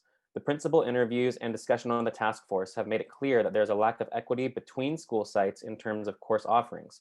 For example, not all middle schools offer math intervention, and the ones that do utilize different math intervention programs. Another example is that not all high schools offer AP statistics. Sometimes differences in course offerings and diverse programs can be due to the unique strengths of a particular site. However, there should be an established baseline of course offerings that all students have access to, no matter which school they attend. Second, relevance to college and career. Calculus has been the terminal math course in high school since the 1930s and is often thought of as the peak course in terms of achievement. However, is that still the proper perspective to have in 2020? Is calculus the end-all be-all of math instruction? Does it fully prepare students for the demands of the modern workforce? More and more, data science is being identified as a critical branch of mathematics for students, and the traditional math high school pathway is being seen as outdated. Joe Bowler of UCubed and Stanford University is currently working with a team to design a new high school math pathway with a greater emphasis on data science. There is also talk of a new math framework being developed. Does this mean that NVUSD should abandon calculus? Not necessarily, but we should investigate to ensure we are offering the most relevant and appropriate courses to our students. Finally, sustainability. The transition from the traditional math pathway to the integrated math pathway under the Common Core was rocky to say the least, and that rough transition still echoes throughout secondary math instruction today. NVUSD needs to build strong math pathways that will last and then support that pathway with appropriate curriculum and PD for teachers. The Math Task Force work group will look to address these whys by examining current placement practices across the district and look to bring them into greater alignment. Investigate current math pathways and identify ways to expand them to increase flexibility for students and access to courses. Examine current and supplemental math intervention courses and practices, and then identify next steps for increasing access to those programs for students as well. Next slide, please. Instructional practices and professional learning, and this is the second Math Task Force recommendation. The Carnegie Learning Report articulated, quote unquote, data from the survey and interviews indicated different visions of instruction and success criteria among teachers and administration. Teachers' survey data described the traditional model of instruction instead of the problem-solving, project-based learning as described by most principals when they were prompted to describe good math instruction.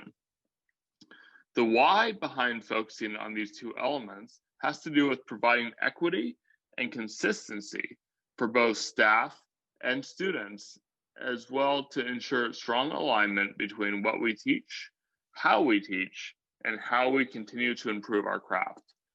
We will continue to engage the identification of effective instructional practices to support staff and students, as well as providing ongoing support to implement the instructional practices in the math curriculum.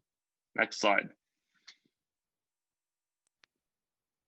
The third area of focus is alignment and curriculum. In a quote from the Carnegie Learning Report, principals stated that not all courses had a viable curriculum and described identifying what is important to teach as a critical learning activity for schools. It is important that as a district, we are unified in the fact that our instruction is driven by standards and pacing, and that curriculum is used to help set the level of rigor, support teachers, specifically new teachers, and support implementation of the integrated pathway. As we consider our next steps within curriculum, it is necessary to factor in that there will soon be a significant change in the math framework. Therefore, prior to adopting a new curriculum, we recommend creating strong horizontal and vertical alignment with essential standards and pacing guides. We would also create clear criteria for curriculum adoption and explore curriculum options using our essential standards and pacing guides as part of that criteria. Next slide. Moving forward, these three recommendations from the Math Task Force guide our next steps as we bring to life the work and recommendations of the task force.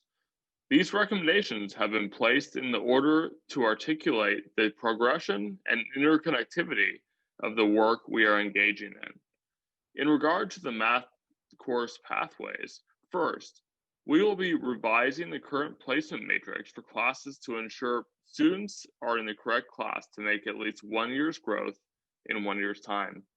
Secondly, we will determine multiple pathways that a student may take to fulfill the 3-year math requirement.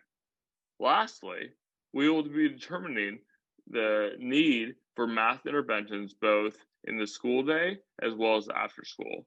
We'll be looking to complete this work by December 16th. The focus of instructional practices and professional development work group will be to determine the best teaching practices based on the 8 mathematical practices, regardless of curriculum or course. We're also developing a scope and sequence based on the student and teacher needs for professional development. We're looking to complete this work by February 26th. Lastly, the work group around alignment and curriculum will collaborate with other work groups to develop the district lens that can be used for a curriculum pilot and adoption. Imperative to this work is the development of the key criteria as standards and pacing to both criteria, to both create alignment amongst teachers and schools, but also to inform and to both to inform and enable curriculum pilots. Finally, with all information in hand, we will be piloting math text for future adoption. We are looking to complete this work by June 5th. Next slide. Thank you very much. Please, at this point, ask any questions or comments that may be relevant for this topic.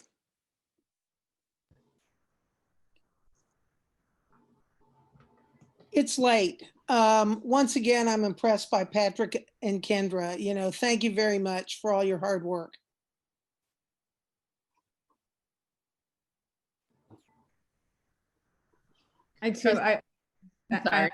I'm sorry, trustees. Yeah, go ahead, President Martin. I can hold back for a minute.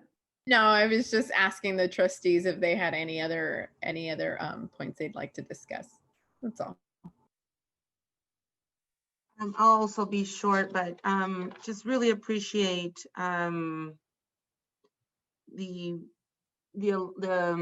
thought process and the why and the what. I think that makes it really clear.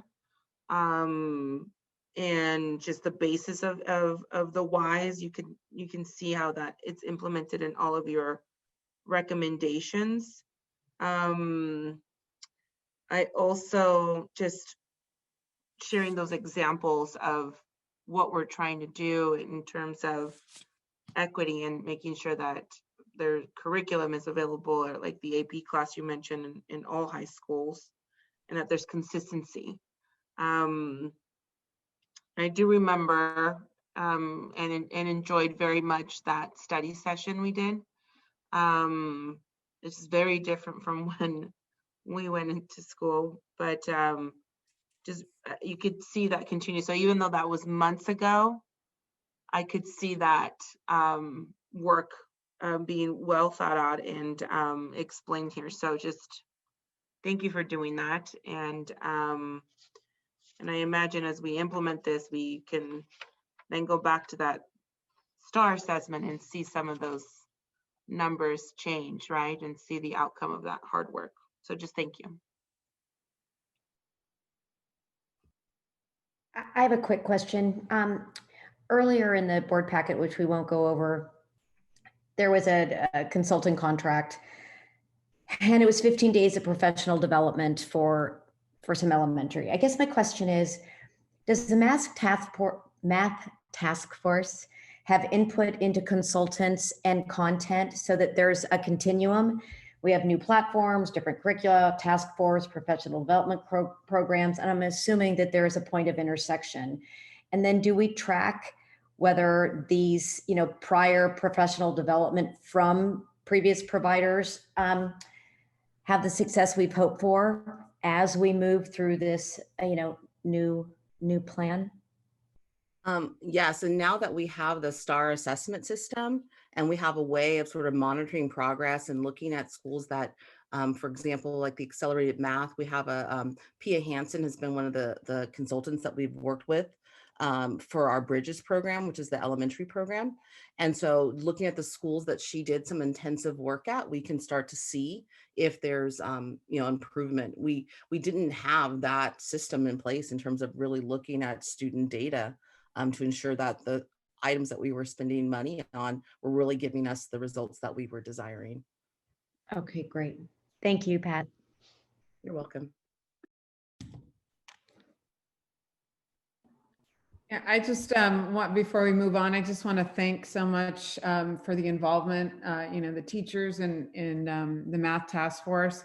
One of the first topics when I got here, I definitely, many secondary math teachers reached out to me and expressed that they did not feel like there was a clear path forward in secondary advanced mathematics, and that there was a lot we needed to do to improve at the elementary and a lot of clarity that needed to be attained at the secondary. And I expressed to them my commitment to make sure that we did some good research and work to assess the situation. And I'm really grateful to see that the framework for solution and improvement is there with professional learning, curriculum alignment, and collaboration. So I'm really excited to see now that we've engaged our teachers, and they're the experts. They're the math experts, particularly at secondary with the advanced mathematics. So I want to thank them for their professional expertise. And I'm confident in working with them shoulder to shoulder, we will make dramatic improvements in our math pathways at the secondary level. So thanks for being with us so late tonight. And I just want to thank also Kendra and Patrick. Thank you so much for hanging in there until 11:30, and hopefully your students will, still be able to appreciate you tomorrow.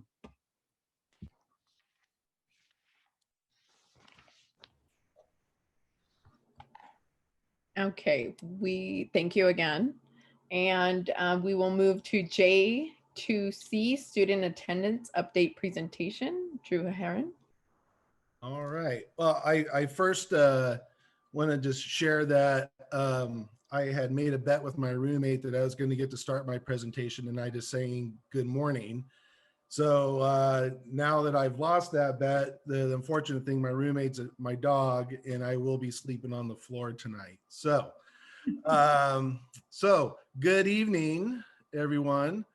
And thank you for giving me the opportunity to talk about how our attendance rate is doing, and also just to give an overview about our attendance process and things that we're doing to make sure our students are engaging.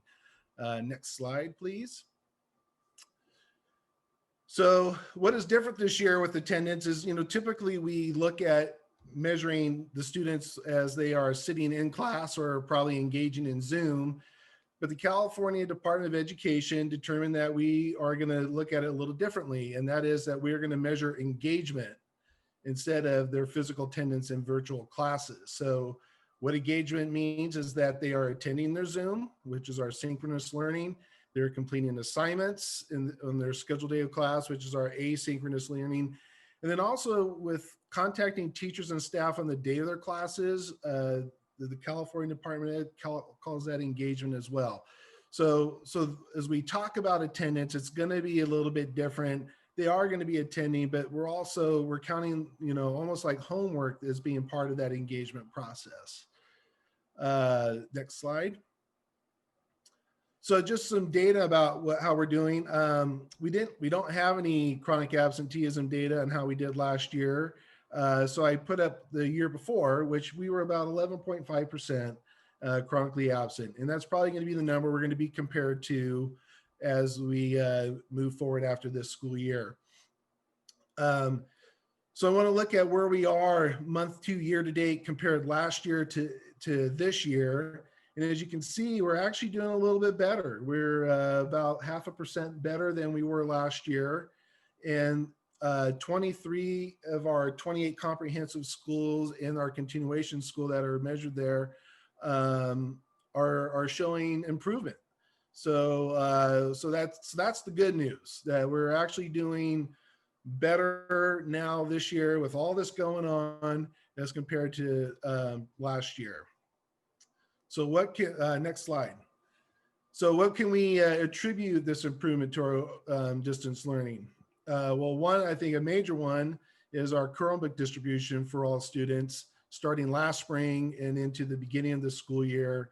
The others are hotspot distribution, making sure all our students have the Wi-Fi to be able to connect to their classes. We also looked at some information we got from the schools. We asked them to identify the families that were not engaging last spring, which was approximately 700 families. And we started calling them before the beginning of the school year. And our parent liaisons with Viviana Lorera helped us start to contact these families to find out what their barriers were, why they were not engaging. A good portion of it was technology.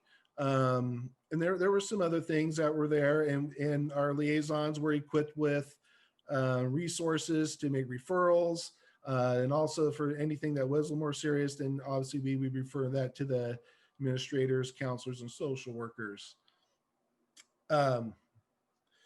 The other thing we did this year is we had an opening of school protocol for those students not engaging, and our attendance clerks every day would run a list of students who were not coming to their classes or at least checking in.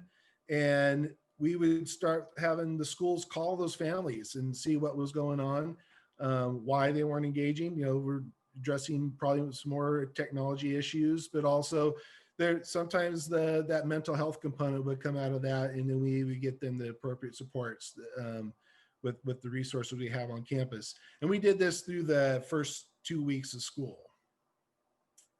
Okay, next slide.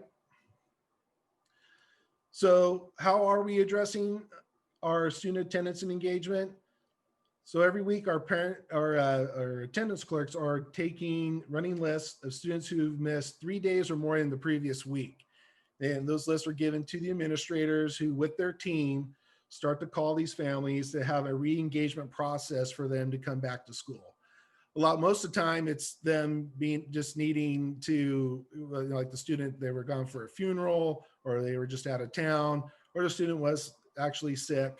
But then, you know, for those, as we see these names start to pop up a lot more often, then we start to get a little bit deeper dive into what supports that they really need, and get them the contact with the appropriate people. We're also running chronic absenteeism lists of students for all the sites monthly. In my office with Lisa Bailey, we are running that list, sending it to the sites. MTSS teams are utilizing these lists to outreach.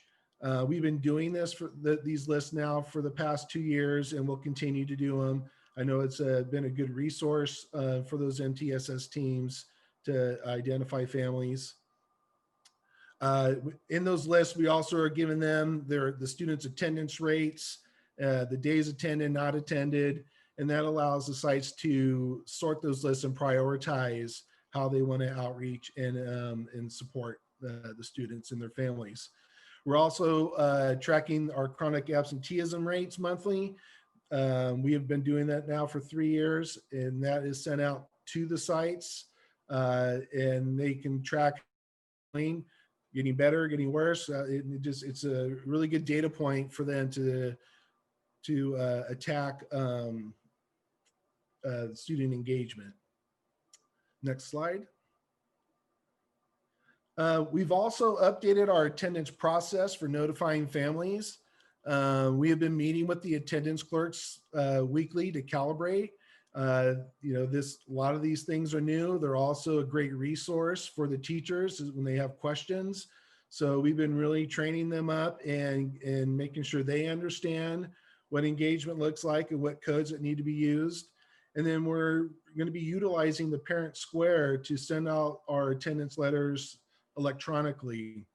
This saves a little bit of money through the paper distribution, but also helps our carbon footprint. We're also adding notifying families when they're chronically absent. In the past, we have not let them know that.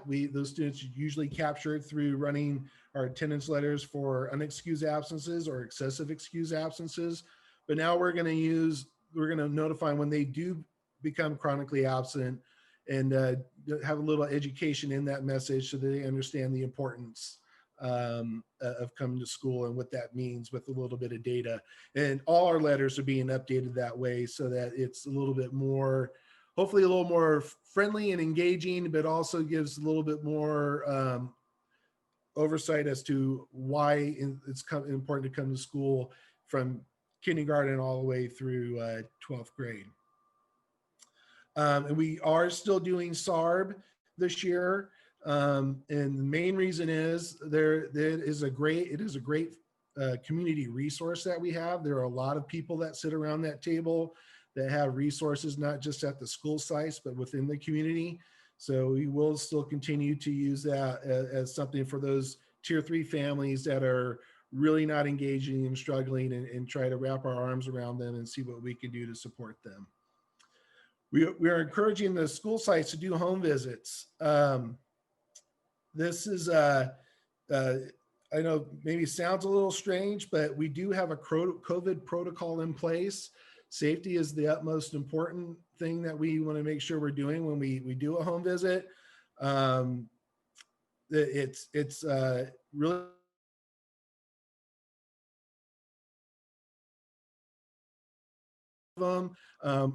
fortunately for me, I've done I think about 12 home visits so far this school year, and they've all been positive. They're not all positive, just, there are some parents that aren't exactly thrilled to see us. But, we do try to schedule them. Sometimes they're not, and they are unscheduled.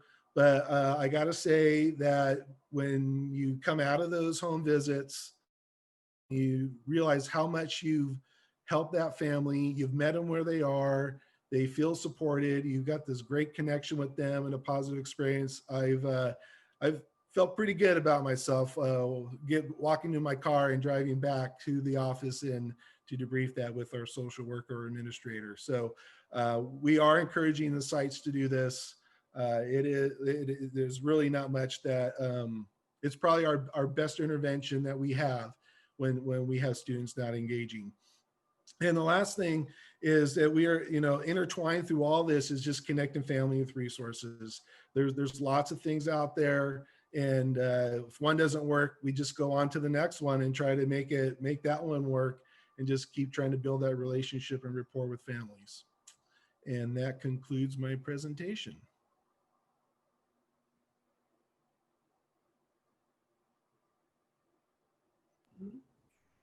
Thank you, Drew. Thank you so much for your presentation.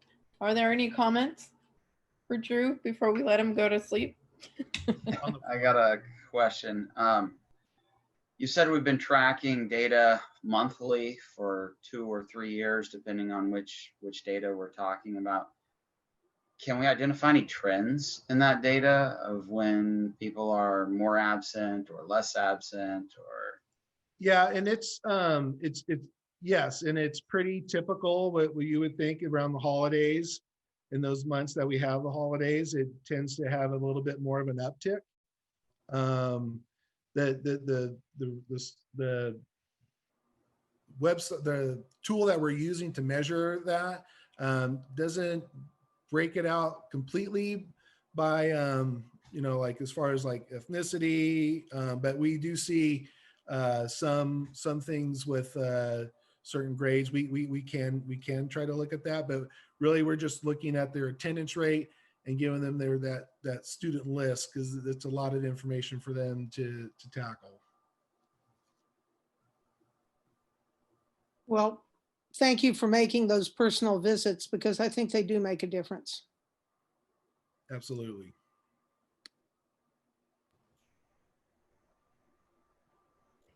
Okay. Thank you again, Mr. Drew. All right. Thank you. Have a good evening.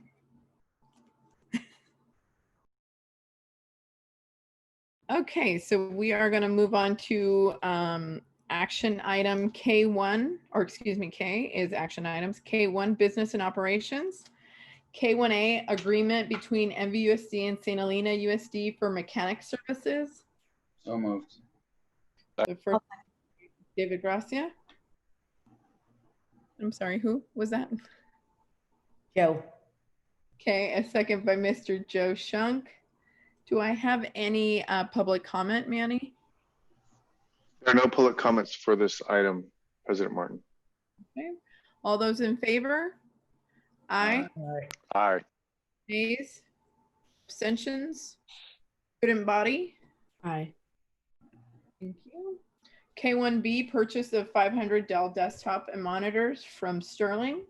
So moved. Second. Okay, first by David Gracia, second by Joe.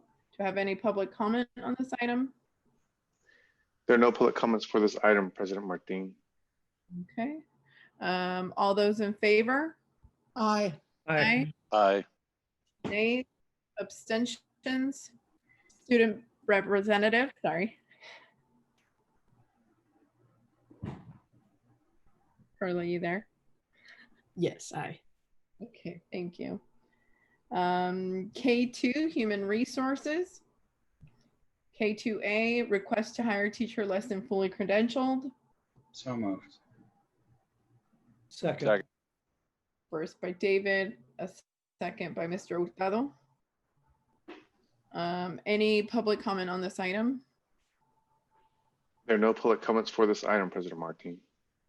All those in favor? Aye. Aye. Nays? Abstentions? Student representative? Aye. Okay, thank you. K2B, Board Policy 0470, COVID-19 Mitigation Plan. So moved.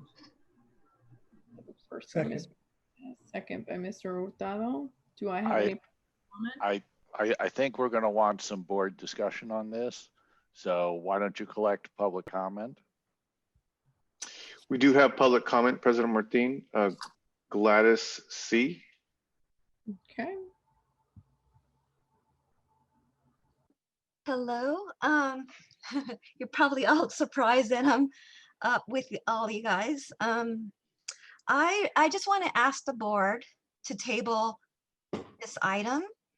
As you are aware, I sent you all all of the board about how I want to ask that you table this item, because I am aware of reports from teachers, direct reports from teachers.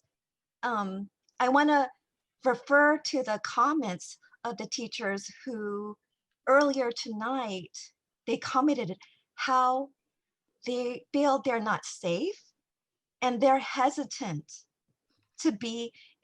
to start in-person teaching on October 26th.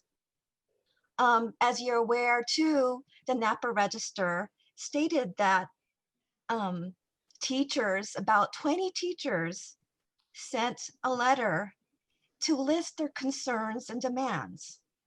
And reportedly, the Napa Register said the district is addressing their concerns.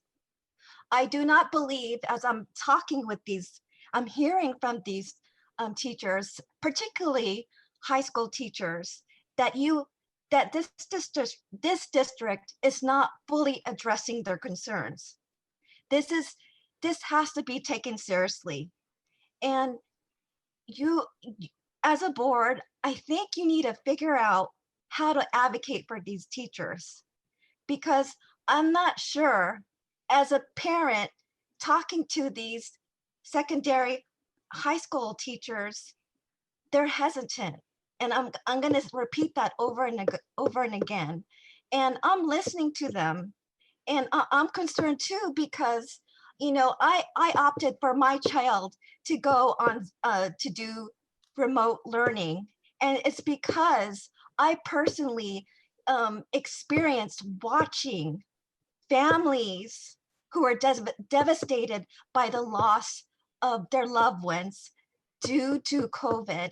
And so I don't know if this district is realizing how much of an impact it has on especially communities of color, especially the Latino community, which I heard from the public health officer currently said that about 53% of the coronavirus hospitalization is of the Latino community. So please consider that, table this item, and please consider advocating in behalf of these teachers who are hesitating to go in person and teaching these students in person on October 26th. Thank you.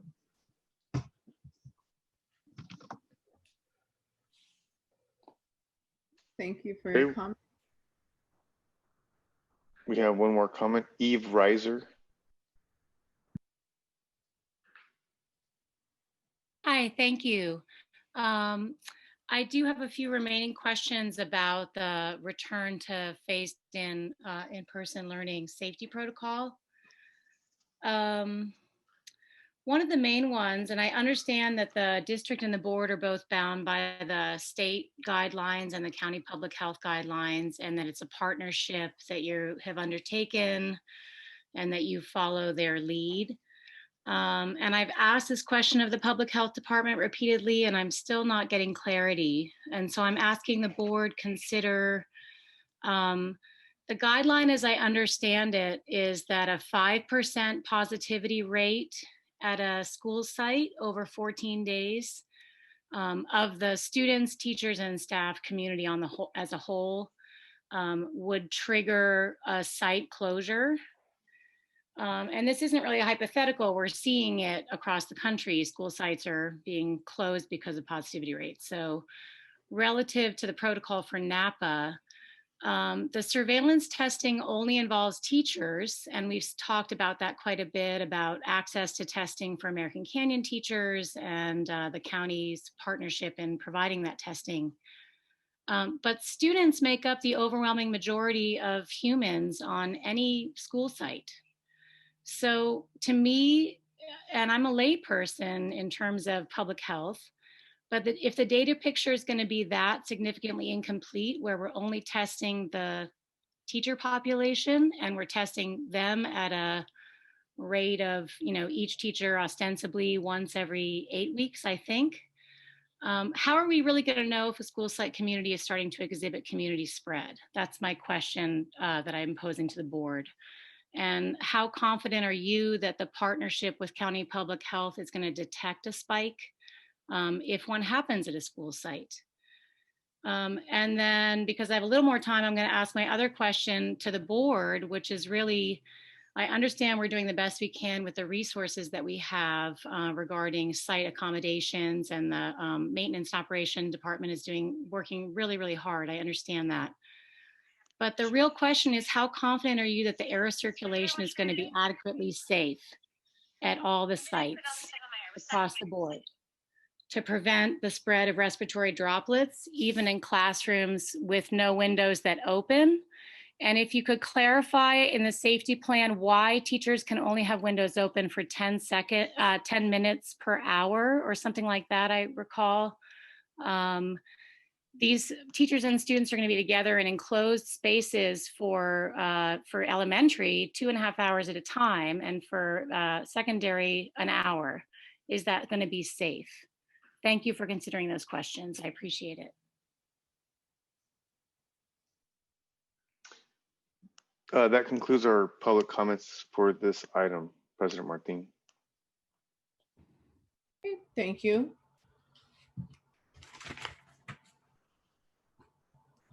Okay, sorry.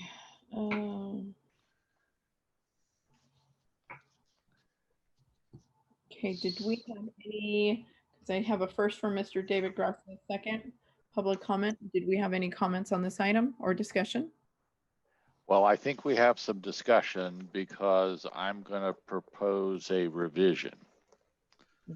On page 12, there's a paragraph that goes on: activities sponsored in whole or in part by other governmental agencies shall not be subject to this provision if they have determined that it is safe for them to perform or resume activities. So in my question to staff, and staff consulting with various parties, we have a revision to some of that language. Do you want me to read it into the record, Dr. Massetti? I would ask that you do read it into the record, if that's okay, Trustee. That's fine.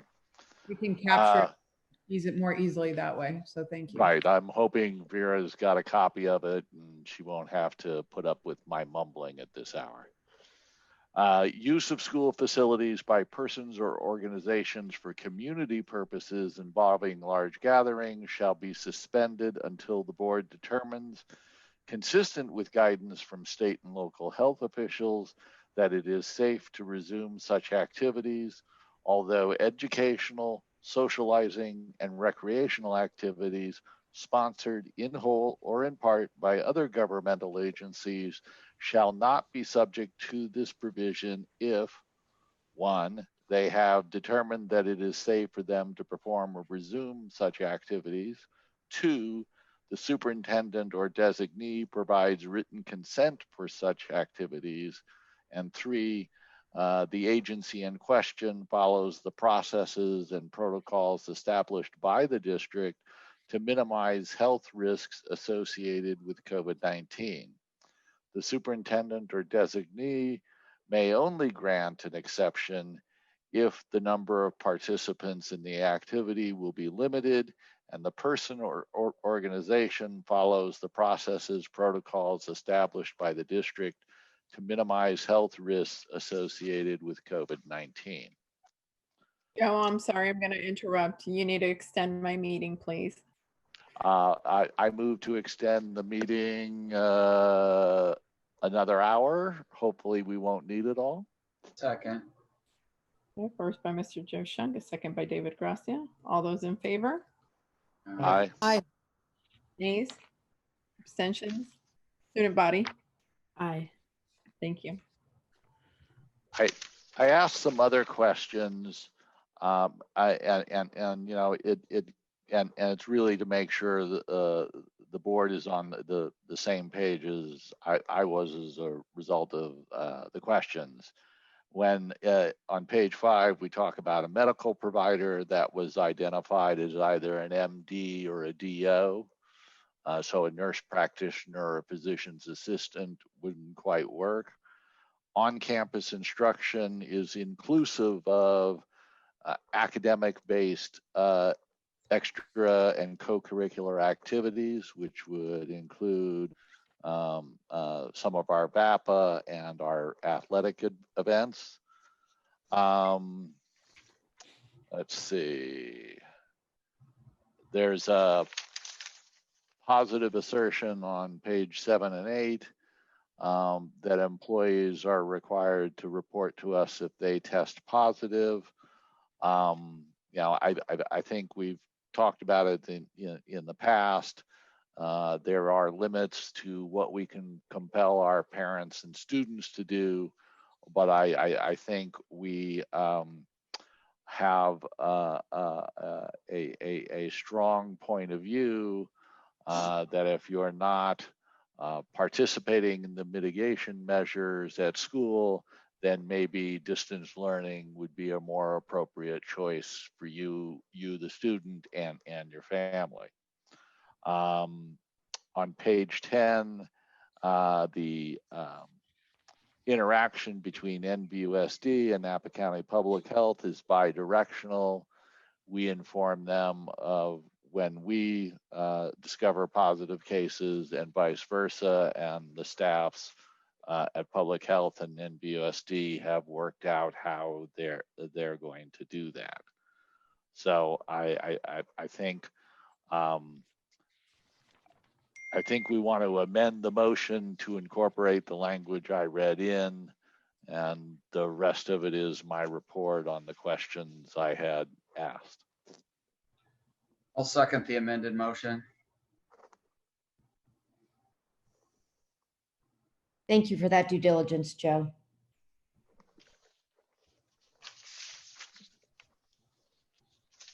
A first by Mr. Joe Shunk, a second by Mr. David Gracia. All those in favor? Aye. Aye. Aye. Nays? Abstentions? Student body? Aye. Okay. Motion passes. Thank you, Joe, for that. Okay, we move on to K3, instructional services. K3A, public hearing and adoption of resolution 21-06, certifying compliance of Education Code section 60119 and Education Code section 60422. So I am opening it up for public hearing. I just have one comment. Some of these dates are very old. Very, very old. Yes. So I had a few comments on this item as well. I wanted to take the opportunity of this item, since it's all about our curriculum, to talk about our English language arts curriculum. I'm deeply dissatisfied with our English language arts curriculum, particularly at the middle school level. We have abandoned books in favor of exclusively reading excerpts, which is actually counterproductive to our students' learning and development. StudySync might be a good supplement for factual nonfiction articles, but it is not a replacement for a robust curriculum filled with real novels. I am further concerned that this practice of not reading books rather than abating appears to be spreading. Elementary schools appear to be following the middle school example and are moving away from books and toward more excerpts. The lack of novels suck the joy out of reading and stunts the growth of our young readers before they have even been given a chance to blossom. In light of our literacy initiative that the district has recently kicked off, I would like to see us take a deeper dive on literacy and see if we can't improve our initiative to include returning books to the classroom and to the curriculum. I understand as part of our author series, we are making some books available to 4th through 6th graders, but making them available is not the same as having them embedded in the curriculum. The narrow 3-grade focus of the initiative leaves out the vast majority of our K-12 student population. While I applaud the district's efforts in trying to generate interest in reading and books, I feel the current initiative is insufficient and we must focus on returning novels to a core piece of the English language arts curriculum.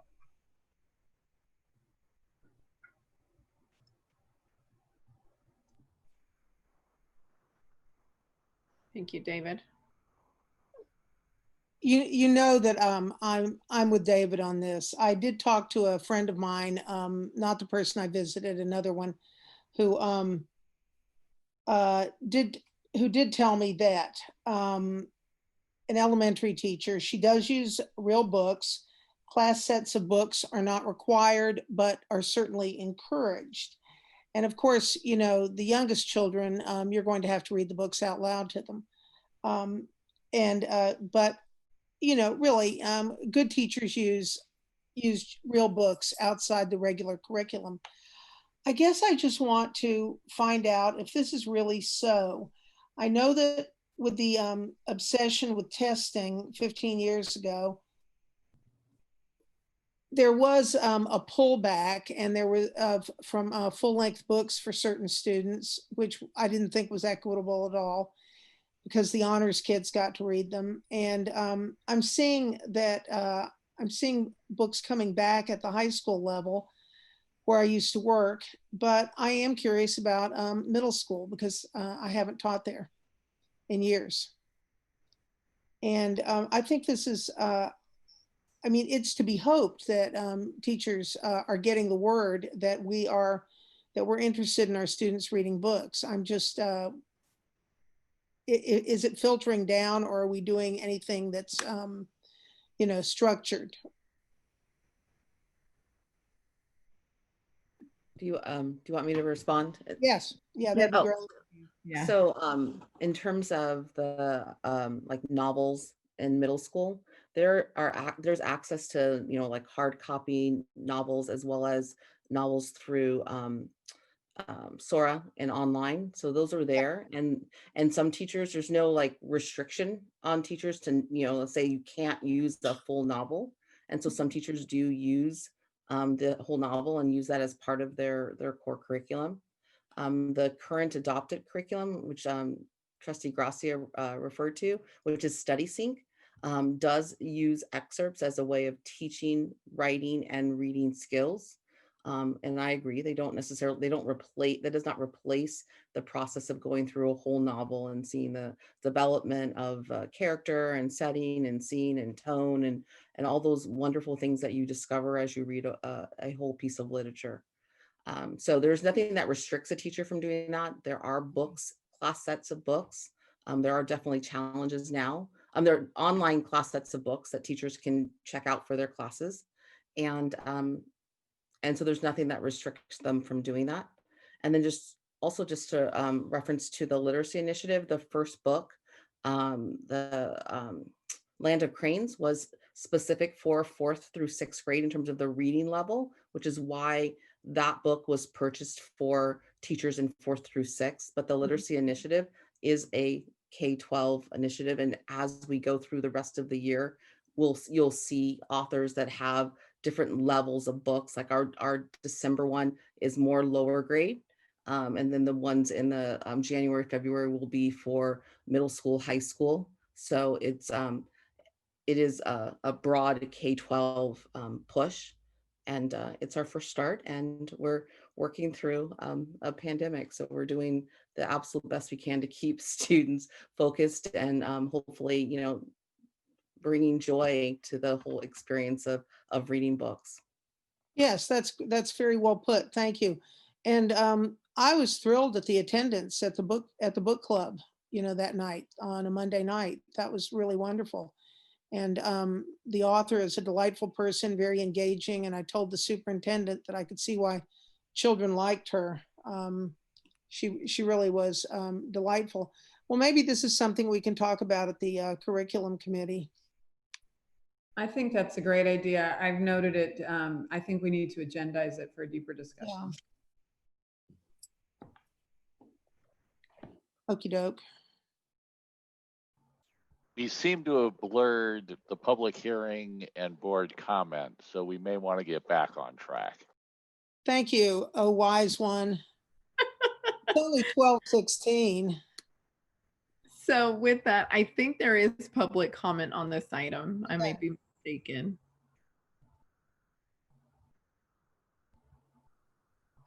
There is public comment, President Martin. Elba Marquez. Okay, thank you. Hello, everybody. I just want to appreciate the effort that you guys put and the input that you guys bring, especially with the reading. I just want to comment on the fact that having English being my second language and coming from a working family that might not have had the time or I guess the engravement of reading or making reading a habit, I can definitely see the positive outcome of making sure our kids are exposed to reading books.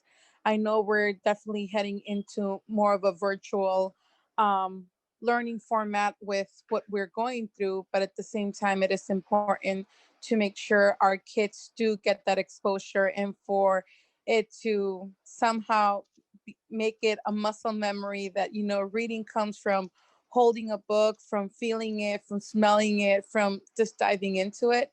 So the other point that I wanted to bring is for kids that might not be at the reading level. Sometimes when a teacher brings out a book, is because that's the reading level that kids should be at.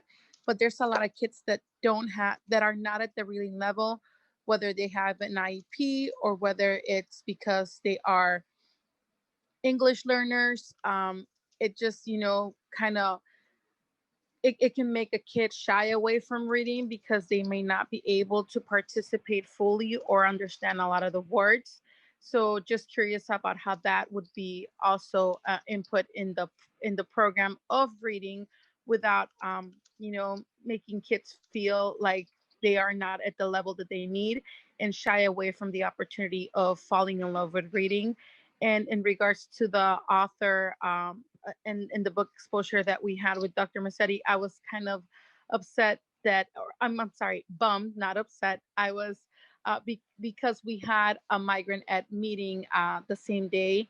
And so I was kind of torn in between, like, which one should I go? But I want to applaud again the interest of making sure that our kids are exposed to reading, that our community is exposed to reading, and the fact that reading can definitely open windows to different cultures and bring acceptance within our community. Thank you. Elba, thank you for your comments. I just wanted to let you know that in our last parent newsletter, which is also available on the district's page, the video of the event in English and in Spanish is made available. So we do have the archived video. So I'm sorry you missed it, but you can watch the archived video, and I think you could still enjoy it with your young readers. This concludes public comments, President Martin. Thank you so much, Manny. I'm sorry, I keep going back and forth between Manny and Mr. Reese. So I'll move to adopt the resolution 2106. thank you very much, Mr. Shaw. And a second by Mr. David Gracia. Roll call, please. Trustee Martin? Aye. Trustee Gonzalez Mares? Aye. Trustee Jankowicz? Aye. Trustee Water? Aye. Trustee Hurtado? Aye. Trustee Shank? Aye. Trustee Gracia? Aye. Student Board Member Magaña? Aye. Thank you. Okay, we move to K3B, contract with Napa STEM Academy and NVUSD Browns Valley Elementary School. So moved. First by Mr. David Gracia. Second. And a second by Mr. Joe Shunk.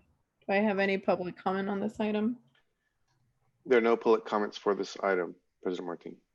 Okay, I have one quick process question because there are a couple of these on the rest of the agenda. How do we know that the PTOs have money to finance their part of these, given that fundraisers have been sort of a problem to be had since the middle of March? They may have the money in their reserves, but a number of these are substantially, not completely, but substantially financed by the PTOs. I would have to get back to you in terms of us checking their balances to ensure that they've got the revenues, the funds there to fund these. I don't know, Rob, do you have, Mr. Rangois, do you have any comment there? I do not have any additional data on that. So I suggest we proceed with the item tonight, but that we follow up and just see that we have a process so that we're not overextending ourselves just because so much fundraising by all of our schools has been impacted.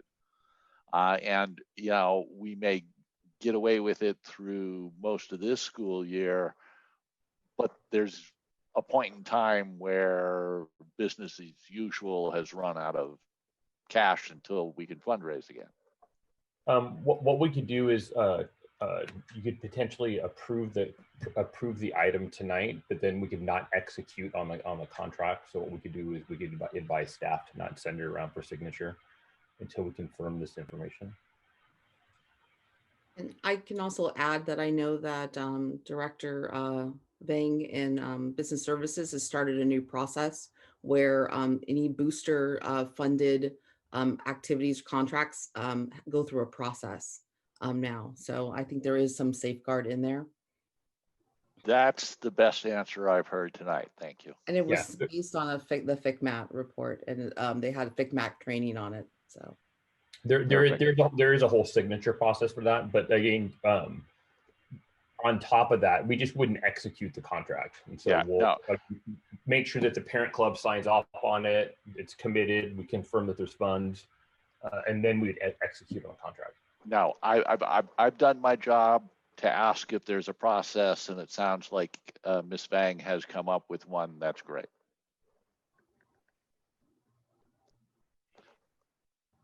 Okay. I have a first and a second with no comments. All those in favor? Aye. Nays? Abstentions?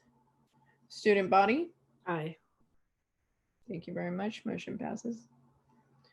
K3C, adoption of new middle school course of study, recommendation for social science. So moved. Second. Okay, first by David Gracia, second by Mr. Joe Shunk. Any public comment on this item? There are no public comments, President Martin. Okay. All those in favor? Aye. Aye. Anybody else? I didn't hear anybody else. Sorry, I only heard two ayes. Abstentions? Nays? Student body? Aye. Motion carries. K3D, contract between Jennifer Hunt and NVUSD Willow Elementary. So moved. Second. First by Mr. David Gracia, a first by Mr. Joe Shunk. Do I have any public comment on this item? There are no public comments, President Martin. Okay, thank you. All those in favor? Aye. Aye. Nays? Abstentions? Student body? Aye. Motion carries. Okay, that was a late aye. I apologize. I had to let my dog in. K3E contract between Ivory Martin and NVUSD Willow Elementary. So moved. Second. Okay, a first by Mr. David Gracia, second by Joe Shunk. Any public comment on this item? There are no public comments, President Martin. Okay. All those in favor? Aye. Aye. Nays? Abstentions? Student body? Aye. Thank you. Motion carries. K3F, K3F, NVUSD 2020-2021. Every Student Succeeds Act Comprehensive Support and Improvement Prompts Form. So moved. Second. First by Mr. David Gracia, second by Joe Shunk. Do I have any public comment on this item? There are no public comments for this item, President Martin. Thank you. All those in favor? Aye. Aye. Nays? Abstentions? Student representative? Aye. Thank you.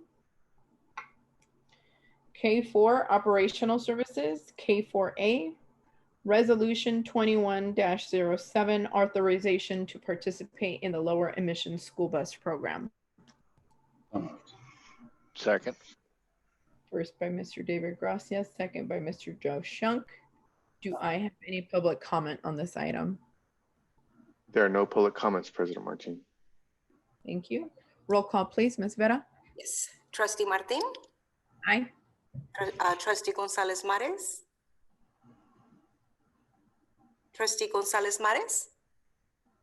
Aye. Trustee Jankowicz? Aye. Trustee Water?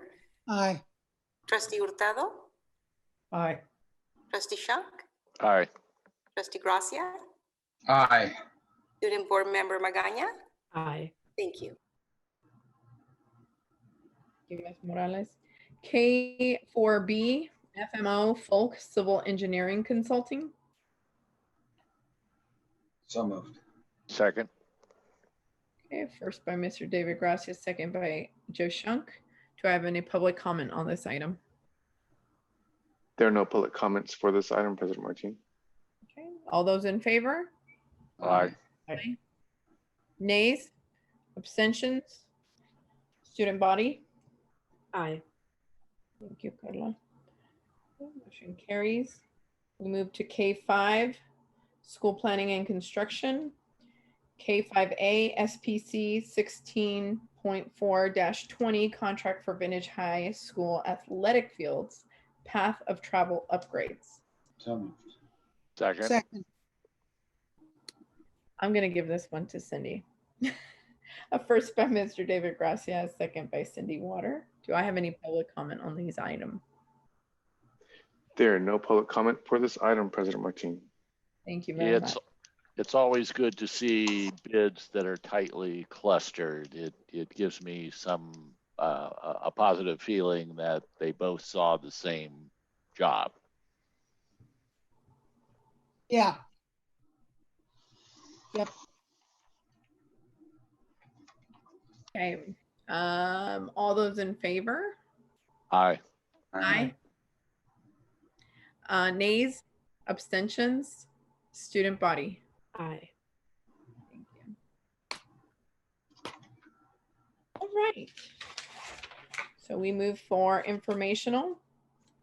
We don't have any informational. M, additional suggestions and comments from board members and superintendent. I have one comment. Go ahead, Ms. I Water. didn't do it at the beginning. I just wanted to say that I visited two teacher friends of mine, Jody Ortiz at Donaldson Way, and watched her teach. I believe they were first graders. They were cute as anything. And then I visited a former student of mine, Evan Versalini, who is teaching math at Rivers School. It's his first year there, and he had 100% attendance in his remote class. You know, math teacher. and it was fun to watch them work. I didn't have to do it, but I was enjoying, you know, how they handled everything.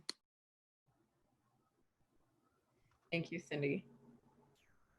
Any other trustee? Okay, superintendent?